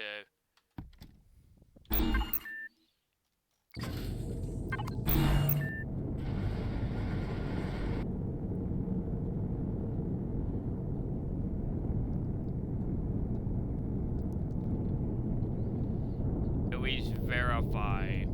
I mean, it was able to fly out, so it should be able to fly right in.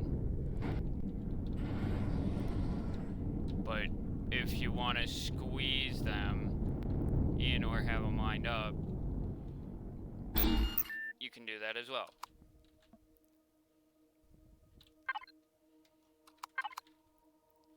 Now, the question is, even though I'm pretty sure I would be leaving this Scout on the ship,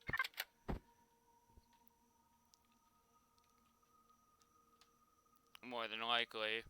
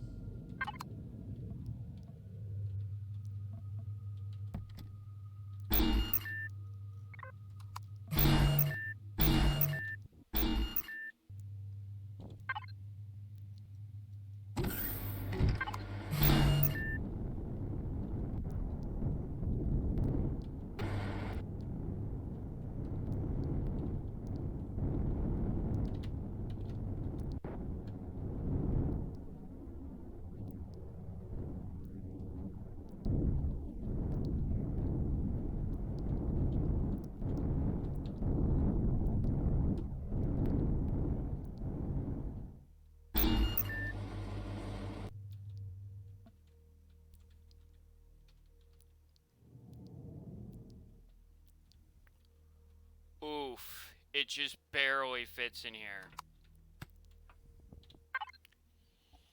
Just barely. But it does fit.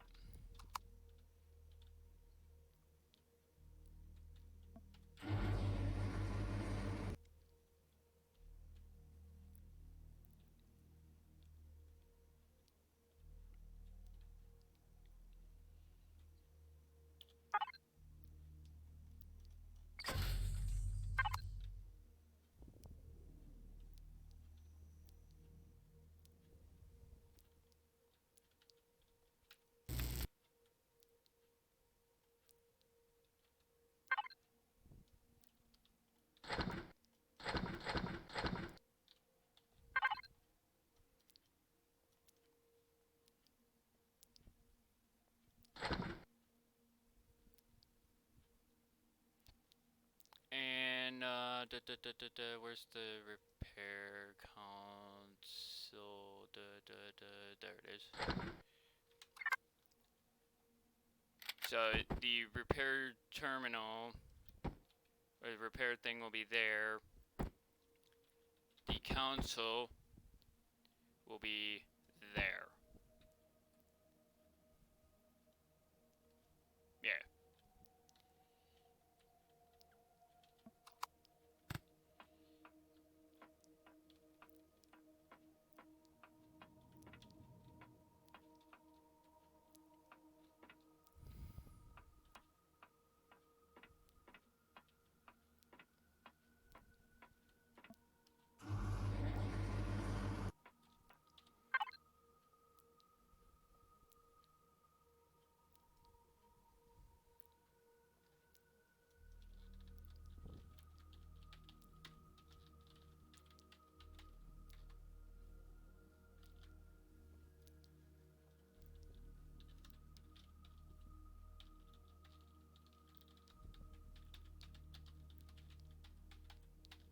That's for lighting. I'm using literally every bit of those signals I can use.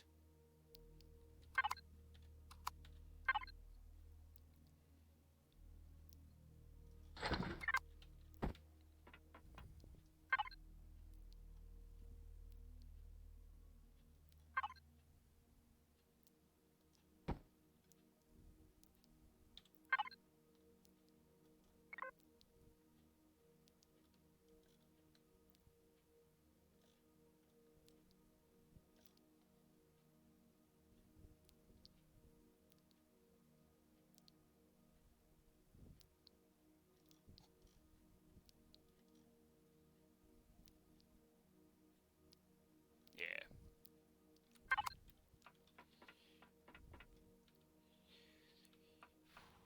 Five. Yeah.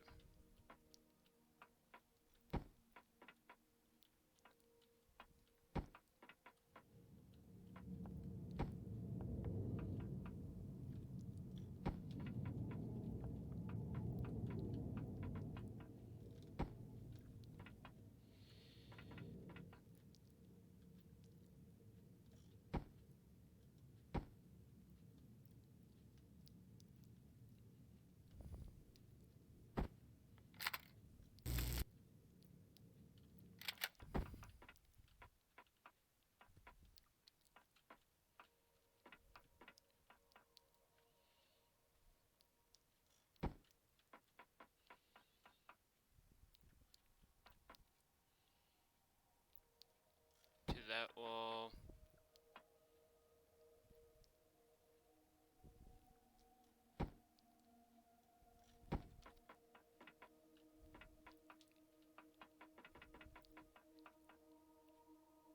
Yeah. Now all we gotta do is go in here.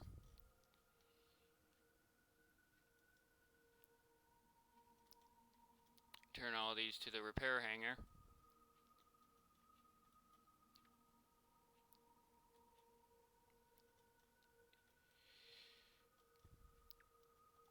Should actually just call it. You should just give it just one signal and call it hangar. All these lights, just because it'll be easier. Which is what I'll probably do. I'll leave it as the repair hangar one, just because if I change it any more than that, I'll have to freaking redo all this light setup.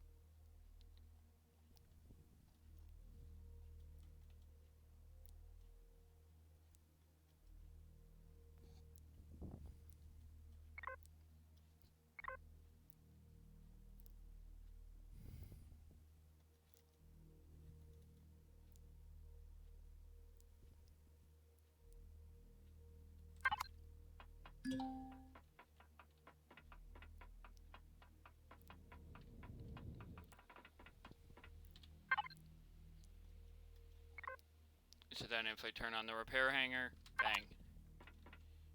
We have light. And it looks quite nice.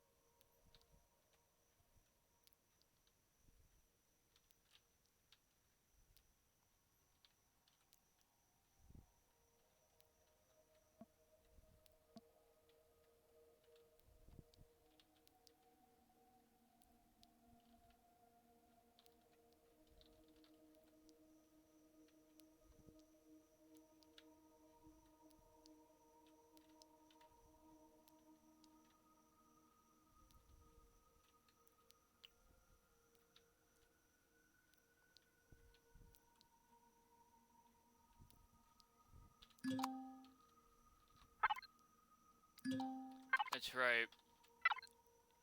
I don't actually have armor. I do now.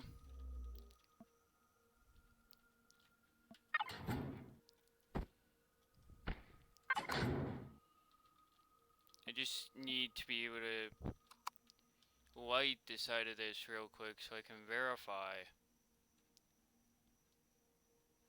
that there's no other damage, because a lot of times you could see it.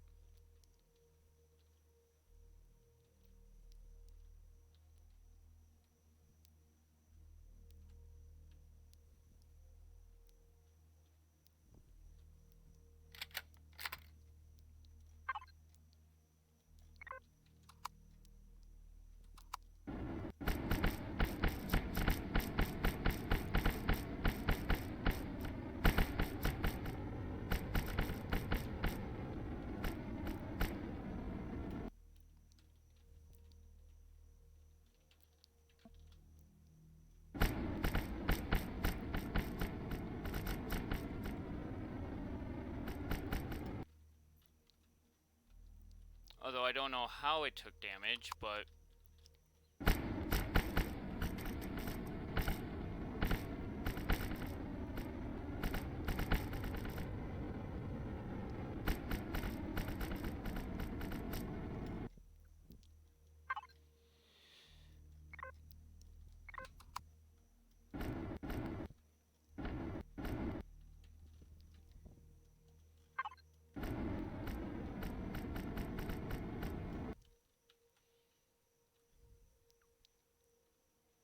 good.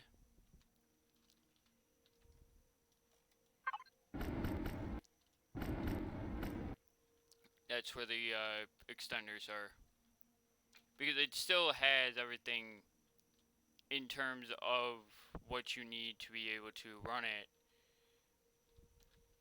without power.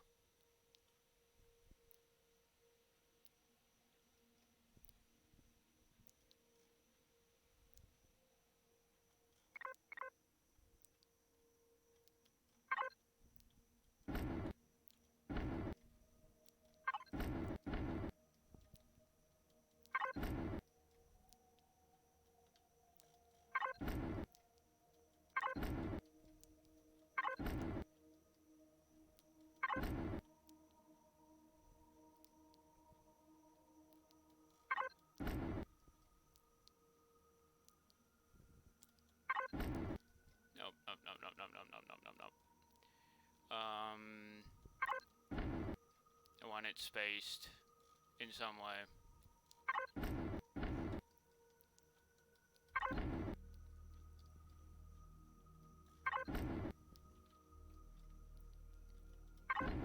Repair bay. Yeah.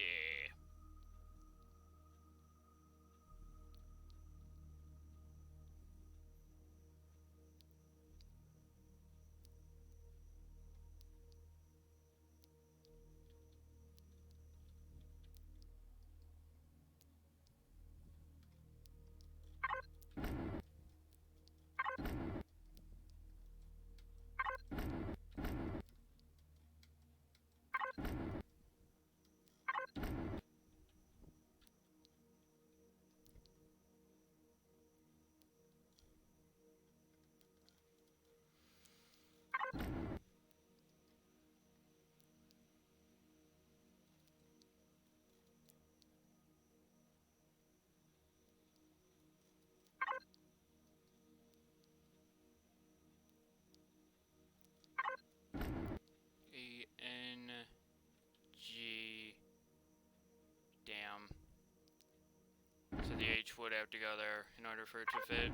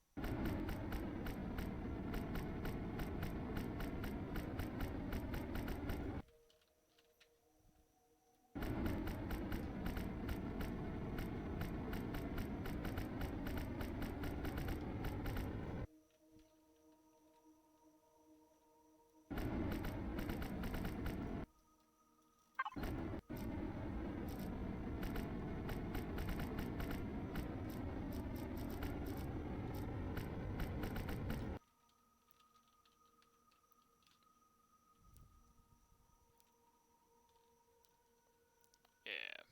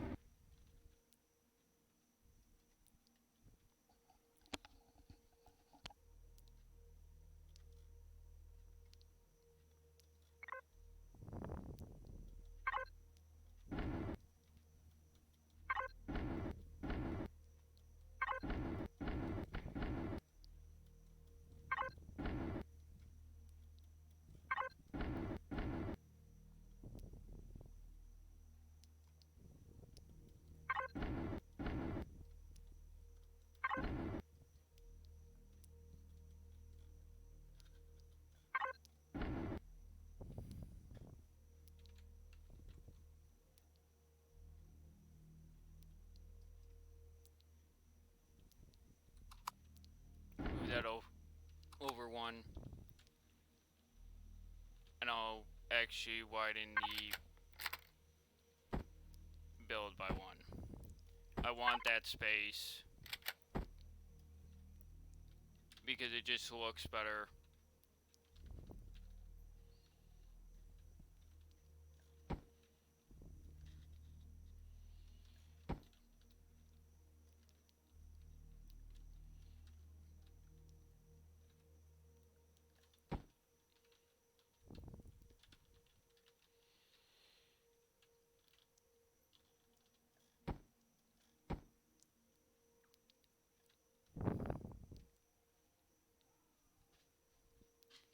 Okay.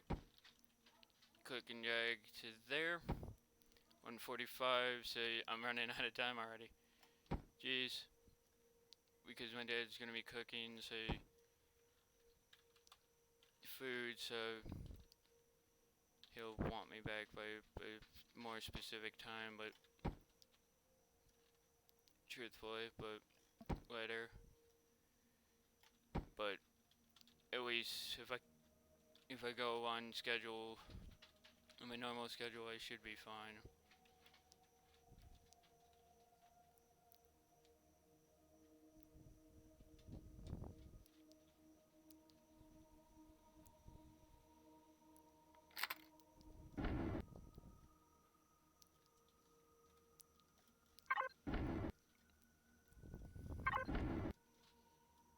And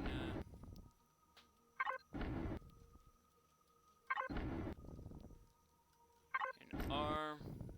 Yeah, that looks better because it covers the whole thing.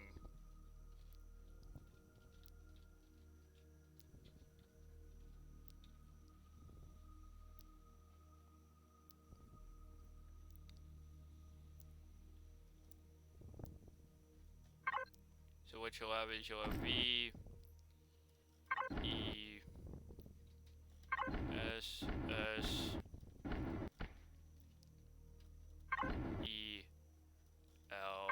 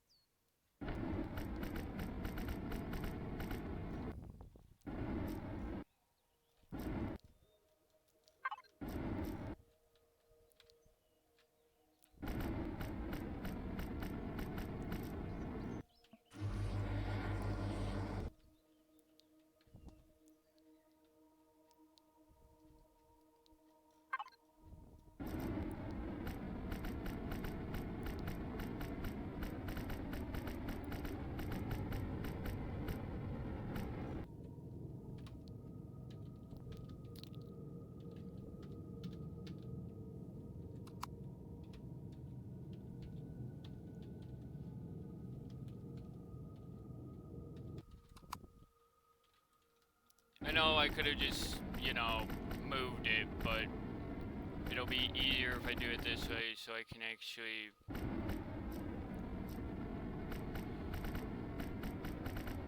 see.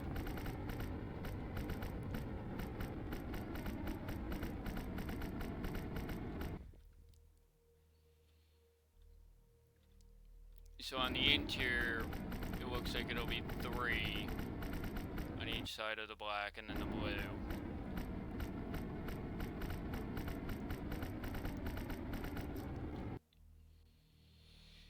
Ooh, nope. Because that's 4 blocks. Well, technically, if I actually go here and retrieve, there's that 4th block for the black.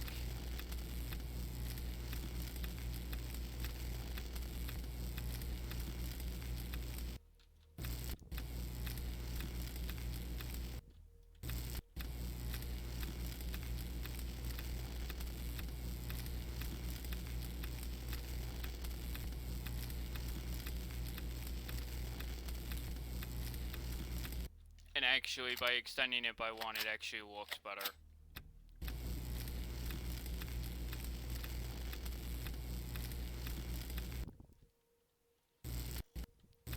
Does cause an uneven breakup of ramps if I want ramps on the whole thing.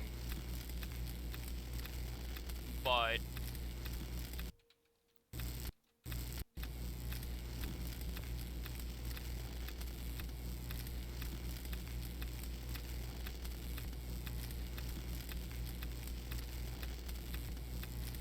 this 1 extra block will make a world of difference.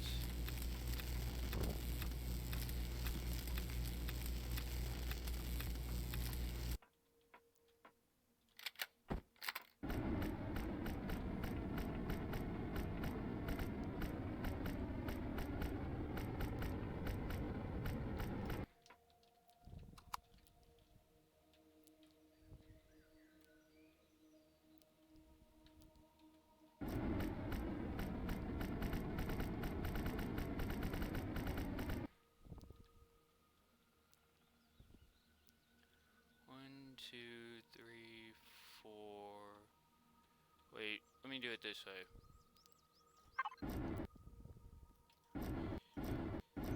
4.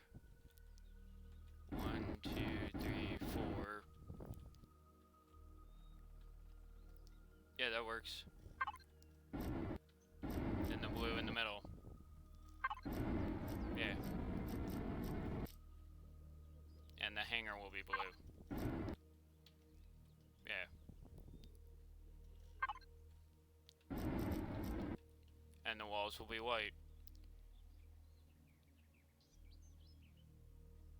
Nope, that's not gonna work. I have to do this line here blue. I have to. It's gonna look weird any way I look at it, but it's gonna have to do. Because it's actually uneven. Unfortunately.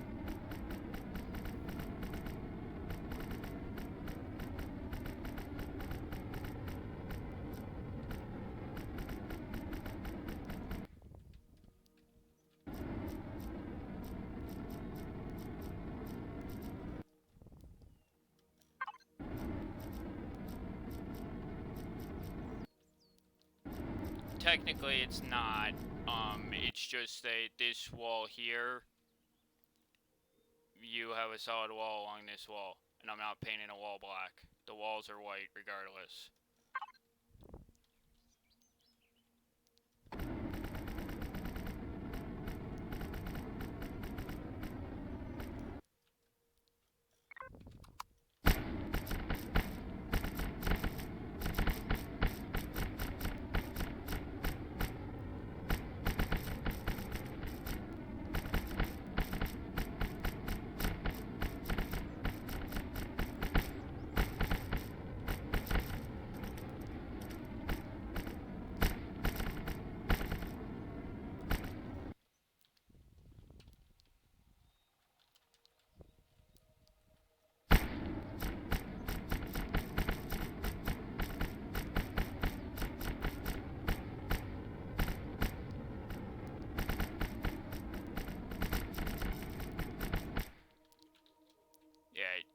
I build a lot of stuff in this game, so it's one of those things.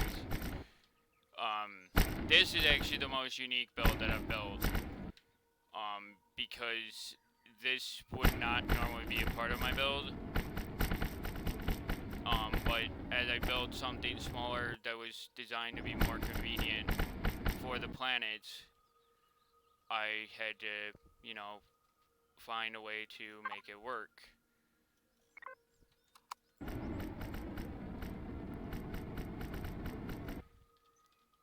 For said planet. And make it actually look good. So, if we follow right here,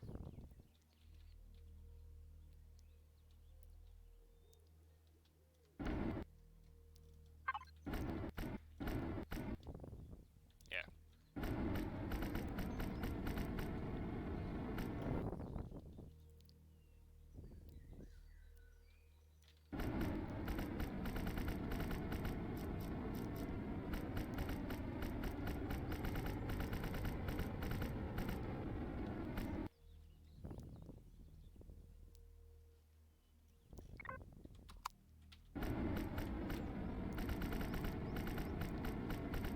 This should allow...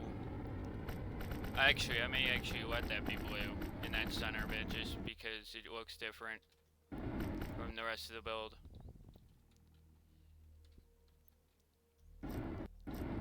And it keeps the theme of the build over there.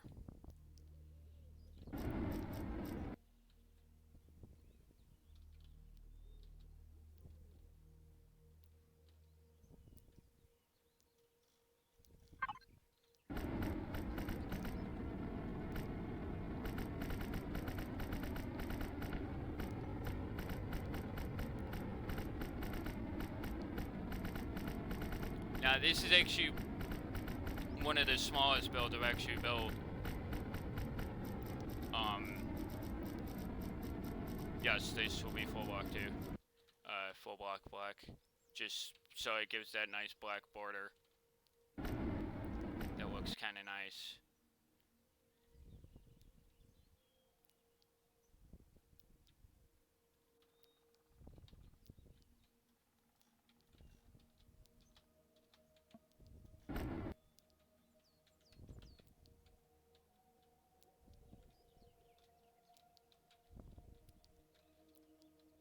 Now, just have one more thing to do.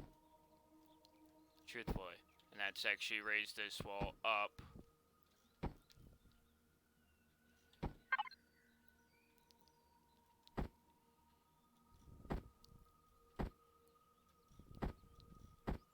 Different ID numbers. That's why it won't let me do that. This comes all the way up. Like this,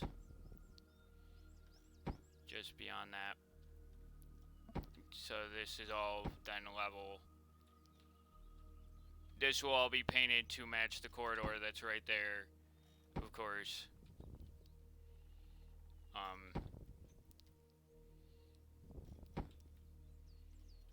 But the whole idea is to give you that convenient way to get access to in here. The window above is now irrelevant, but that's whatever.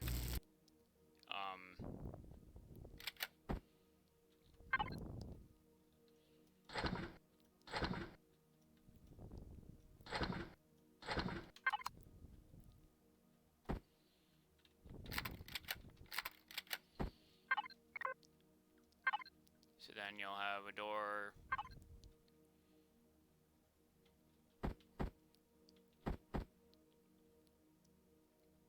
here with a window above.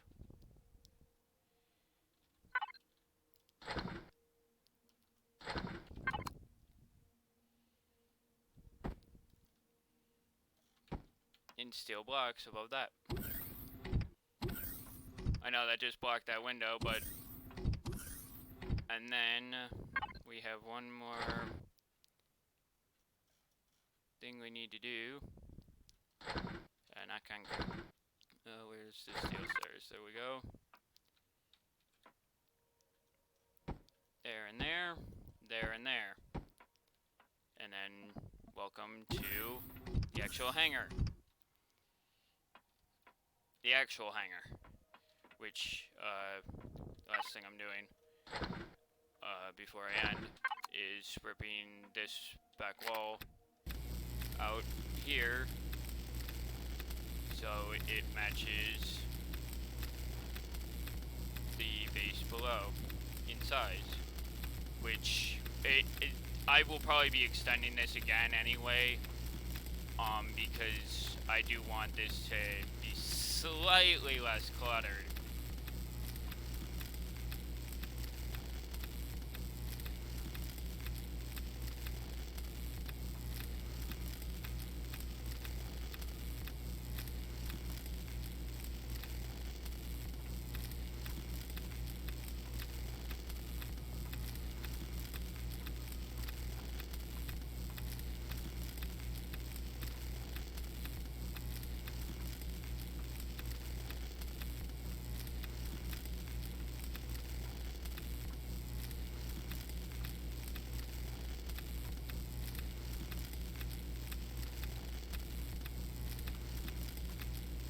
Now again, this build is not requiring the ship and stuff that I use. While yes, it is following the Enterprise line, with it being called the Planet Enterprise Base. Actually, I think I called this one just straight Planet Enterprise. While it is following that title,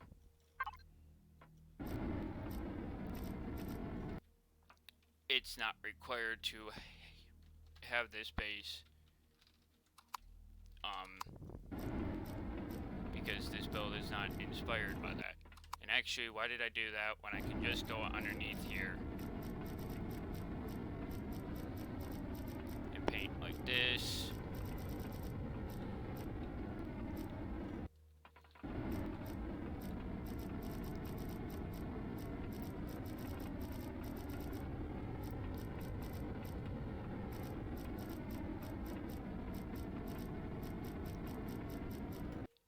That.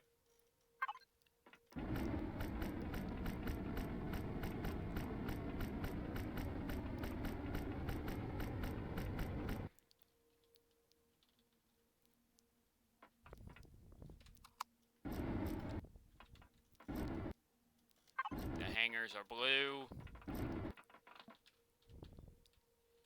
Then you have the ramps. And yeah. Medium.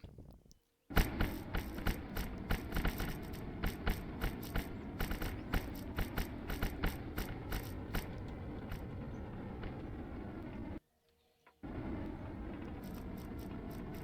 we go. That's all that done. And then you have this hangar bay and this hangar bay, which, again, this color scheme probably won't actually stay. It's just that for now, it's what's gonna work for me. That was the wrong thing to do.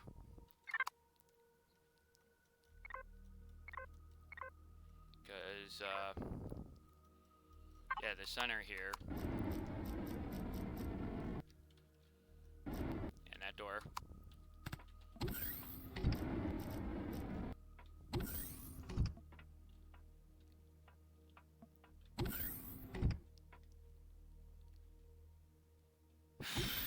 I'll follow the other theme, but I'm gonna quickly paint all this up relatively quickly. The black will be the walls here, which, yeah.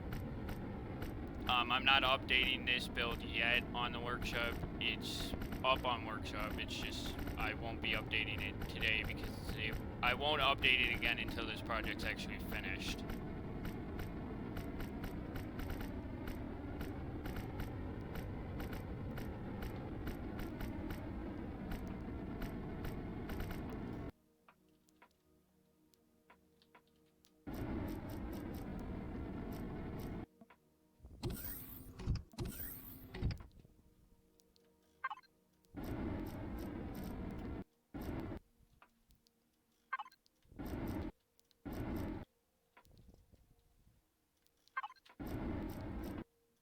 Rather, that goes across like that.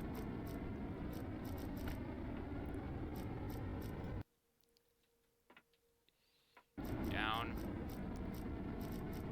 This is just to keep the center line for this area the same.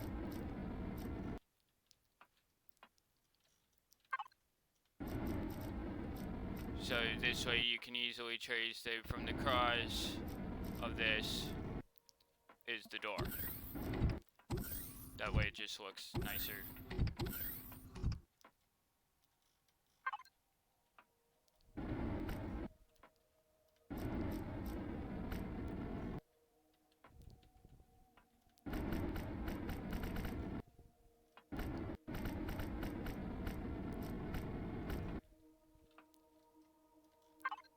Actually, that's supposed to be blue.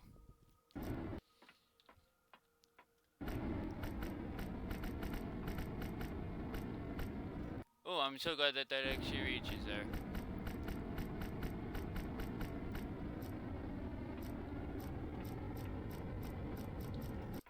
And that's supposed to be blue? Yes. Looks that way. Yep. And then you have black there, blue in the center here. Yeah. That'll be it for today, though. Oh yeah, I'm definitely worn out, but not tired. Not in the least. Because I'm about to get ready to leave my house for a while, so... For a little while, so... I need to wrap up and get my dogs out and stuff. So I can go do what the other things that I want to go do today are. But, yeah, this monitor is definitely different and it's going to take some time to adjust still. So, anyway, I will speak with you another day. And the end of Mexico was good. It was a hell of a lot better.